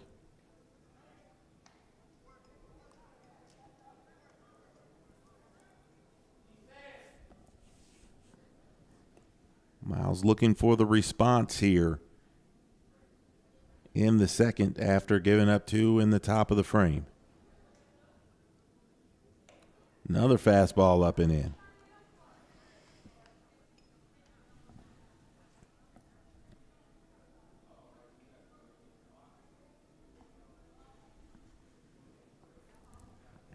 I don't know how big of a golf guy you are, D, but Not at all. oh well.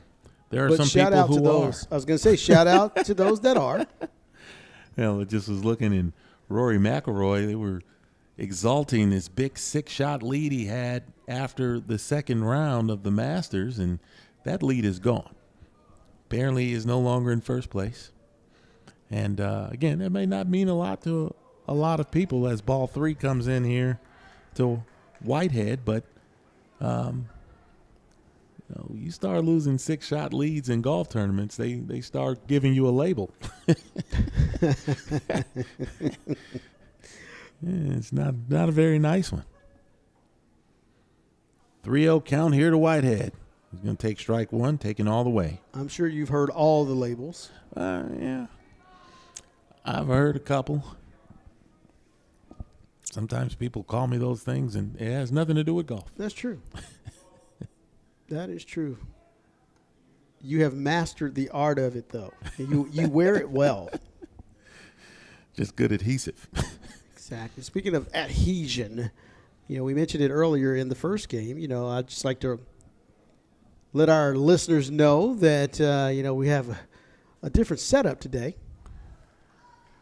Whitehead's going to be hit by that pitch, ball 4, and it's going to put runners on first and second for the Golden Bears. And so by us having a different setup, Jordan is here today, a.k.a. Curtis the Milkman, recording artist supreme and part-time switcher for us today. So by him being here and tuning the dials, that allows me to free up my hands and my voice to do up a couple other things here. I can run the cameras and do the audio board here. But more than the biggest point is I get a chance to sit in and talk with you. Usually I'm running around like crazy, but I get to sit down today and we get to talk a little baseball, which is a little different. It's fun to have someone to banter with on these broadcasts. We do our best here and different. Try to bring it on. And I after the games, most of the games where I'm just by myself, I go home and I don't want to talk to anybody. It is very difficult to sit here and last game was 3 hours long, to sit here and talk to yourself and by yourself for 3 hours long. And like I said, my hat's off to you, sir. It's not an easy task. I appreciate you coming in relief. You like Mariano Rivera, if you will. 42. Just kind of saving me from having to continue to talk in the air, and probably more for the people who are watching. Man, it's pretty quiet in here. You start running out of things to say. Well, we talked about Mariano Rivera, number 42, and anytime you talk about 42 in the world of baseball, it's Jackie Robinson. And this week, we're going to be celebrating Jackie Robinson Day once again in the big leagues. And how can you not think of Jackie Robinson when you come to a place like this, the Rick Wood Field? And, of course, they shot the movie 42 here. And they've got some great memorabilia and some artifacts down in the gift shop from the actual movie. If you haven't had a chance to see it, you can come through and see some of the things, some great artifacts and a great performance by the late, great Chadwick Boseman. So, it's something that we talk about the nostalgia and all that stuff, but the significance of Jackie Robinson and what he means to the game of baseball and Rick Wood Field and the legacy here is just phenomenal. Swing and a miss, Trey Spann on a 3-2 ball thrown into right field. Now let's see what kind of wheels they've got. They're going to put the brakes on. There's a strikeout swinging by Spann, but Whitehead and Jeffries will each move up on the failed pickoff over at first base. But now there's 2 outs, a chance for Miles to even it up here, though, with a base hit. And it's Miles Wessels right back at the top of the lineup.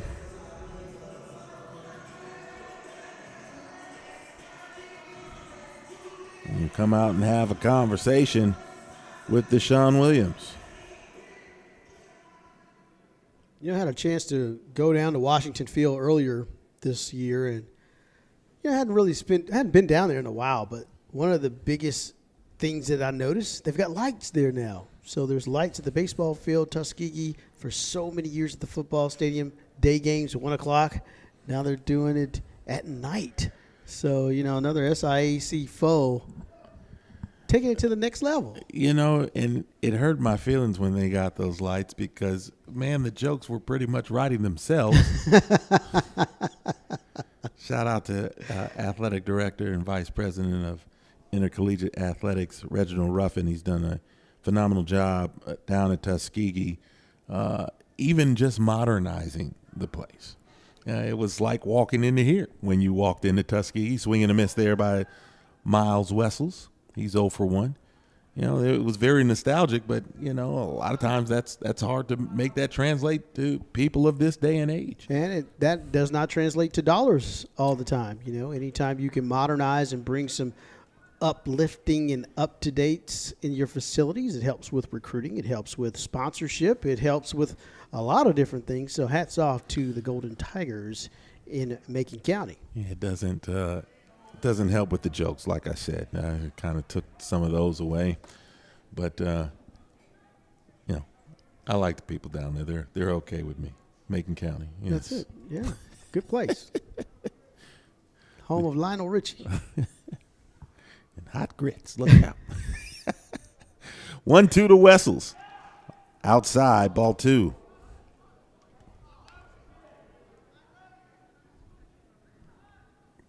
I don't know. Is that story true? The grits story? With Lionel Richie or Al Green? Oh, no. I heard it was Lionel Richie, too. I don't know about Lionel's grits. I think I just saw an episode of the Boondocks and heard that he got burned up with some grits, too. I don't know. These grits are deadly, man. If anybody knows the answer to that, feel free. 3-2. Wessels fouls it off and out of play. And while we got you here, it's always a great time to pitch the fact that we would love for you to hit that subscribe button. We got to hit a certain number by a certain time, and we got to get those numbers up. Doesn't cost you a dime. It's just a matter of hitting subscribe. For those who are watching on YouTube, yes, go to the Action Unlimited. That's the name of it, right? That's Action right. Unlimited. But you're probably already there watching, is what I'm saying. Okay, But, if you're not, you can always go. I mean, tell Grandma and everybody and Paw. Tell them to watch.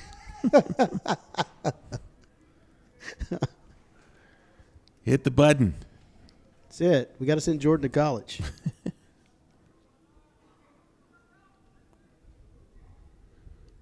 Wessels still in here fighting. 3-2. Runners on second and third. Swing and a miss, and that will end the inning. Golden Bears don't come through on a great chance. Leave 2 runners in scoring position. We've played 2. It's Tuskegee 2, Miles 0.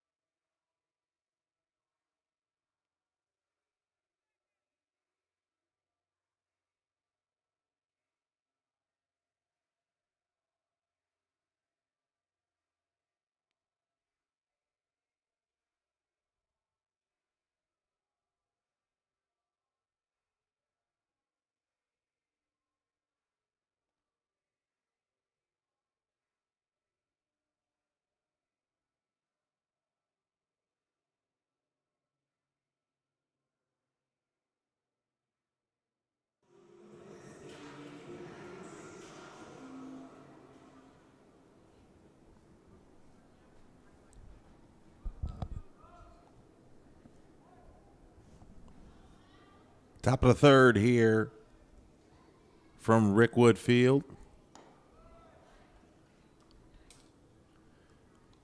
First pitch outside as we come to the top of the third. Evans will lead off.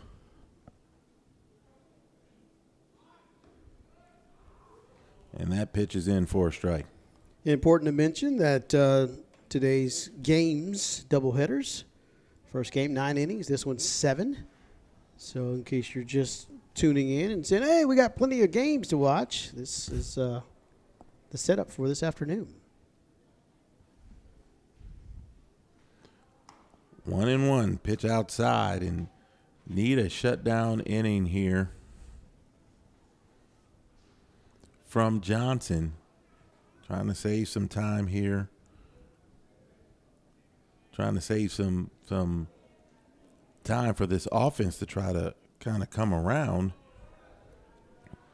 Game 1, the offense was on point up until the 8th inning where things just kind of fell off and the wheels fell off the bus, quite literally, as Ryan's had some issues getting that call, that outside call. He was around the plate, never lost command of his fastball, never lost command of his breaking pitches, just ran out of gas and just couldn't get the job done at the end. Get that swing and miss there from Evans, who walked in the first. And again, he's been one of the more surprising guys here this afternoon, as he hadn't had any hits, wasn't getting on base, and he has been a hitting and on-base machine here in this doubleheader for the Golden Tigers. You know, Breaking ball misses outside. Sometimes guys feel so comfortable when they're at the plate. They're seeing the ball well. Some guys love hitting in overcast days. Some guys love hitting in days like this where it's really bright outside. There's all types of different ways that you can get into your groove. But once you find your groove and get in that zone, the zone is one of the most talked about things in all of sport. Doesn't matter what you're playing, basketball, football, baseball. You get in that zone and you get locked in. And I think he's been locked in all afternoon. Runner takes off, pitches on the inside edge, and now Evans, he's going to make the turn. Jackson going to try to fire to third, and instead Evans makes it all the way into third.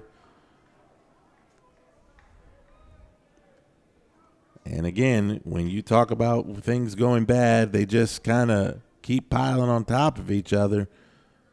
Loss of control there by Johnson. Evans was already stealing second. But then because of the wild pitch, goes all the way to third. And to your point from earlier, the gap between the catcher and the backstop is a long, long way. One of the deeper backstops in all of college baseball. And these guys really have to have control. And those backstops, meaning those catchers, really have to bear down, because once that ball gets past you, it's off to the races. If you've got a guy, especially a guy that's in motion, like we just saw with the base runner there, that was already stealing. So you can pick up a lot of real estate on a pass ball. 1-1. Johnson going to need some help to try to keep Evans from scoring and extending this lead.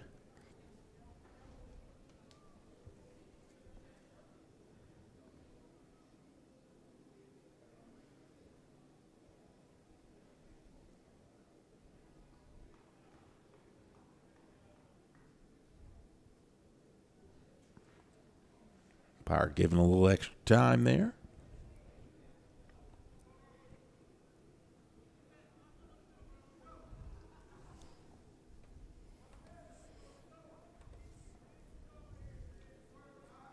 One-two count here tomorrow. I'm going to say he held up.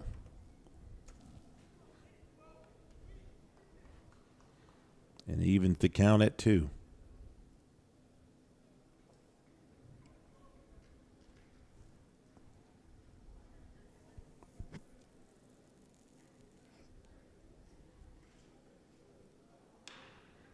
Hit to the right side. And it was hit sharply on one hop right to Willis. And it froze Evans, who was unable to advance. And not only that, a great job by Willis to come up, and you notice the first thing he did was check the runner. Check the runner at third. He had all day, plenty of time to worry about that out at first base, but clean the ball or field the ball cleanly. Check that runner at third base. He had eyes on him, and there was no way he was going to advance. Right. In fact, if Evans thought he was coming home, there was going to be probably a ball waiting for him. First pitch in for a strike. There's that breaking pitch once again. So important to get ahead on that first pitch strike. That's what pitchers are taught to do. And hitters 9 times out of 10 are looking for a fastball. So to mix it up is really good, good combination here. The one mistake was the curveball that he left up. That pitch, it looked good, but they call it a ball. Going with a breaking pitch again. So 2 breaking balls in a row. Again, at this level, a lot of times, a lot of these young men can hit the fastball. The fastball is generally not the issue. There's fastballs that are better than others, but generally all these guys can hit the fastball.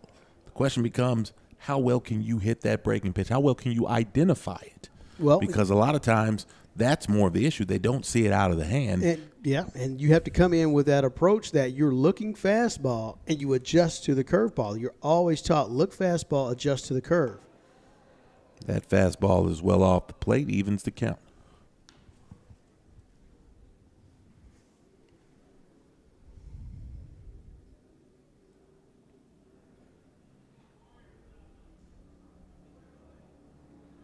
Here's the 2-2.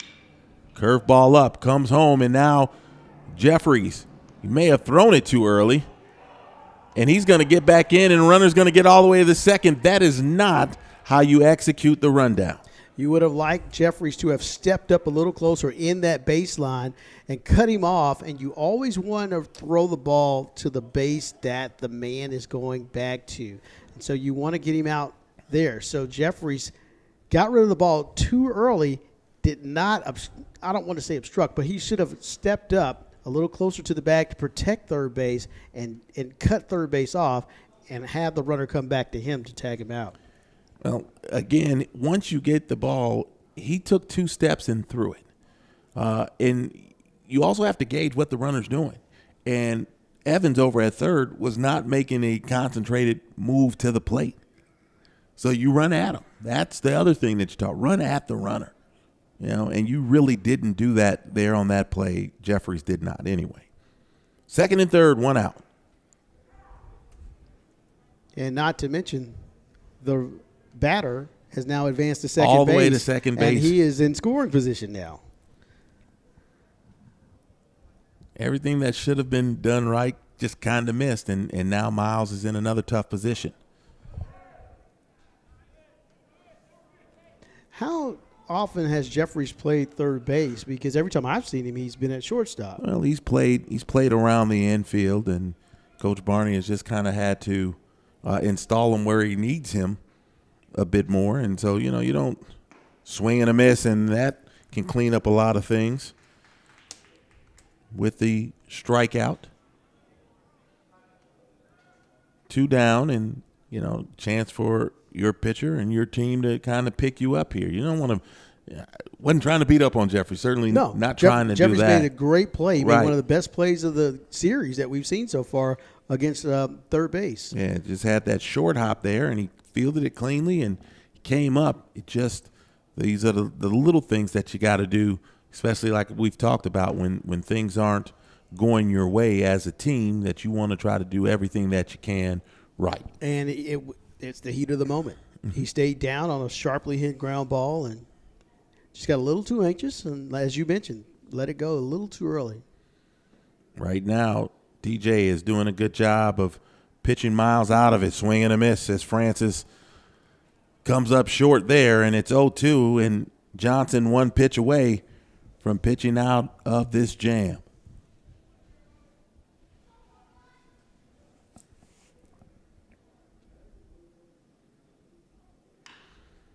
Grounder up the middle. Anderson gets it, fires to first, and the Golden Bears do, in fact, get out of the jam. Daryl Johnson does a good job, gets the strikeout and then a ground out. Tuskegee leaves 2. We go to the bottom of the third. It's Golden Tigers on top of Golden Bears, 2-0.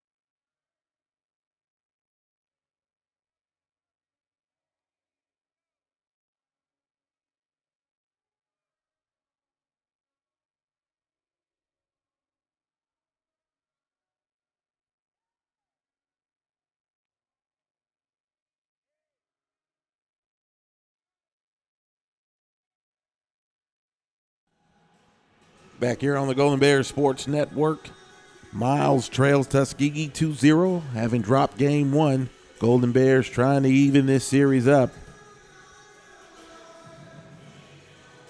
Got 2, 3, and 4.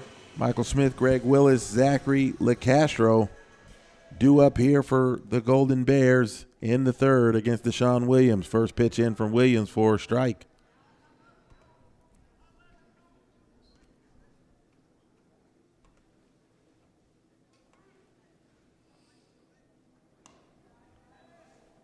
That pitch misses there.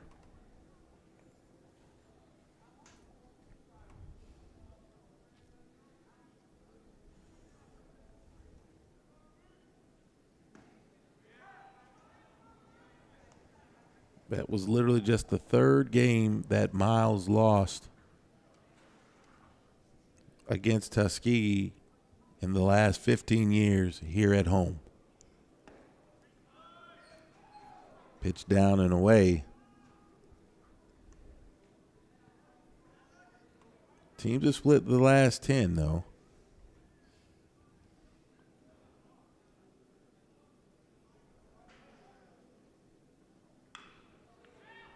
Pitch was up and in. Smith fights it off.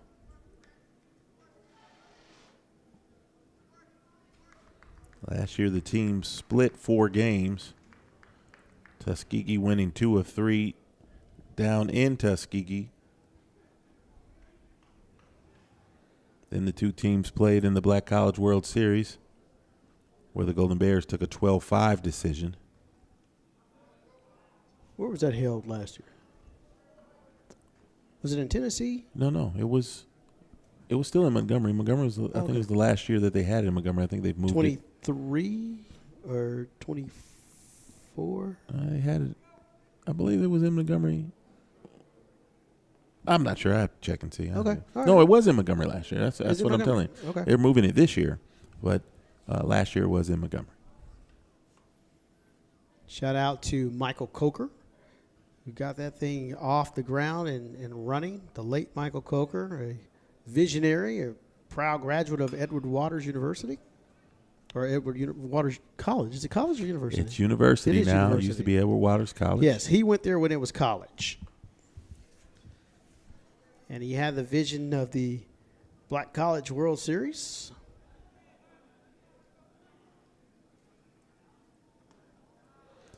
And Michael Smith Coaxes a leadoff walk. And that's one thing that Miles needs right now is base runners, and I wouldn't be surprised to see him sacrificed over or give him an opportunity to steal second base. I think that would be the first thing that the Golden Bears would like to do, is try to see if he can get a good jump and steal second. Willis is your big bat in the lineup, and while he's been struggling, you don't necessarily want to give that up yet. Michael Smith, 28 of 31 in stolen base attempts for the Golden Bears. First pitch upstairs, ball one. We've talked about how Smith has been able to be a cog in this lineup and ignite things, and this is a perfect opportunity to get something started right now. Inching off first a little more. Kind of started as if he wanted to steal and holds on. Very modest lead, though. I think you want to let Williams, though, see if Williams will work himself into his own troubles. Has not had the greatest control this season. Make him throw strike one. There it is. Now you keep an eye on Smith. If he's going to take off, it's probably on this pitch here.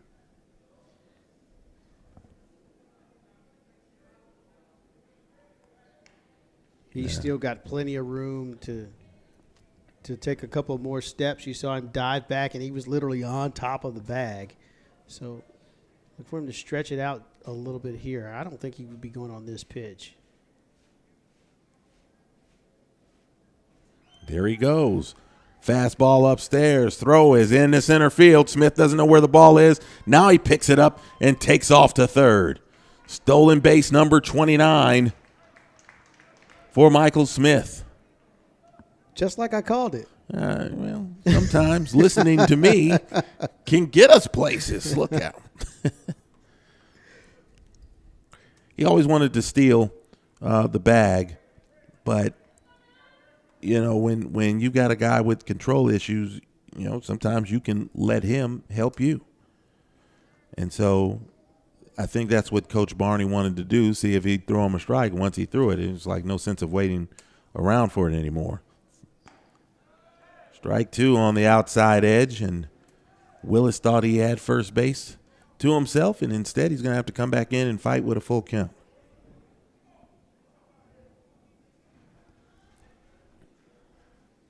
Just looking for something to drive here. Pretty much just put the ball in play and make something happen. You hit the ball hard, good things happen. Bit of a cement mixer, and Willis could not do damage with it.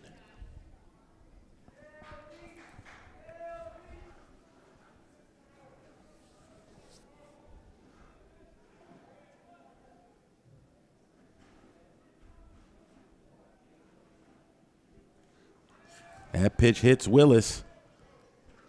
He didn't like it. A little quick stare out at Williams before he goes and takes first base. That's not his first time being hit today, is it? I believe it's his first time. I thought he was hit earlier. But nonetheless, he the death stares, something that's always interesting. Especially in a full count. You know, if a guy hits you with a full count, you're like, oh, come on, man. Yeah, but the other part of that is, man, that can hurt. We taught to walk it off, and you can't rub it and all kinds of stuff. But, man, those things, even if someone is only throwing 75 to 78, that is not the most pleasant feeling in the world. I dare you to go down there and take one yourself. I've had my time. Yeah. I'm quite retired. I'm more than retired.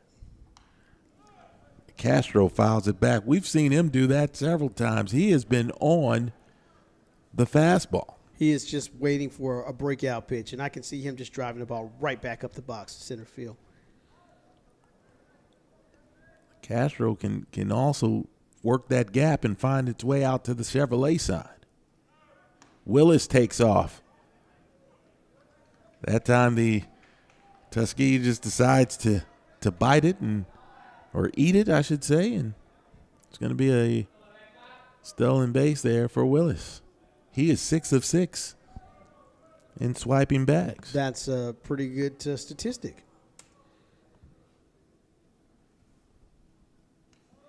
And it's going to go right through the wickets. And it's going to get Miles on the board.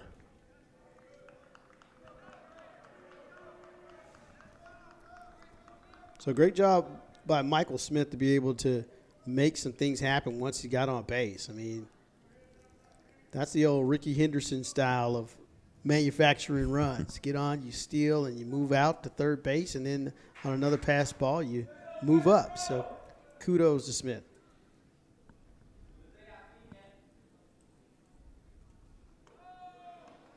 So that pitch misses there for ball 3. You know, those are sometimes some of the tougher calls there. You know, you get into official scoring and things like that.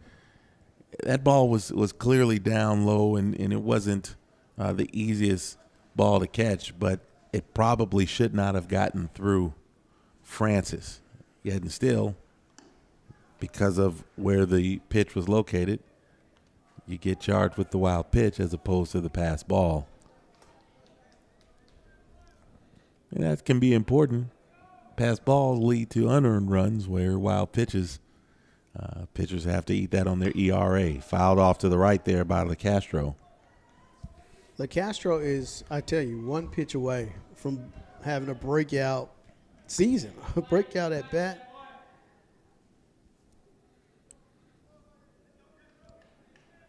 And he comes up there swinging. He's thinking one thing. Let's see how close I can get to denting that wall. Pitch away. LeCastro walks again.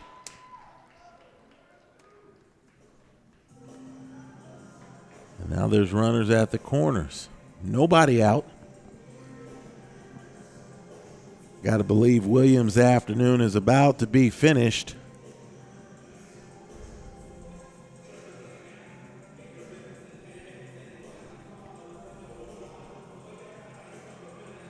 And that'll be all for Deshaun Williams. Not very happy with himself.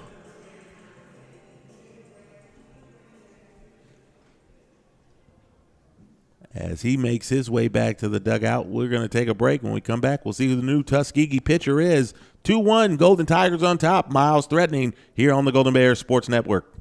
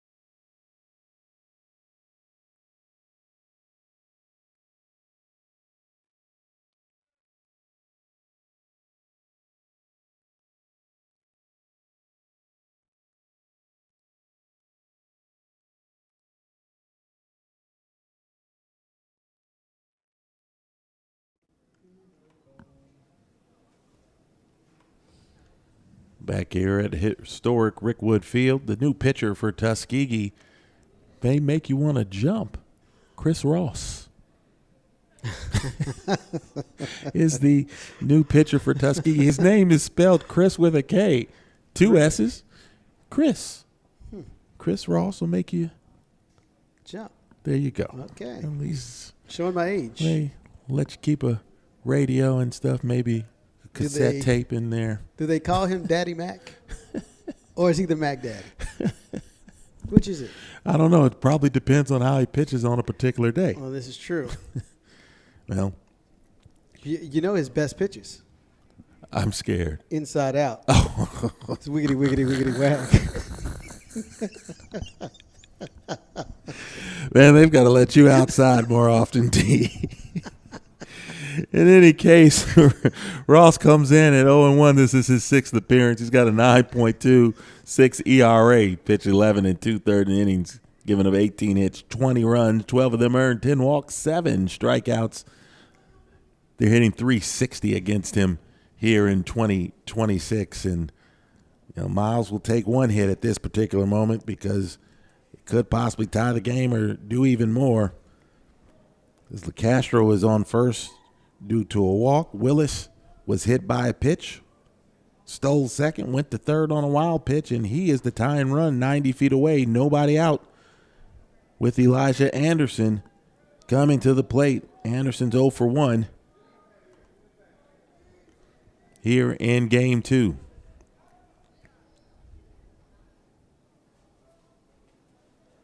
Lefty swinging Anderson in the box. First pitch from Ross.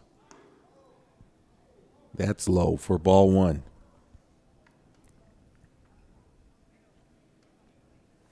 Is Ross from Atlanta by chance? Now, if he's from Atlanta, that's just perfect.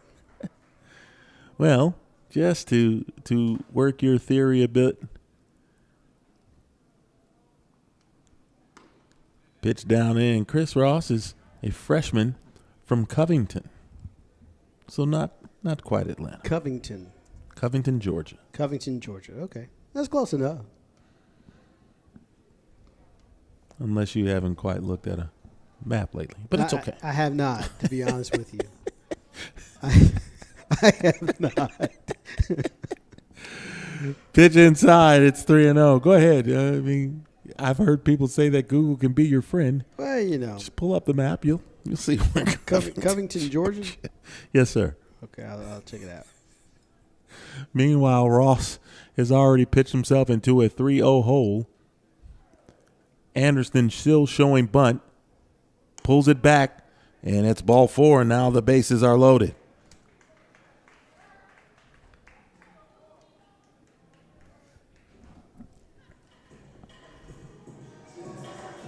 And I know D doesn't want to really look it up. No, I'm going to look it up. I just, I'm not going to wait for you. No. I was actually going to look it up.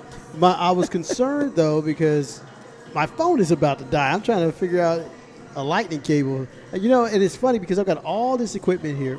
We got bags and bags and oodles of stuff here. But I don't have a lightning cable to charge my phone. And my phone's about to die. Oh, man. Okay, so AA, the professor here, Professor Juris Doctorate or whatever it is, he's looked it up. First pitch, skied, infield fly called, and that's going to be out number 1 as Antoine Jackson pops to shortstop Makai Smith. It is actually considered part of the Atlanta metro area. Okay, all right, Covington, Georgia. But it's not quite next to Atlanta. So how far away from Atlanta is it? Oh, I got to do everything around here. Well, no, I'm just saying. I thought you knew off the top of your head extemporaneously. I thought you knew exactly where Covington was. On the great A.A. Moore tour. I was going to show it to you. And of course, he goes to Google and he pulls up. The first thing we see is the old courthouse. I'm sure this is what it is. But he's determined to show me where Covington, Georgia is in relationship to Atlanta. So if you're out there from Atlanta or Covington and you know the deal, just let us know. Here it is. I'm showing it to you. Okay. You're right. It is nowhere near Atlanta. But it's on the other side. It's like more toward South Carolina. It's going east. Yes, that's correct. Okay. I was thinking it was going to be closer to Alabama. And that way he could, go back and forth. But nonetheless. The 1-1 to Jeffries. Reached on an infield hit. Bases loaded. 1 out. Miles with a chance to tie this game or take the lead.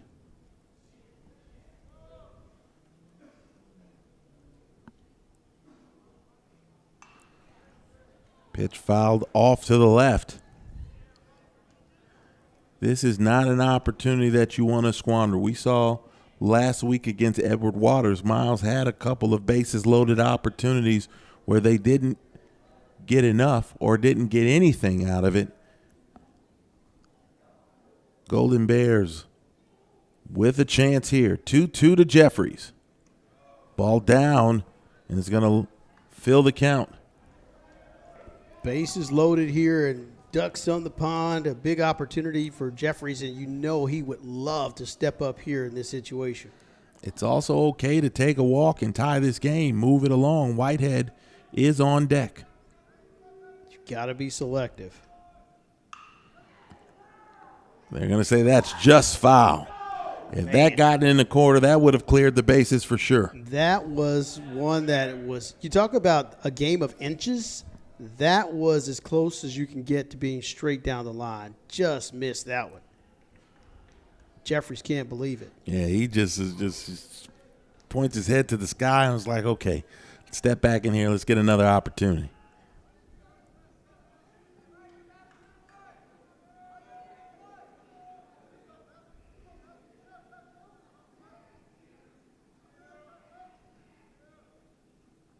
Swing and a miss. Jeffries goes down on strikes.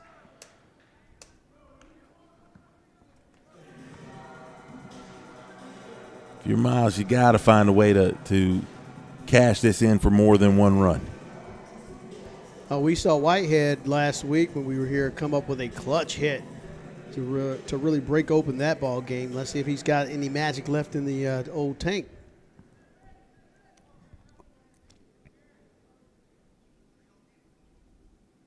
And he does, right up the middle. One run's going to score. LeCastro is getting waved. Here comes the throw. It's well up the line. He's going to have to slide. He's in. And the Golden Bears have taken the lead. Right on time, D. First pitch, Whitehead smokes it to center. Not wasting any time at all, seeing a pitch that he likes. And we talked about how players are dialed in thinking fastball on the first pitch. Every pitcher wants to get ahead. Whitehead, a catcher himself, knowing exactly what to look for, does a great job of hitting, staying poised, keeps his hands back, a nice rhythm straight up the middle to get a couple of runs in and get Miles on the board and definitely getting this game turned around.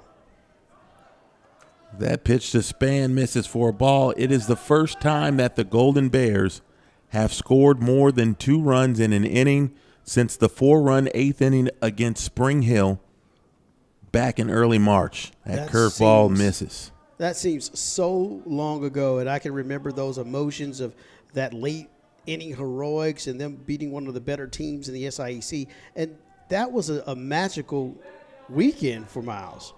Yeah, the big 1-0 win on Saturday to help split the doubleheader before getting come from behind win on Sunday. Miles has played a lot of baseball to go that long without getting more than 2 runs in an inning. Still a chance for the Golden Bears to add more here. Trey Span still with a runner in scoring position, and he hits one out to center, but it's right on the button. Catch made out in center by Craig, and that will retire the side. The Golden Bears had only 1 hit, but it was the 2-run single by Whitehead. Gives them 3. Golden Bears on top 3-2 at the end of 3.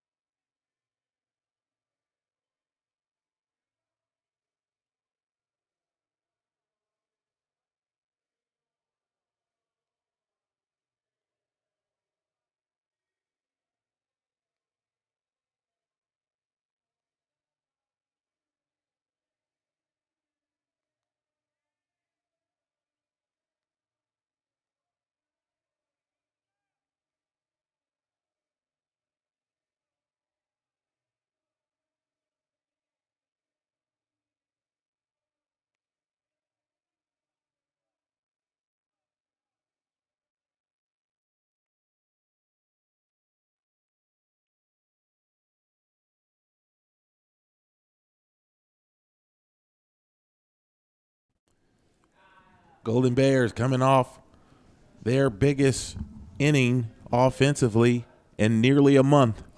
Put 3 on the board against Tuskegee. It's 3-2 Miles as we start the top of the 4th inning. Daryl Johnson already at 70 pitches, but for the first time will pitch with the lead. Kai Smith, he's 0 for 1. He took over in the 2nd inning. That fastball is upstairs.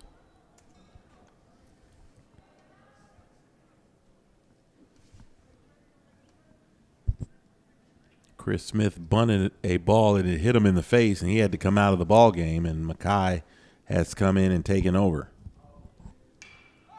Swings at a 2-0 pitch, skies it. Everybody's there, and Greg Willis tells everybody to get out of the way. I'm the biggest guy, so move. Worked out just fine. And when he says move, you move. Either just that, like that. Or you get trucked. Although Antoine Jackson says, I'm not the littlest guy out here. I probably could take the bump.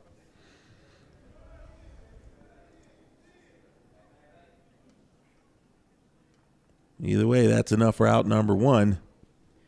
And it'll bring up Chris Mayo. Mayo 0 for 1.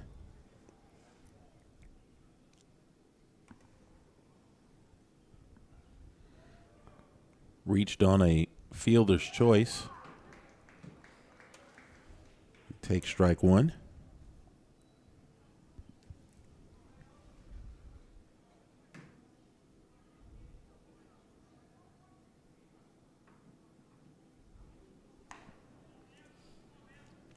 And D, we talk about hits that could really do something big. We thought that Caleb Braston hit in game 1 was going to be the hit that kind of sparked things for the Golden Bears.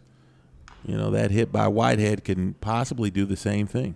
Yeah, Whitehead definitely coming through in the clutch, and this is not the first time we've seen him come through when it means something, when they really need to get on top and get things going. And, again, I always think that catchers have a great vision. They have a great approach when they come up to play and hit. And, he's not necessarily catching today, but has that mentality. I'm going to say that's swing and a miss there by Mayo. Another strikeout by Johnson. It's going to be number 5 for him. Bring up Craig, who's had the big hit for Tuskegee, 2-run triple.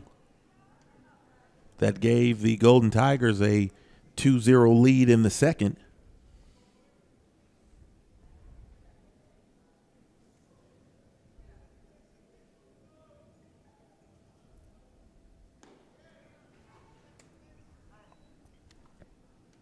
Jackson has done a good job all day behind the dish, trying to, frame that corner for the Golden Bears pitchers. Yeah, it's such an art form to be able to do that correctly. I mean, a lot of people watch TV and they try to snatch it in too quickly or move around. But, a great catcher once told me it's like a steering wheel, and you want to, roll to the left, roll to the right. But a lot of these guys they're doing that sweeping motion. They want to start low and kind of sweep into it. But it's a great combination in the science of timing and how to correctly frame these pitches. It's not about just grabbing it and then yanking it over to the left or right to try to fool the umpire. You kind of got to sweep into it. Especially at the top levels with this new ABS system in play. It's not necessarily new. It's just being used for the first time at the major league level. But the hitters can see it. They know when you are, maybe being a little extra with trying to pull it back in the zone, and they're challenging them all the time. Yeah, these hitters are actually coming out on top a lot of the times. Man, they know it, buddy. Soon as it misses, it's a quick tap to the helmet, like, yo. Yeah, we saw CB Buckner, for instance. This guy, the umpire, he's been struggling with this new system, and the managers, the players, he's kind of become a running joke so far.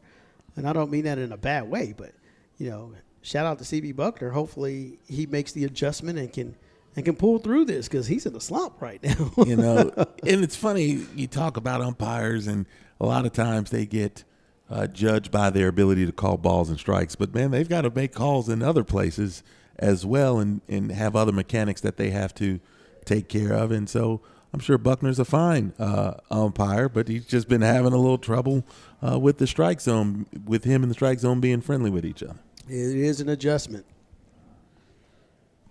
Makes you wonder, a guy like Levon Hernandez in that playoff game many years ago, where late Eric Gregg was calling things 6 inches off the plate. That ball was hung. That ball is driven deep to left.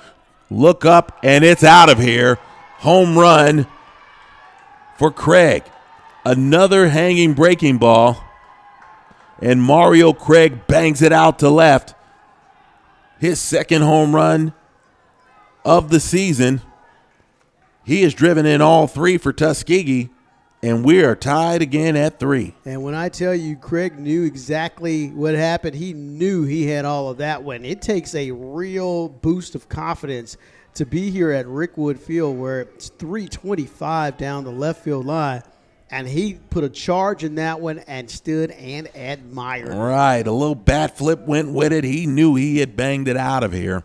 He has driven in all 3. He's halfway to the cycle and has gotten the hard parts out of the way. Triple in the second, solo home run here in the fourth.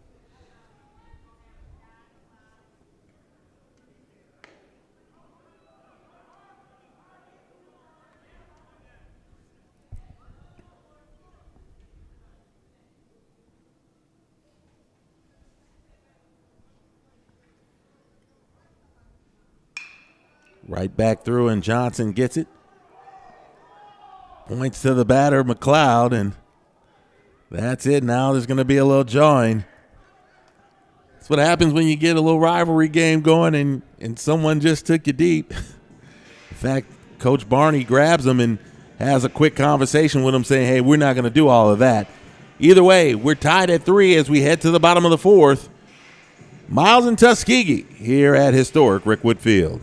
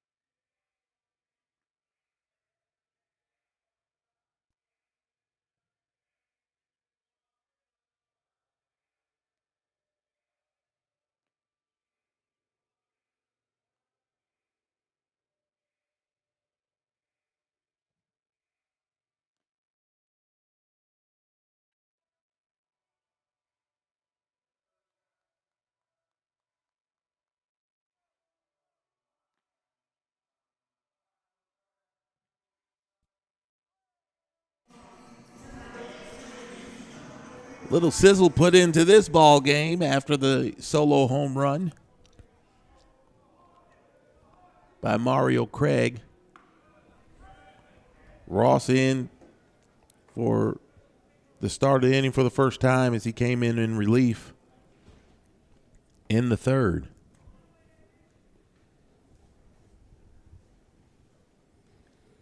Misses down and away as you saw on the last out of the top of the fourth, ball hit right back to Daryl Johnson on the mound as he goes over to first and tosses it to Willis as that pitch is in for strike two. You know, little point there at McLeod, and, you know, probably unnecessary, and it's, you know, got a couple of people a little turned up.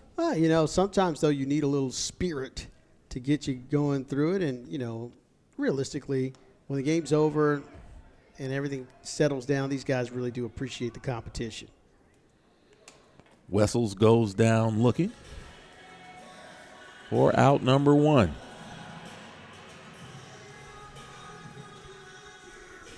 I think it's the one thing that Miles is missing this year as far as, you know, the offense, and they don't have like a real linchpin offensive guy. You know, last year you had Nick Copen, you had Cam Matthews, you had Brandon Leroy. You just had guys who, you know, not only were table setters, but, I mean, you knew, the opposition knew when they came up in the lineup, you had to be really careful on how you pitched to them. Because, you know, if you didn't, you know, the crooked number could get on the board very quickly. Next thing you know, you're down 3-4-5, and this team has not to this point shown that there are one or two guys that you really, really, really have to be careful with. Yeah, and you got to have that alpha dog somewhere in the lineup, and somebody that everyone follows behind and says, hey, this is our leader, and this is the guy who was going to take us there. And, you know, we need somebody to step up. Again, there's still 8 more games here in the regular season to kind of figure that part out. But time is running out fast. Ball 3 here to Michael Smith.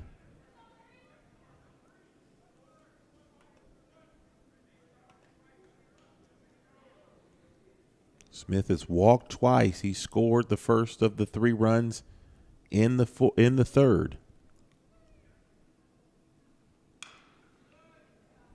Fouls that pitch off to load the count.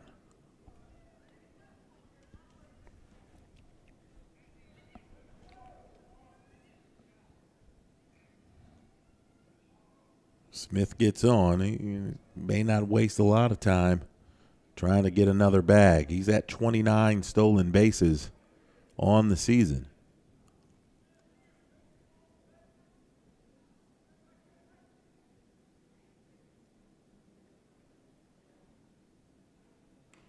Ross misses up and away, and for the third time, Michael Smith is aboard via the base on balls.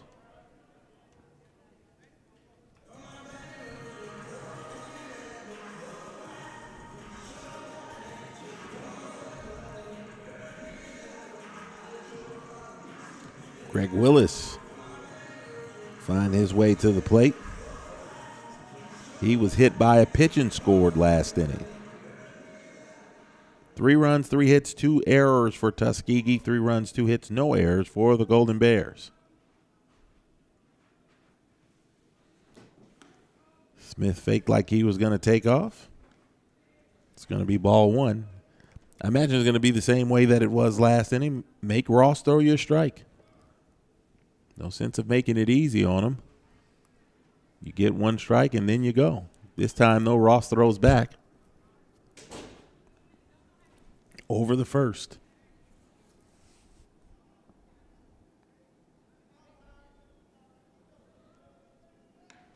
Another throw over.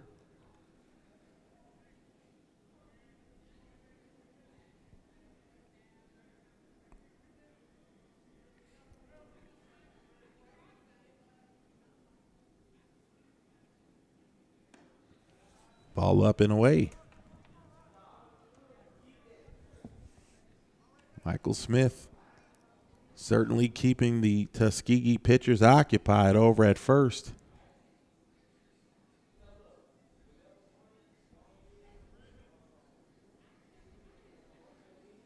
Another throw over.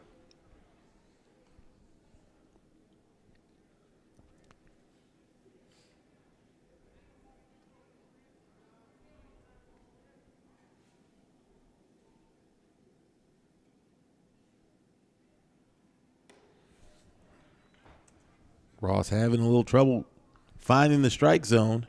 And again, that's why you don't have to just steal for the purpose of stealing. You know, sometimes these pitchers will help you where you don't have to even take the chance.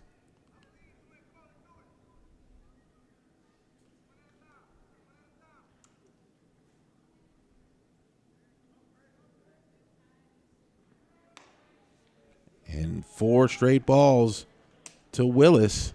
And Michael Smith is on second base without even having an attempt to steal.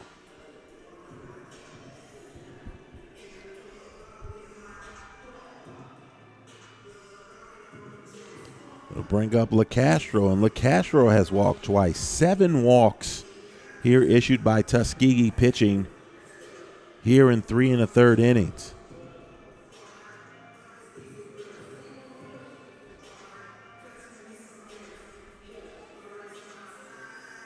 LeCastro walked and scored last inning. Francis is going to take a little time to, at least it looked like he was heading out to the mound, but he just walked out and gave some defensive signals and said that's enough for right now.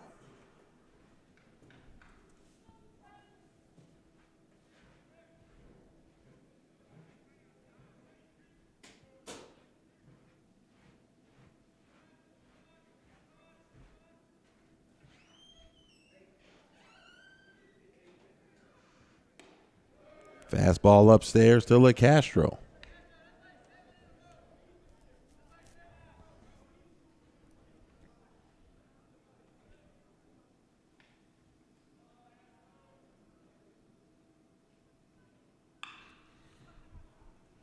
Bueno and LeCastro is hacking, fouls it off. That probably was a pretty good pitch. Actually, on both sides, it was in the zone. LeCastro thought he could do something with it, but you got a guy who's been throwing a lot of balls. You got to let him keep doing it until he doesn't.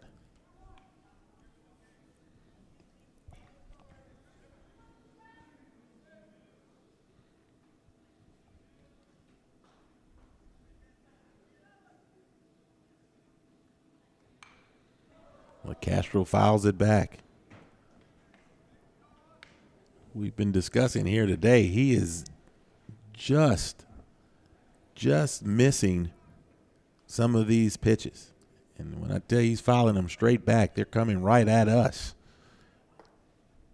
We are perched behind home plate. The 2-2. Curveball in there, strike 3. That was probably the nastiest curveball we've seen Ross break off here this afternoon. And it'll leave it up here to Elijah Anderson.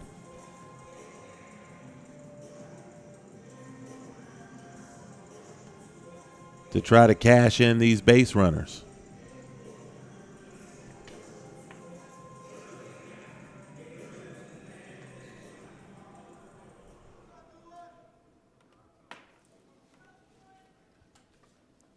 Anderson has walked. First pitch in for a strike, but he's 0 for 1.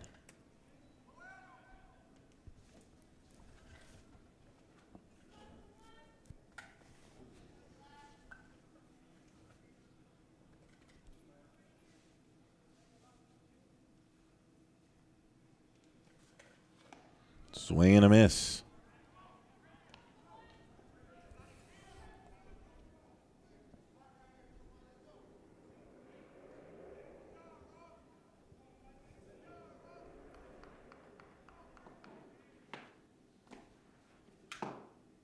Smith takes off, swing and a miss.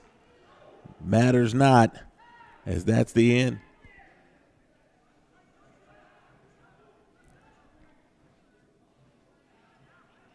The umpire didn't even seem to know that that was strike 3. So that'll be the end of the inning. 2 runners get on via the base on balls. They're both left. We've played 4. Your score is tied 3-3.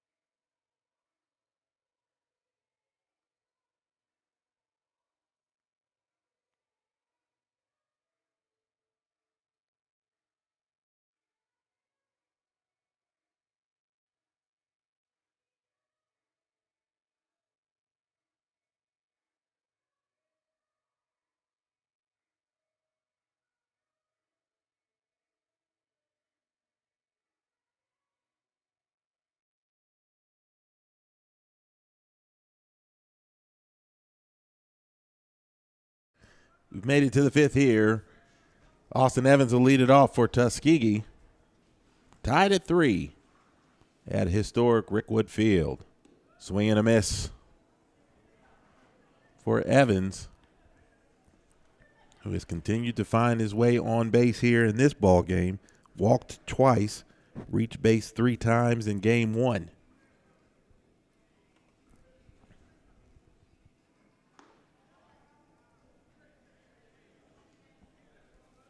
This has not been a problem since the time change, but the shadows are starting to creep over the field. Home plate, first base, a lot of right field covered in shadows. Still a lot of sunlight. But the first game here started at noon. It's already 6 o'clock local time. Swing and a miss there by Evans. If you thought those curveballs were tough to see earlier in the ball game, coming from the light and into the shadows, getting a lot tougher. The 1-2, another curveball, line into left field, another hit for Evans, 6 times on base here in the doubleheader. And the leadoff batter is on for the Golden Tigers.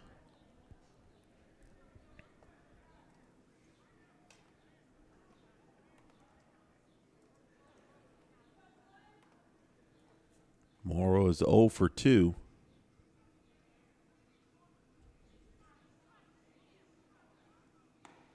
Fastball in for a strike.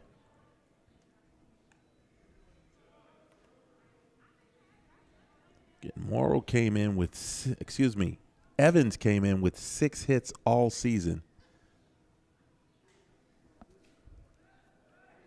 As that pickoff throw is thrown away, and Evans is on second base.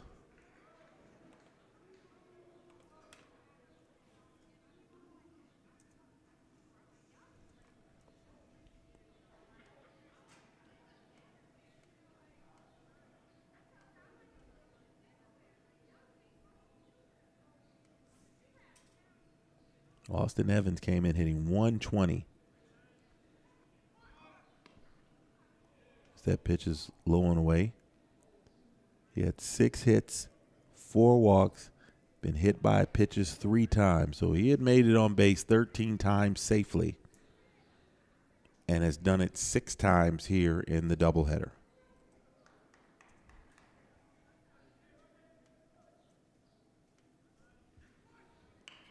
Morrow shows bunt, gets it down. Jeffries is not able to get it there in time, and it's going to be a bunt single by Morrow. Runners at the corners. Nobody out here for Tuskegee in the 5th.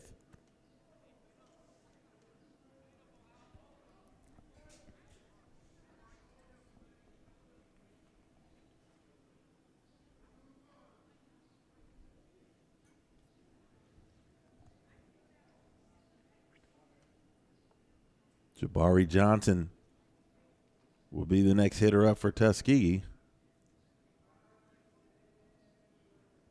He's 0 for 2, is struck out. 1 of 5 strikeouts here in game 2 for the Golden Tigers.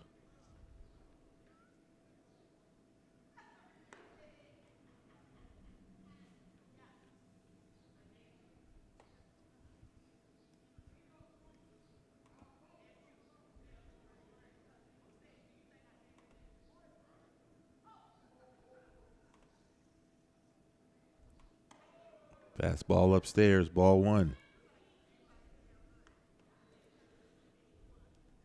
Spring Hill won game 2 over Kentucky State 9-8.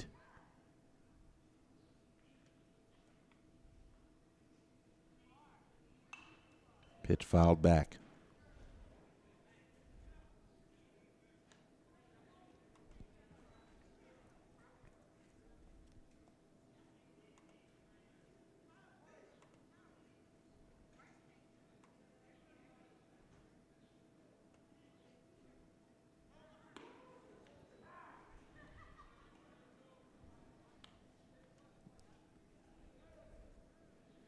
Tuskegee in lane able to play itself back into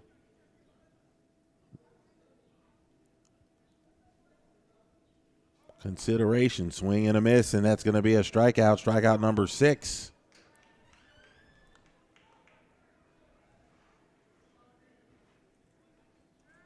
As Johnson goes down swinging for the second time.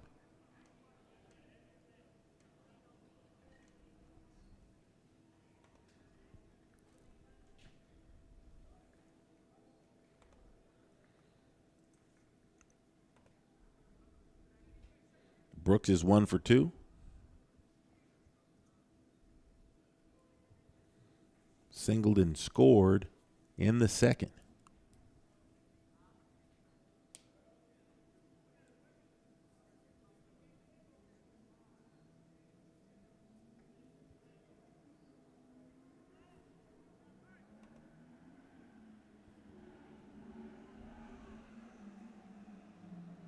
Runners at the corners, 1 out.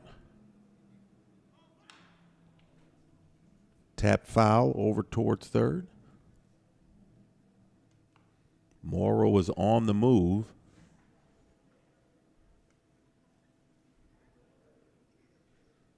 He is 15 of 16 in stolen base opportunities. Top base stealer on the team.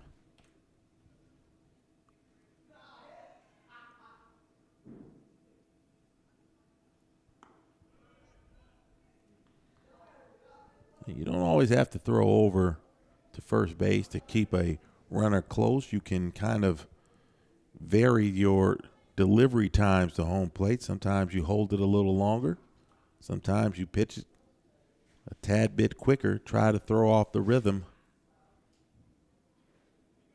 of the base runner. Morrow still takes off. They're going to throw it down. It's going to be a stolen base.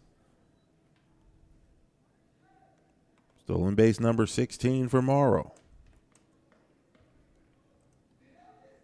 2 runners in scoring position now for the Golden Tigers, but a 1-2 count.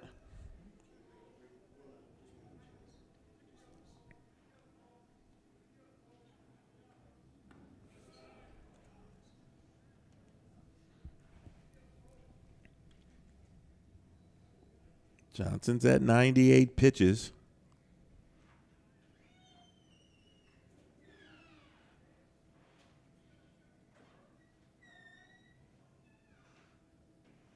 Breaking pitch, they're going to say no. A little up and in. And it'll fill the count again.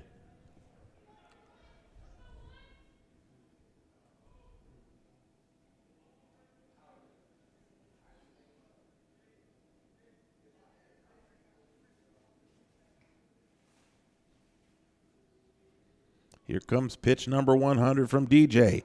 Fastball upstairs, strike 3. Another K for Johnson. Gives him 7.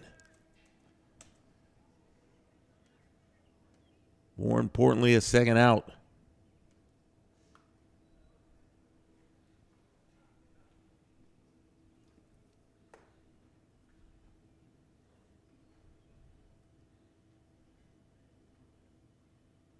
Milton Barney goes out to the mound. He's going to talk with Johnson. Instead, he's going to pull. No, he's telling him no, they're not going to make the pitching change.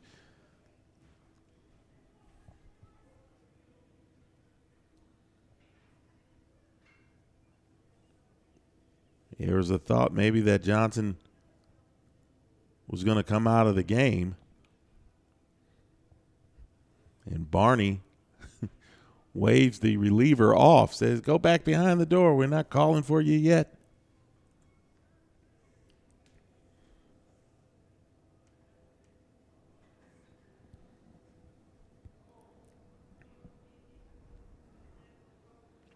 Second and third, 2 outs. Johnson with a nice 63% strike percentage.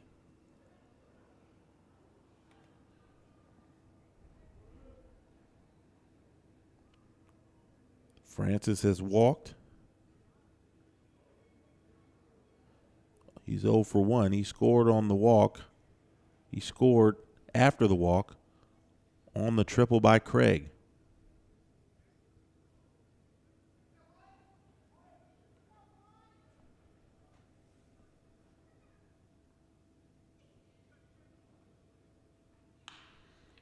Right to third base. Jeffries over to first. And Johnson took one extra pitch, but he gets it done. Tuskegee puts runners on second and third with one out, but unable to score. We go to the bottom of the fifth. It's still tied at 3 here on the Golden Bears Sports Network.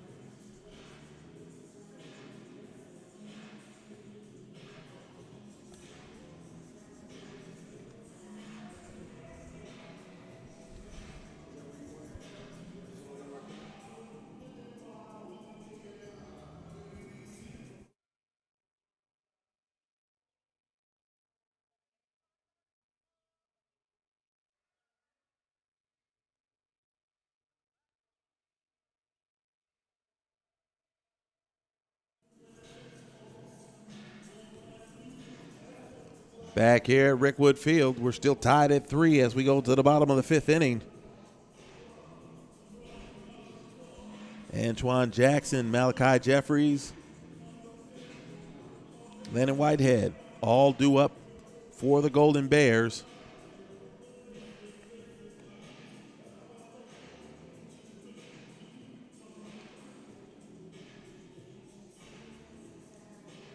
Miles scored 3 in the third after giving up 2 in the second. Tuskegee got that run back to tie it,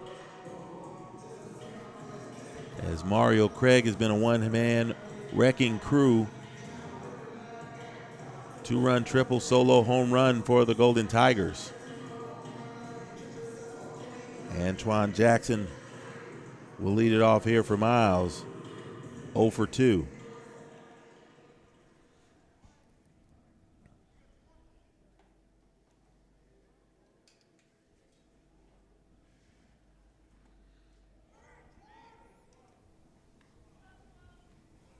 What's the old Varnell sketch on Martin? Did you miss me? D makes his way back in, and that's the thing about this fluid broadcast booth, is that sometimes you got to get up and go do some things. And That's true. That's true. We got to keep the broadcast up and running. Got to put the coal in the engine. Shout out to the old coal barons of Rick Woodward, who built this ballpark back in 1909, opened up in 1910 or so. Oldest ballpark in America. Well, Ross has missed 3 times here to start the bottom of the 5th.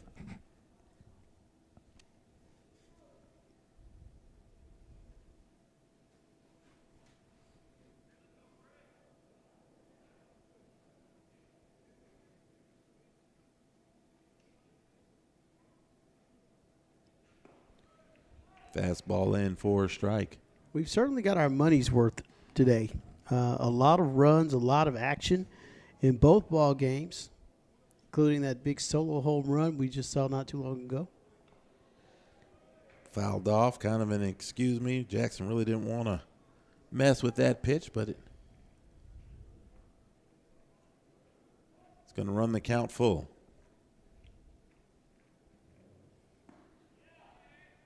Pitch down and in for ball 4, and the leadoff batter is on for the Golden Bears here in the 5th.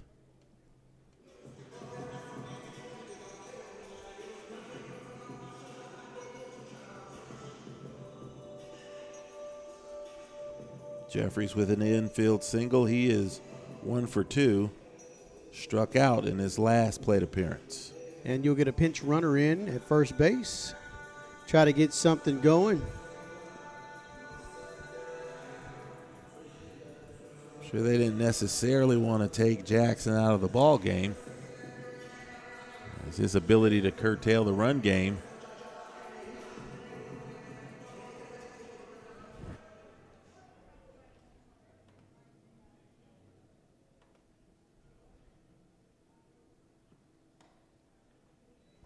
Third baseman in halfway, anticipating the sacrifice bunt.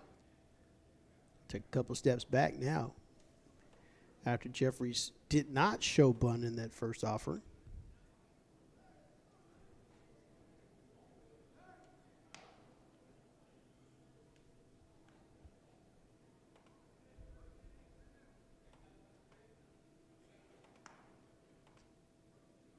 What were you saying in the first ball game? They used to put chickens up on the scoreboard every time somebody would throw over to first base. Yeah, for Tim Raines, they would certainly do that. We don't have much of an electronic scoreboard here today, but a couple throws over. Speaking of scoreboards, and, we talk baseball all the time, and you are from the Windy City of Chicago, and one of the most notable landmarks when you go to a ballpark, whether it be Old Comiskey or the New Comiskey or whatever they're calling it these days, is the exploding scoreboard of the Chicago White Sox. Now, you have a very interesting connection to the exploding scoreboard. I do.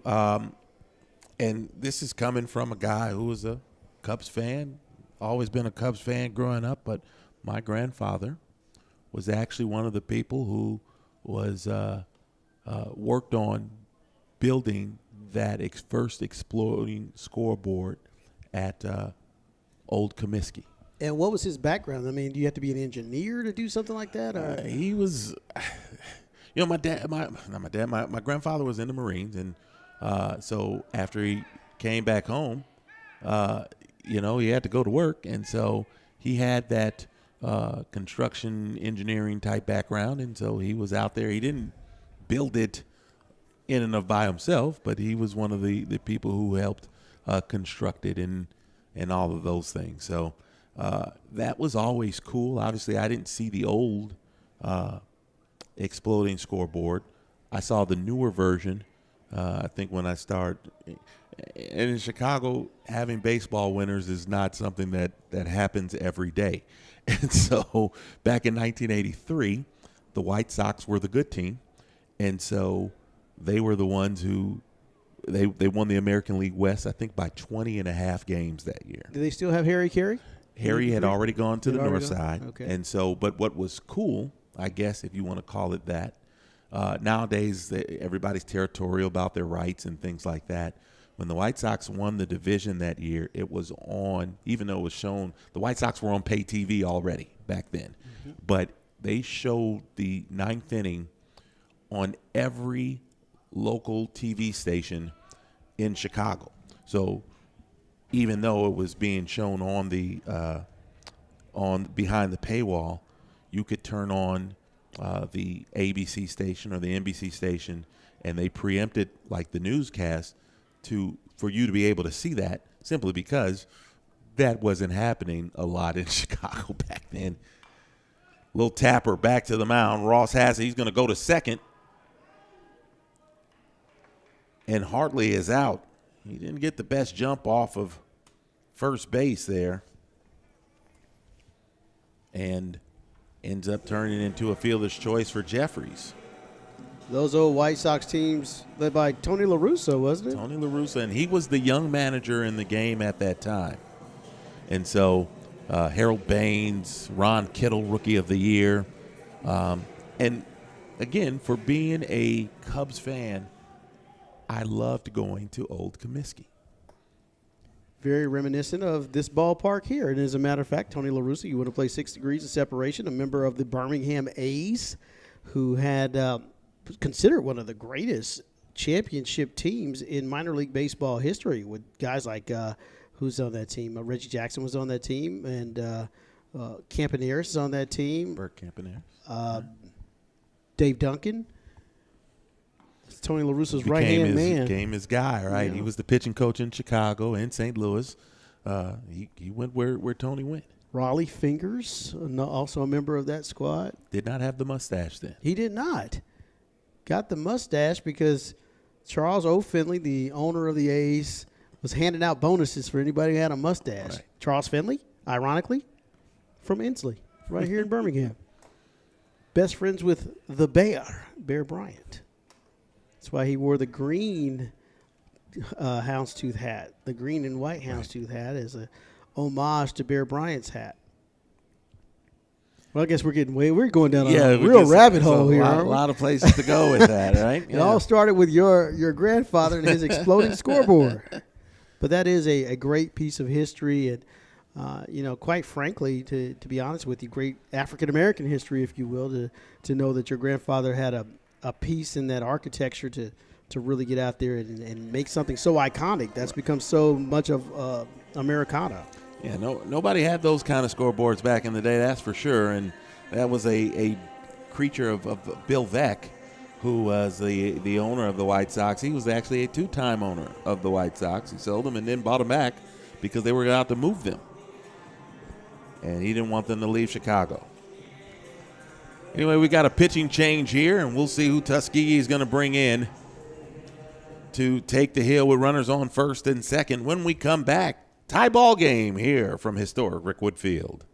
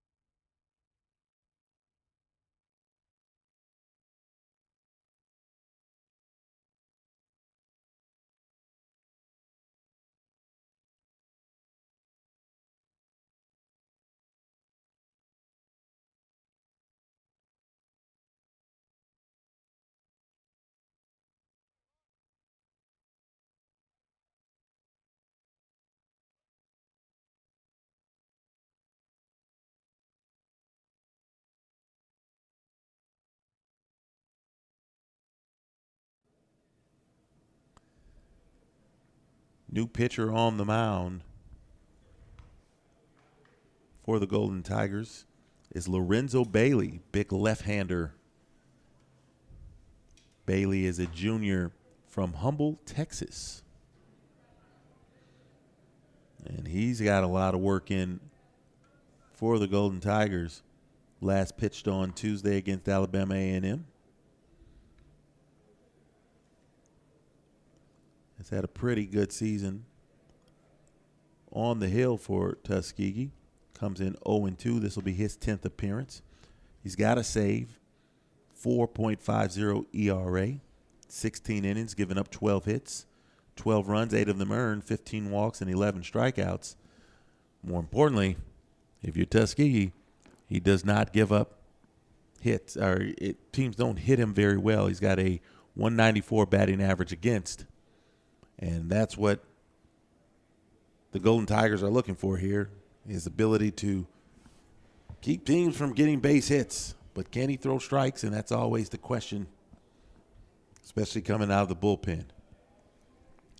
You know, D, we were talking about Comiskey Park, and, you know, I was at Comiskey, another great Comiskey moment. My sister had gone into labor like at 6 in the morning.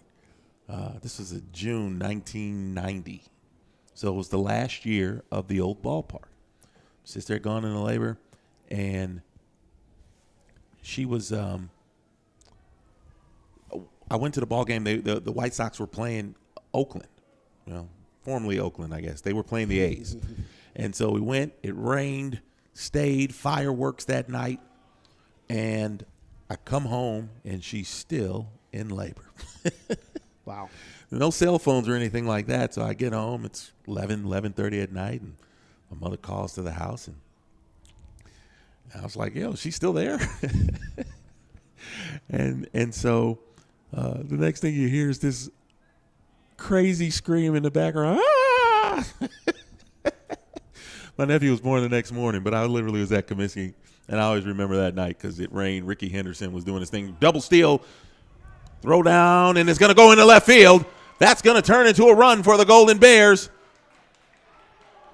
Coach Barney gets them up and moving, and it's going to turn into a run on the double steal. And that's a great jump there by Jeffries, who read the pitcher excellently and got a great jump. Definitely stole that one on the pitcher. So congratulations to him for a great heads-up play and able to turn nothing into something. And, you know, it's good that the Golden Bears can get on the board and take the lead.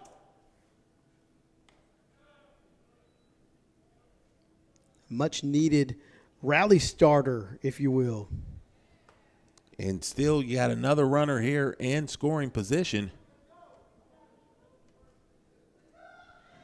Miles with a chance. Tuskegee brings the infield in.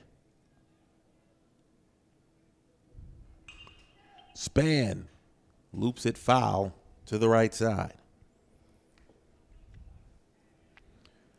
And that works better a lot of times with right-handed pitchers. You know, you're looking right at third base. This time with your back to third base, the runner just takes off, and it was a good jump. But it wasn't the greatest jump, but you put the pressure on as that ball is fouled back here, almost got back here to us. You don't see that too often here. You got to have the kind of the perfect angle to be able to get it up over the netting. And a couple rows in front of us. Swing and a miss. And Span is going to go down swinging for out number 2. The shadows starting to make their way across Rick Wood here.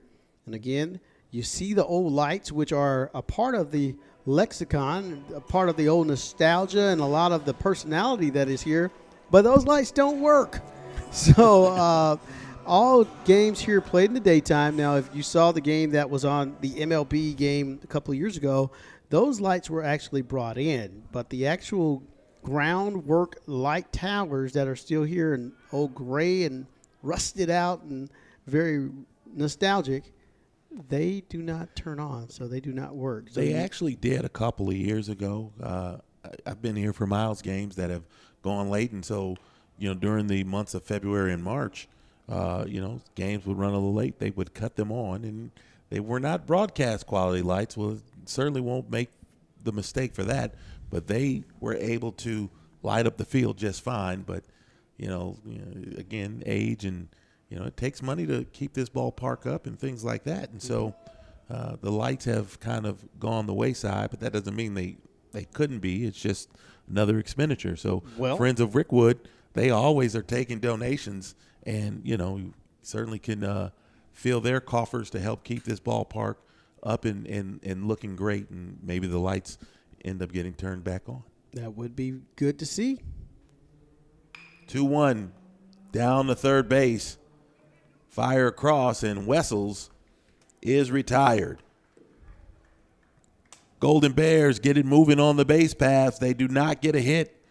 Second time today, Miles is able to score without the benefit of a hit. One run puts Miles on top, 4-3 as we head to the 6th.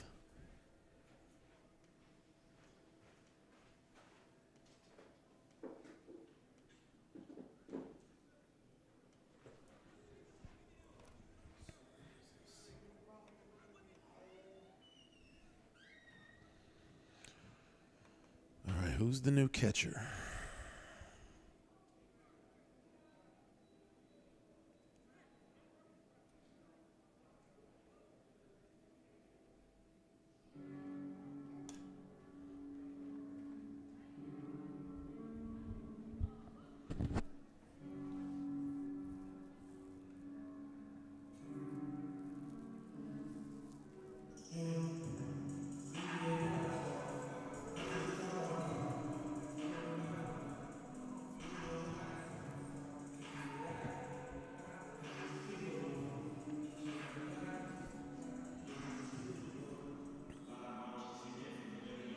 11 goes to third.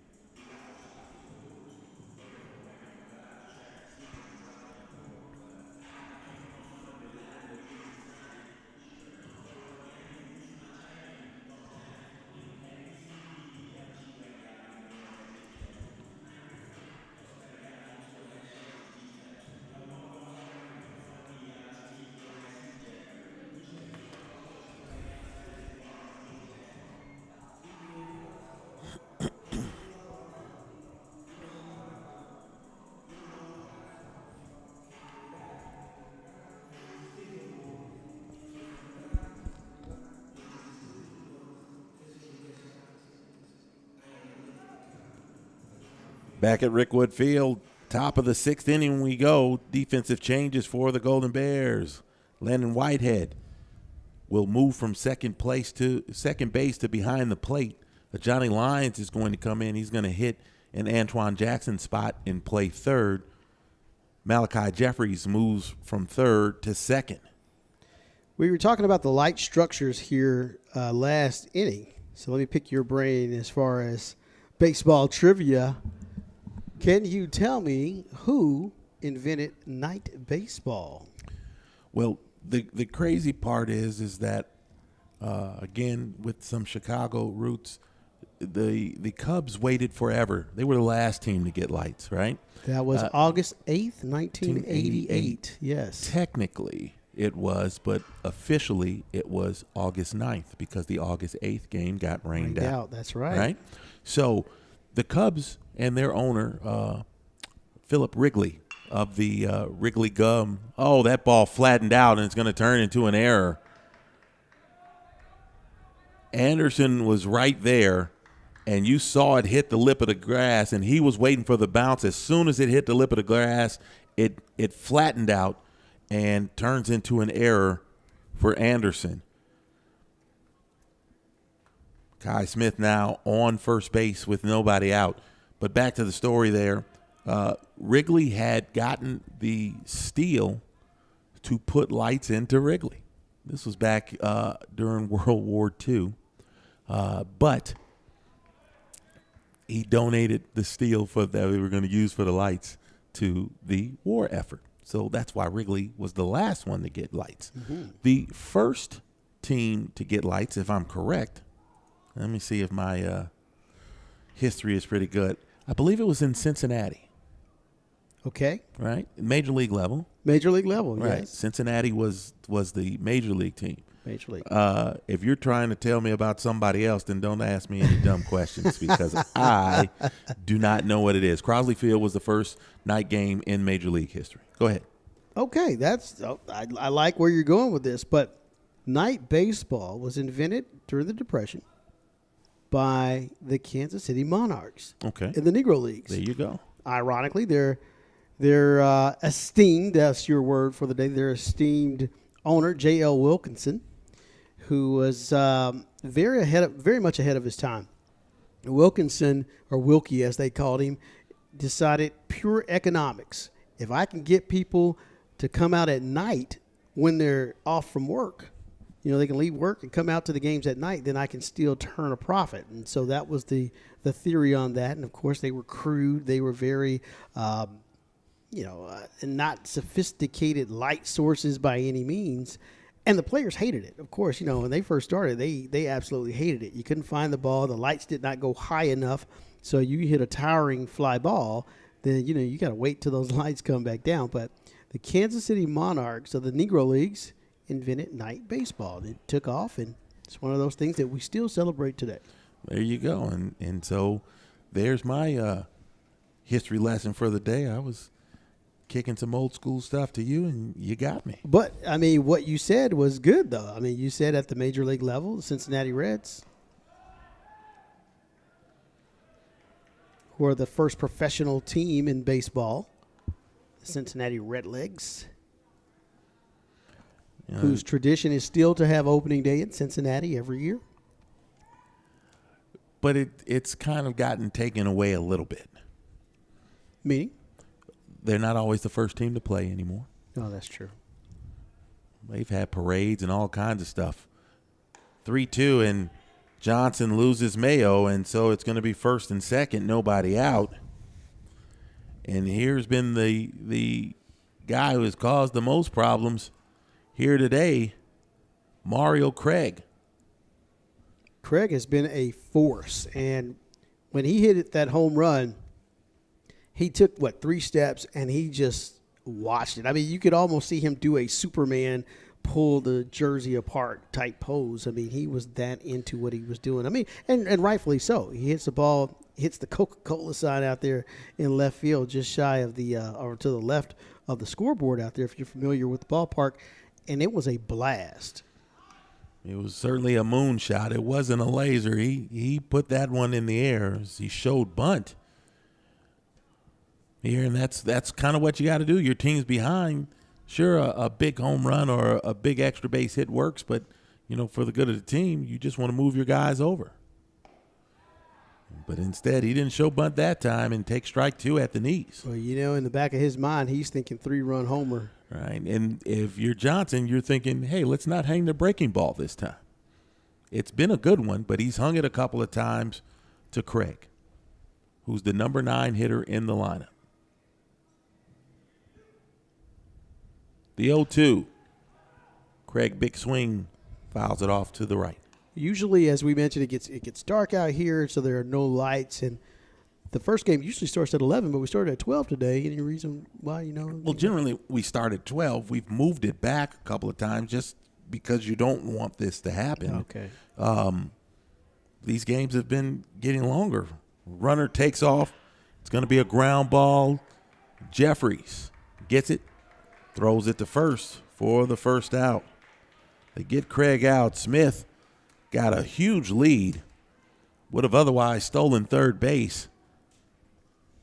And another great play by Jeffries. We saw him make that catch against the fencing in foul territory past third base. Well, he's moved from third base to second base now. And we talked about the range and the different positions that he can play. He plays shortstop, third base, and had great range to his left to make a great play there on the short hop and was able to get the out and save a run.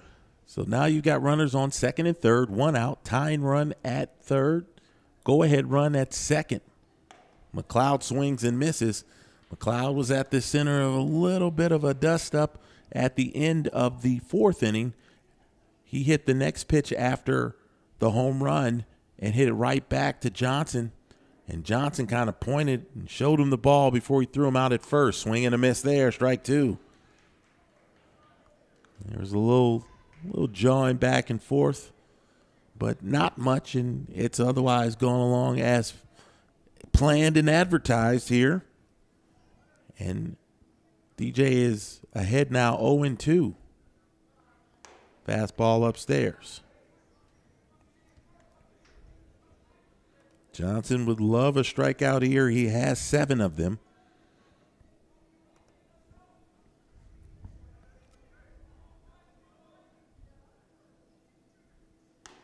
Misses away. This is the pitch where you want to get them. You want to get whatever out you're going to get right here.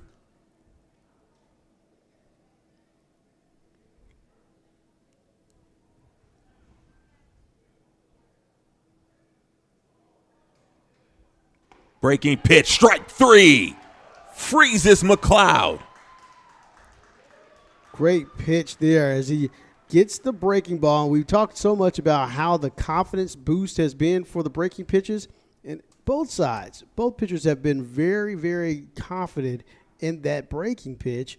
And, I don't know if he's on a pitch count or what have you, but looks like we may have a change here at the mound. I don't know. It doesn't look like Barney has exactly called for anyone out of the bullpen. He's out here having another discussion as he did last inning. And sometimes that is strategy. You give your guys in the bullpen a little extra time to warm up. They can get an extra 5 to 10 pitches in there that they wouldn't be able to get to use and get warmed up a lot faster. Well, the other part is Barney knows that he's thrown his best guys out here today. He threw Rhines in the first game, and he pushed Rhines beyond the limit. Again, nearly 150 pitches for Rhines, who was unable to make it out of the eighth. Here, Johnson is already putting in big pitch numbers. He's at 118 pitches. And so, we're looking at his pitch counts throughout games this season, and he is really pushing the limit of where he has gone as far as pitch counts here in games this season. Pitch grounded. Willis gets it. He's going to step on first, and Johnson gets out of the jam. 2 walks and an error, or a 1 walk and an error, leaves 2 runners on base for Tuskegee. We go to the bottom of the 6th. Miles 4, Tuskegee 3.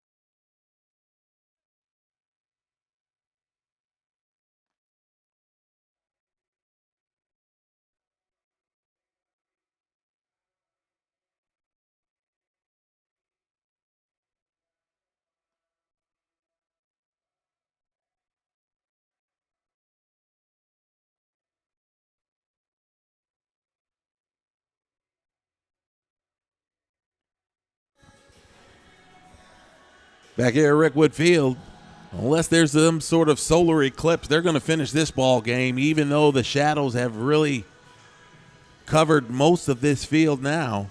There's some sun out in left field and toward center, but it has gotten considerably darker out here as the sun begins its descent into the west. Michael Smith will lead it off. Smith lays down a bunt right in front of home plate. Francis, no one is over at first base. And for the 4th time, Smith reaches base. First base hit for the speedy outfielder. No one was at first base. So even though Francis got out there in a good amount of time, there was no one to throw it to.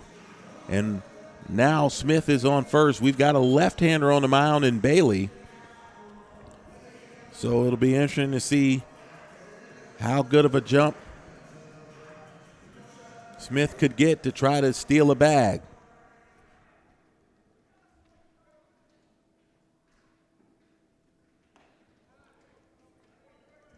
Pitch misses down and away for a ball.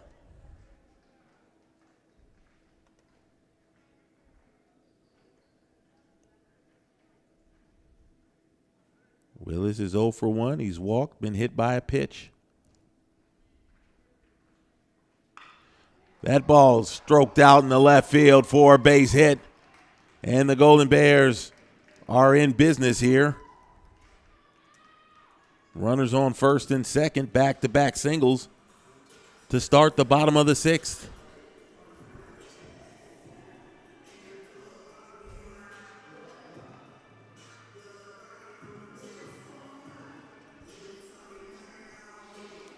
Castro struck out last time, but he has walked twice.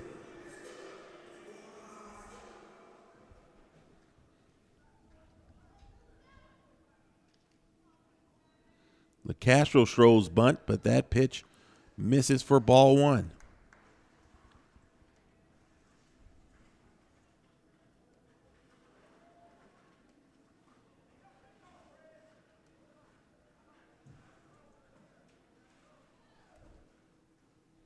The Castro bunts it, foul.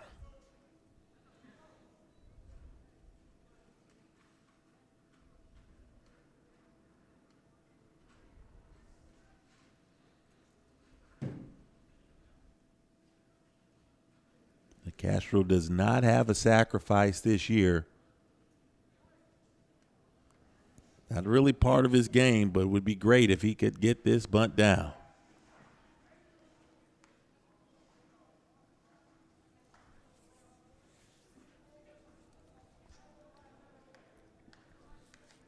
Golden Bears looking for some insurance here in the bottom of the sixth. Bunts right through it and misses for strike two. And Mayo, is literally in the left-handed batter's box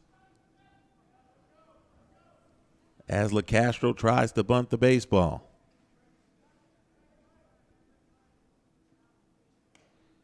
Ball's upstairs, and it's going to pop out of the glove of Francis. No need to lay down the sacrifice on the pass ball.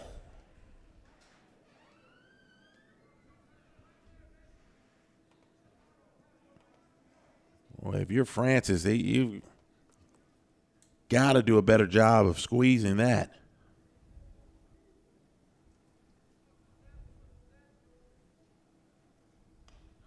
Upstairs, counts full.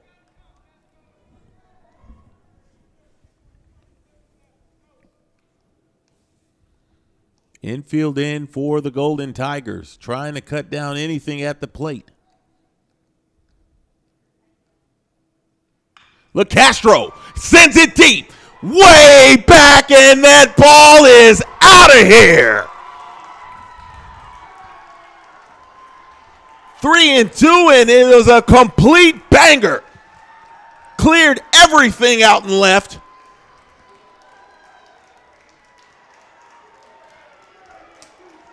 And there's the big swing that we were looking for, D. He smoked it. And not only that, it's just a great chance for him to rally this team because we talked about someone needing to step up. We said, okay, his numbers are not where he wants them to be. He's looking for a breakout moment in conference play especially. And what did we say? It just means that he is due, and no better way than to come up and clear the bases. And you got to be happy for this entire Golden Bears squad when you see something like that. A huge hit, a huge opportunity, and a huge home run from a team that does not hit a lot of home runs. And you mentioned how huge this ballpark is as well. So that is something that could really be a momentum boost moving forward. That was just the fourth home run for the Golden Bears here in 2026, and that was a no-doubter. It appeared to be a fastball. Whatever it was completely disrespected as he cleared all of the walls out there and left. That was a monster shot. You talked about Craig's home run, but that is one, clearly has been one of the longer home runs we've seen at this ballpark.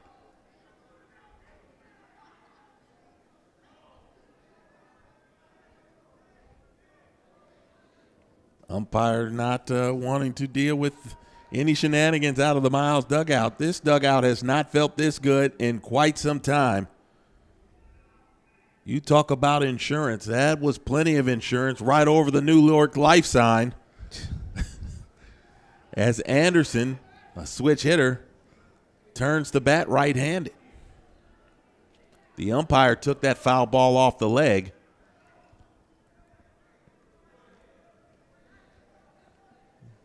Going to walk it off a little bit, but that one hit him on the inside of the leg. Said he's all right, but he's still a little bent over.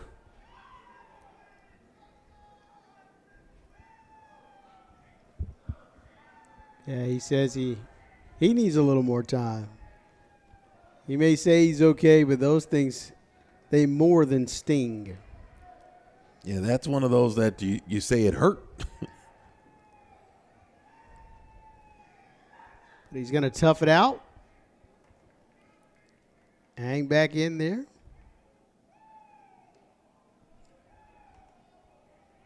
And you mentioned this Miles dugout. They have come alive following that home run.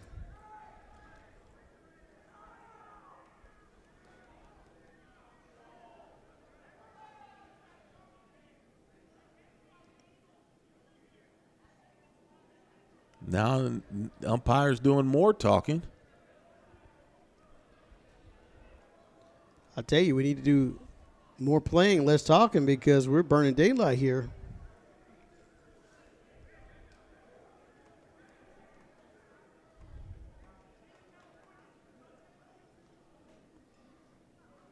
And the only team that's going to impact is Tuskegee.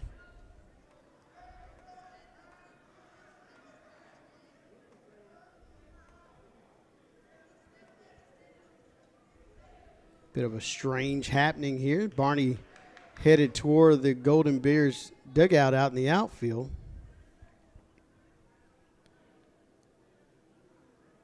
Let's go. Players coming in. Taking the shortcut. Or maybe Barney's going to get loose. He says, I can get these 3 outs. I don't know, but he's going all the way out to the bullpen. This is bizarre, to say the least.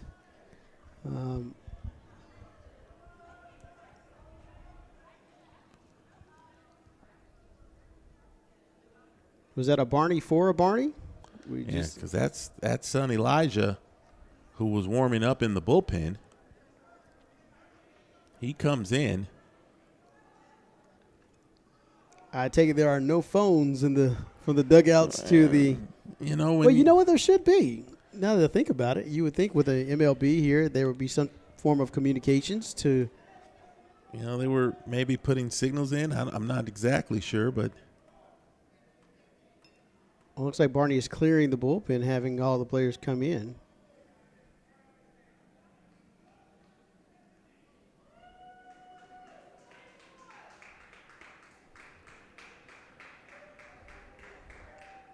Something you never see. I can say I've never seen that. The entire relief staff coming out of the bullpen, being summoned by the manager to come into the dugout.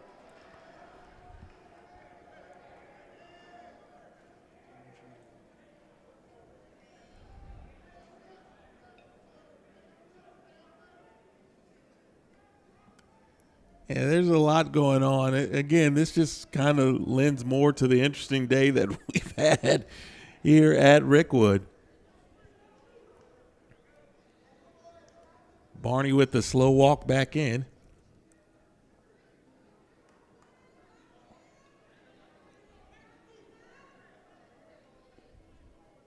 And he and the first base umpire are going to have another conversation. This is almost one of those times where the pitcher might need to get a couple of warm-ups in. I wouldn't be surprised. As the sun sets across the outfield, that golden haze right above the scoreboard and the top layer of the outfield fence. It almost seems like yesterday LeCastro hit that home run. It does. Only one pitch has been thrown since then. But hats off to LeCastro. I mean, you talk about breaking out of a slump in a big way.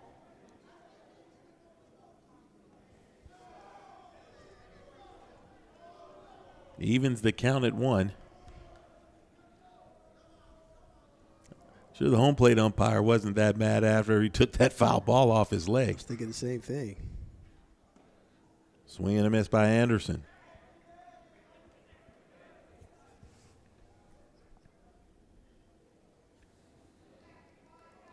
After not having a 3-run inning for nearly a month, Miles does it twice here in game 2.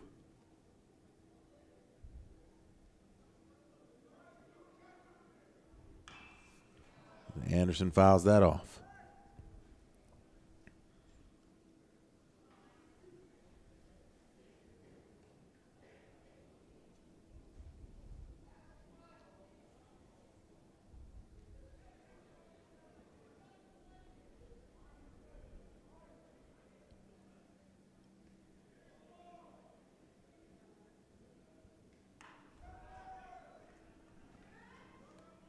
You had mentioned that flag at a standstill earlier, and, well, as the evening creeps, so does the wind. Right. Flag is just chilling right now.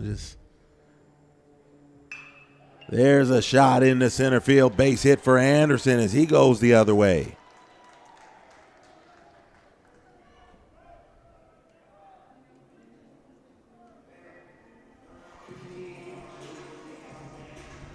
Johnny Lyons comes up. This will be his first plate appearance in game 2. You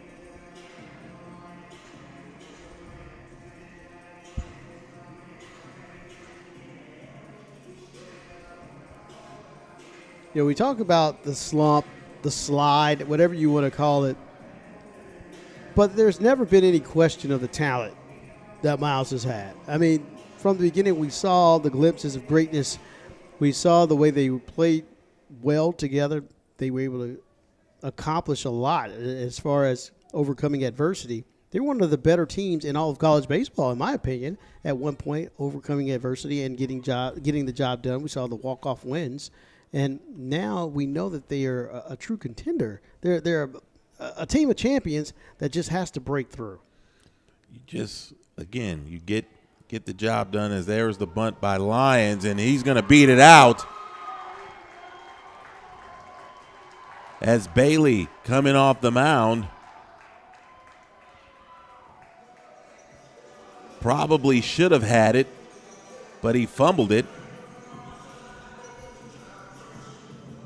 And, you know, it's kind of dawned on me to what I believe may have happened earlier. I think Barney noticed the momentum shift, and he wanted those guys in the bullpen to be a part of it. I was considering that could have been part of it as well. Because they haven't won in so long that they all need to be a part of this and feel that victory and feel what it's like to be on top and ride that wave of momentum.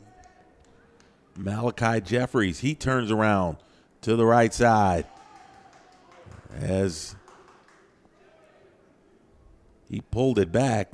They're saying it's not a foul ball, so it's going to be a wild pitch. In fact, probably a pass ball. He should have caught that.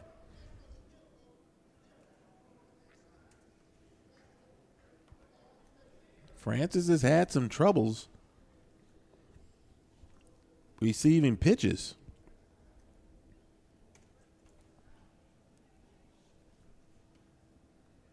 And now a visit to the mound.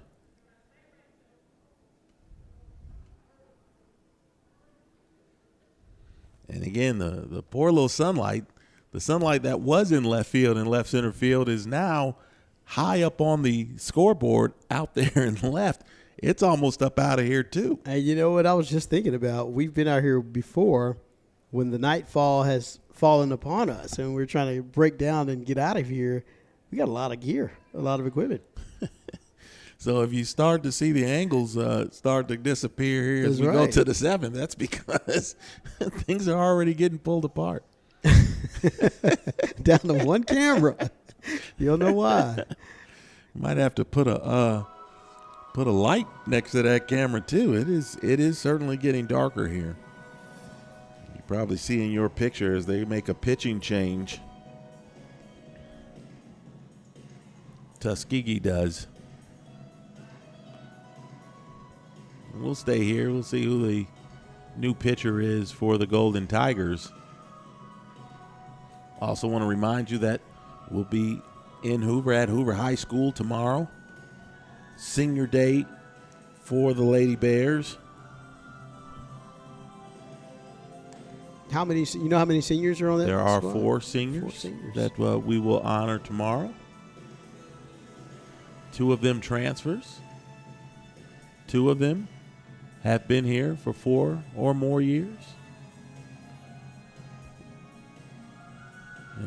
We will certainly be happy to honor each of them for their contributions to the Lady Bears.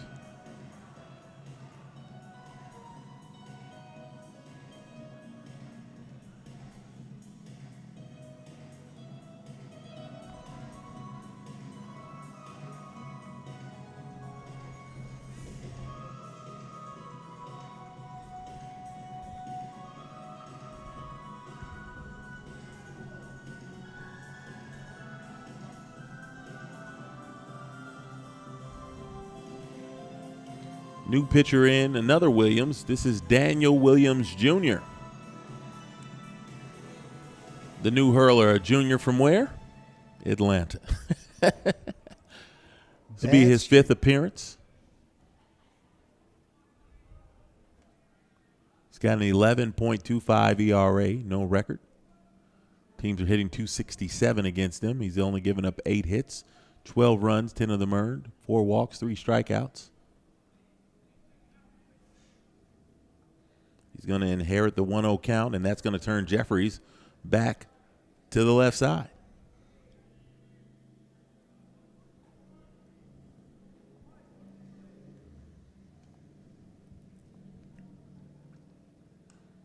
Shows bunt, misses again, ball 2.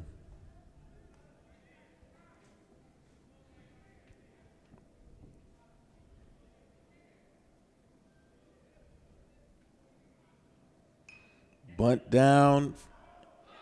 They're going to say it's a foul ball. I don't know about that one. That looked like it stayed fair to me and got down. I believe that Mayo was in fair territory, but that ball, in fact, had gone foul. Okay. But, of course, what do I know? Umpire was standing right there. He was right on top of it. That's right. And no controversy, no questioning from the coaches. Elijah Anderson has come out of the ball game, and Trey Walker now in the run at third base.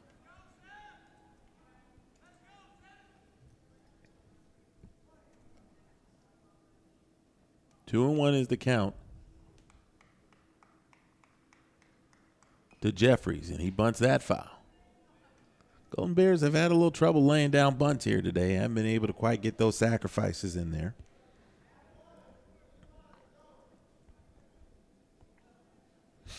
Again, it is a lost art form.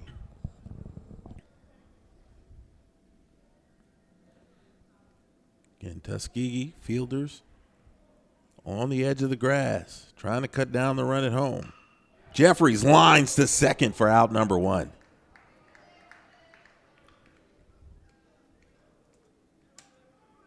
Infield playing in to protect that run at third base. Had they been playing back, Jeffries had a much better chance of letting that ball find some eyes and find its way to right field, but he hits it on the button, but lines it to the second baseman for the first out. Landon Whitehead has already had a big hit in this ball game, 2-run single in the third, which had given Miles the lead. He shows bunt, and that ball is going to bounce away, and Walker scores. Umpire took another shot. He's probably starting to wonder what he did to society to keep getting hit with the baseball today. Man, let's play. Give him a theme song. Spinners, Rubber Band Man. If you're just joining us, the Golden Bears putting up quite the fight, coming from behind and trying to get back in the win column. Glad to have you here. Call your friends. Send the link. Join in with the success so far. Whitehead gets the bunt down and goes right to the mound, but a run's going to score.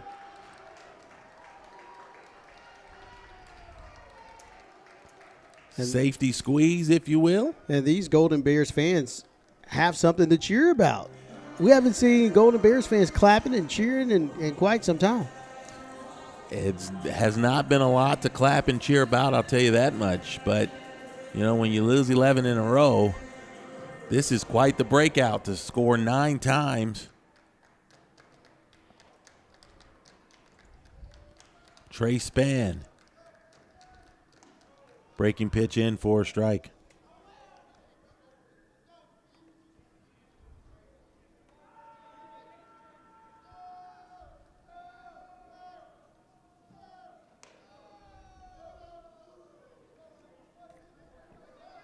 Most runs scored in a game by the Golden Bears since March 8th and an 11-10 loss to Kentucky State.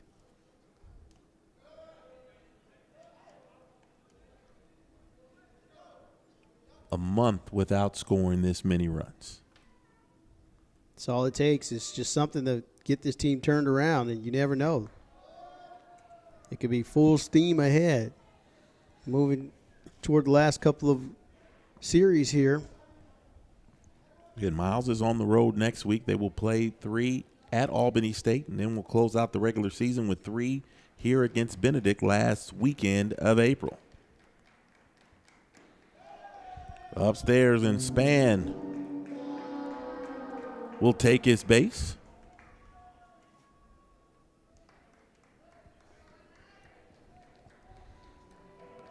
I'm just wondering if they're going to try to play the 7th. I think they will.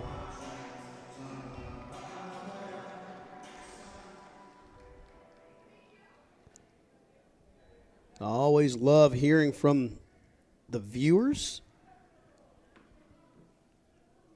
Give a shout out to Ballhead KB. That's their name here on.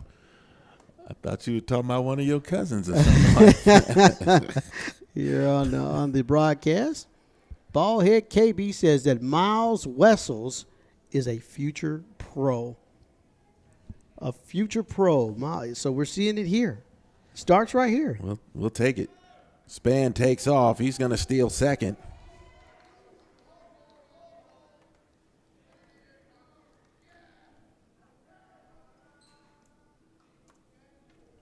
We'll take your word for it. Yeah. Would love to see him make it to the next level. My guess is he's going to be a pro at something. Sound like the, was it one of those car commercials? The rental car places. They say they only they recruit NCAA players because everybody's got to go pro in something. That's correct. And we won't mention which one of them it is because they have not paid us. Hey, see? I know the rules, man. Spann takes off for third. He's going to steal third as well. Love the aggressiveness by the Golden Bears. They have always been aggressive on the base paths. You see them stealing. I mean, they've got to be one of the dirtiest teams, and I mean that in a great way. They walk off the field, they're filthy because they're just moving around, stealing bases, sliding, getting dirty all day, and that is what hard-nosed baseball is all about. 2-2 the count. Here to Miles Wessels. Chance to drive in another. Pitch upstairs. And our viewer shout-outs, there was somebody else I did not get a chance to mention. It's Chip Creighton. Chip Creighton 705, a big Tuskegee fan. Is he ball head too? I don't know. Kind of like Romper Room. Remember Romper Room at the end when they would look through the mirror? Right, yeah. See everybody's name. And I used to always sit right in front of the TV and be like, I'm right here. How can you not see me? Never said my name. Traumatized. I don't think they said jizzle a lot when they were back in 78 or something like that, you know? The fro was froing. Throw over to first. Michael Smith has been in the middle of everything here for the Golden Bears today. It was his single that started this big outburst here in the sixth. He has reached base 4 times, 3 walks, and a hit, has scored twice. And you have not mentioned. Run's going to score, and they're going to tag Wessels out. But you did not mention the great catch that he made out in left field in game That was Michael 1. Smith. He certainly did that. So it's going to be another run for the Golden Bears. And we're going to go to the 7th. Miles leads 10-3. We'll be back.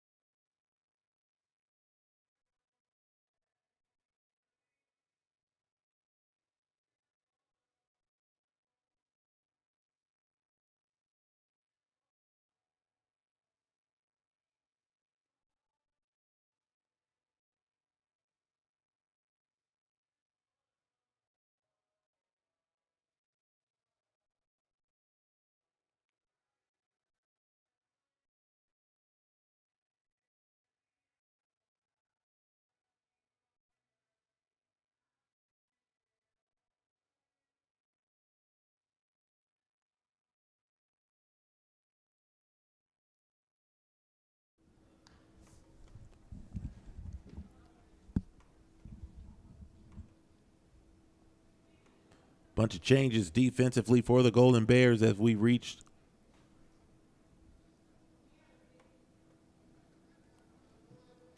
the 7th inning. Michael Smith moves to left. Miles Wessels is now in center. Trey Walker stays in the game and is in right field. Johnny Lyons moves over to short. Malachi Jeffries goes back to third. Trey Spann is now playing second base. Daryl Johnson still on the mound for the Golden Bears, looking for the complete game victory.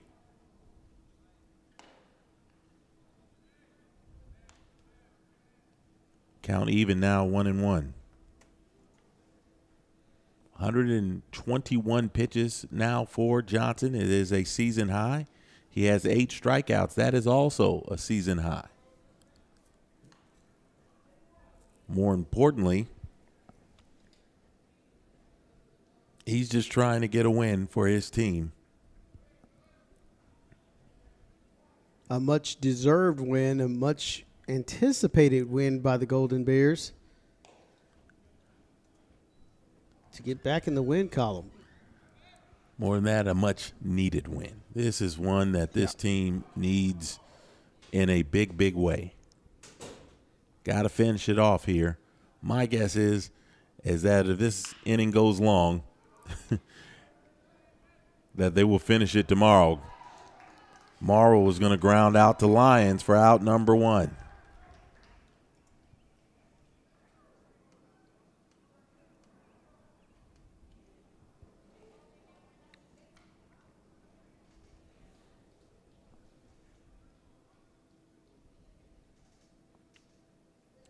Jabari Johnson comes to the plate. 0 for 3. He is struck out twice.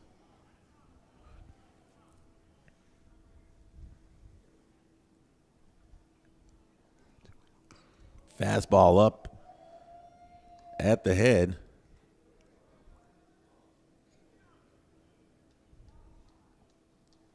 Again, that's the thing that you worry about. You know, we were telling stories about Charles O. Finley. One of his inventions that he tried to bring to the game was the orange baseball. Do you remember that? I do. Was it orange or was it yellow? No, It was orange? It was orange. It was orange. Baseball had the orange, and they tried it out for a couple games in spring training, but the players said they couldn't pick up the seams because the seams were black. And so it got scrapped, as that's going to be a single for Johnson to left.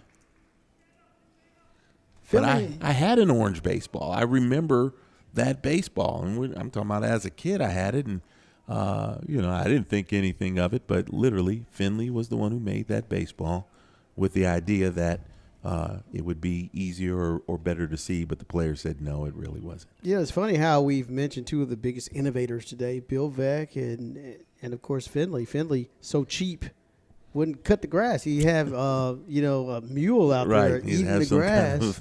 And then he had the robotic rabbit that would bring the baseballs up or pop up behind home plate. Brooks sends this one out deep to center, and Wessels can't bring it in. And they're just going to wave Johnson around. It's going to be a double.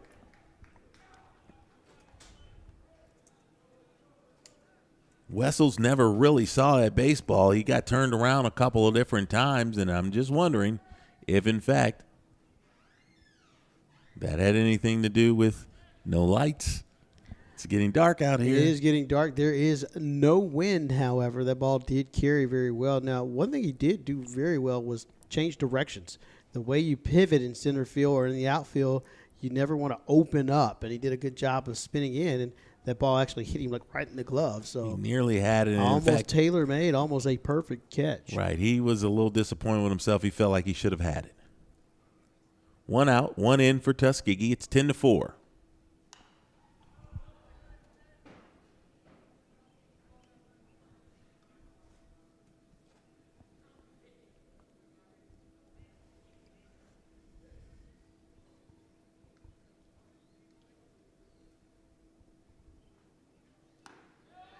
There's another good pitch.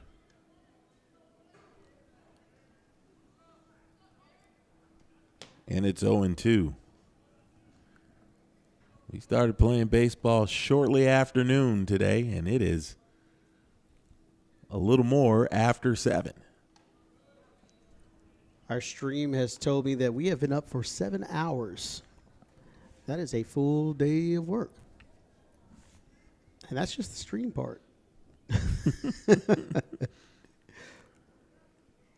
Breaking pitch shot into the Miles dugout. Players go scattering. And this is where you get to see some of that camaraderie building. You know, those pitchers coming in from the dugout or from the bullpen to hang out in the dugout. And these new and improved dugouts are much larger, so these guys get a chance to kind of expand a little elbow room and jaw jack, as you say.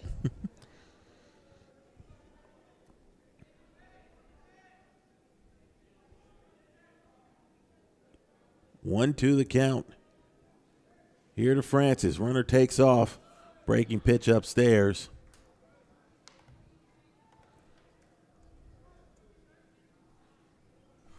And Brooks finds his way over to third.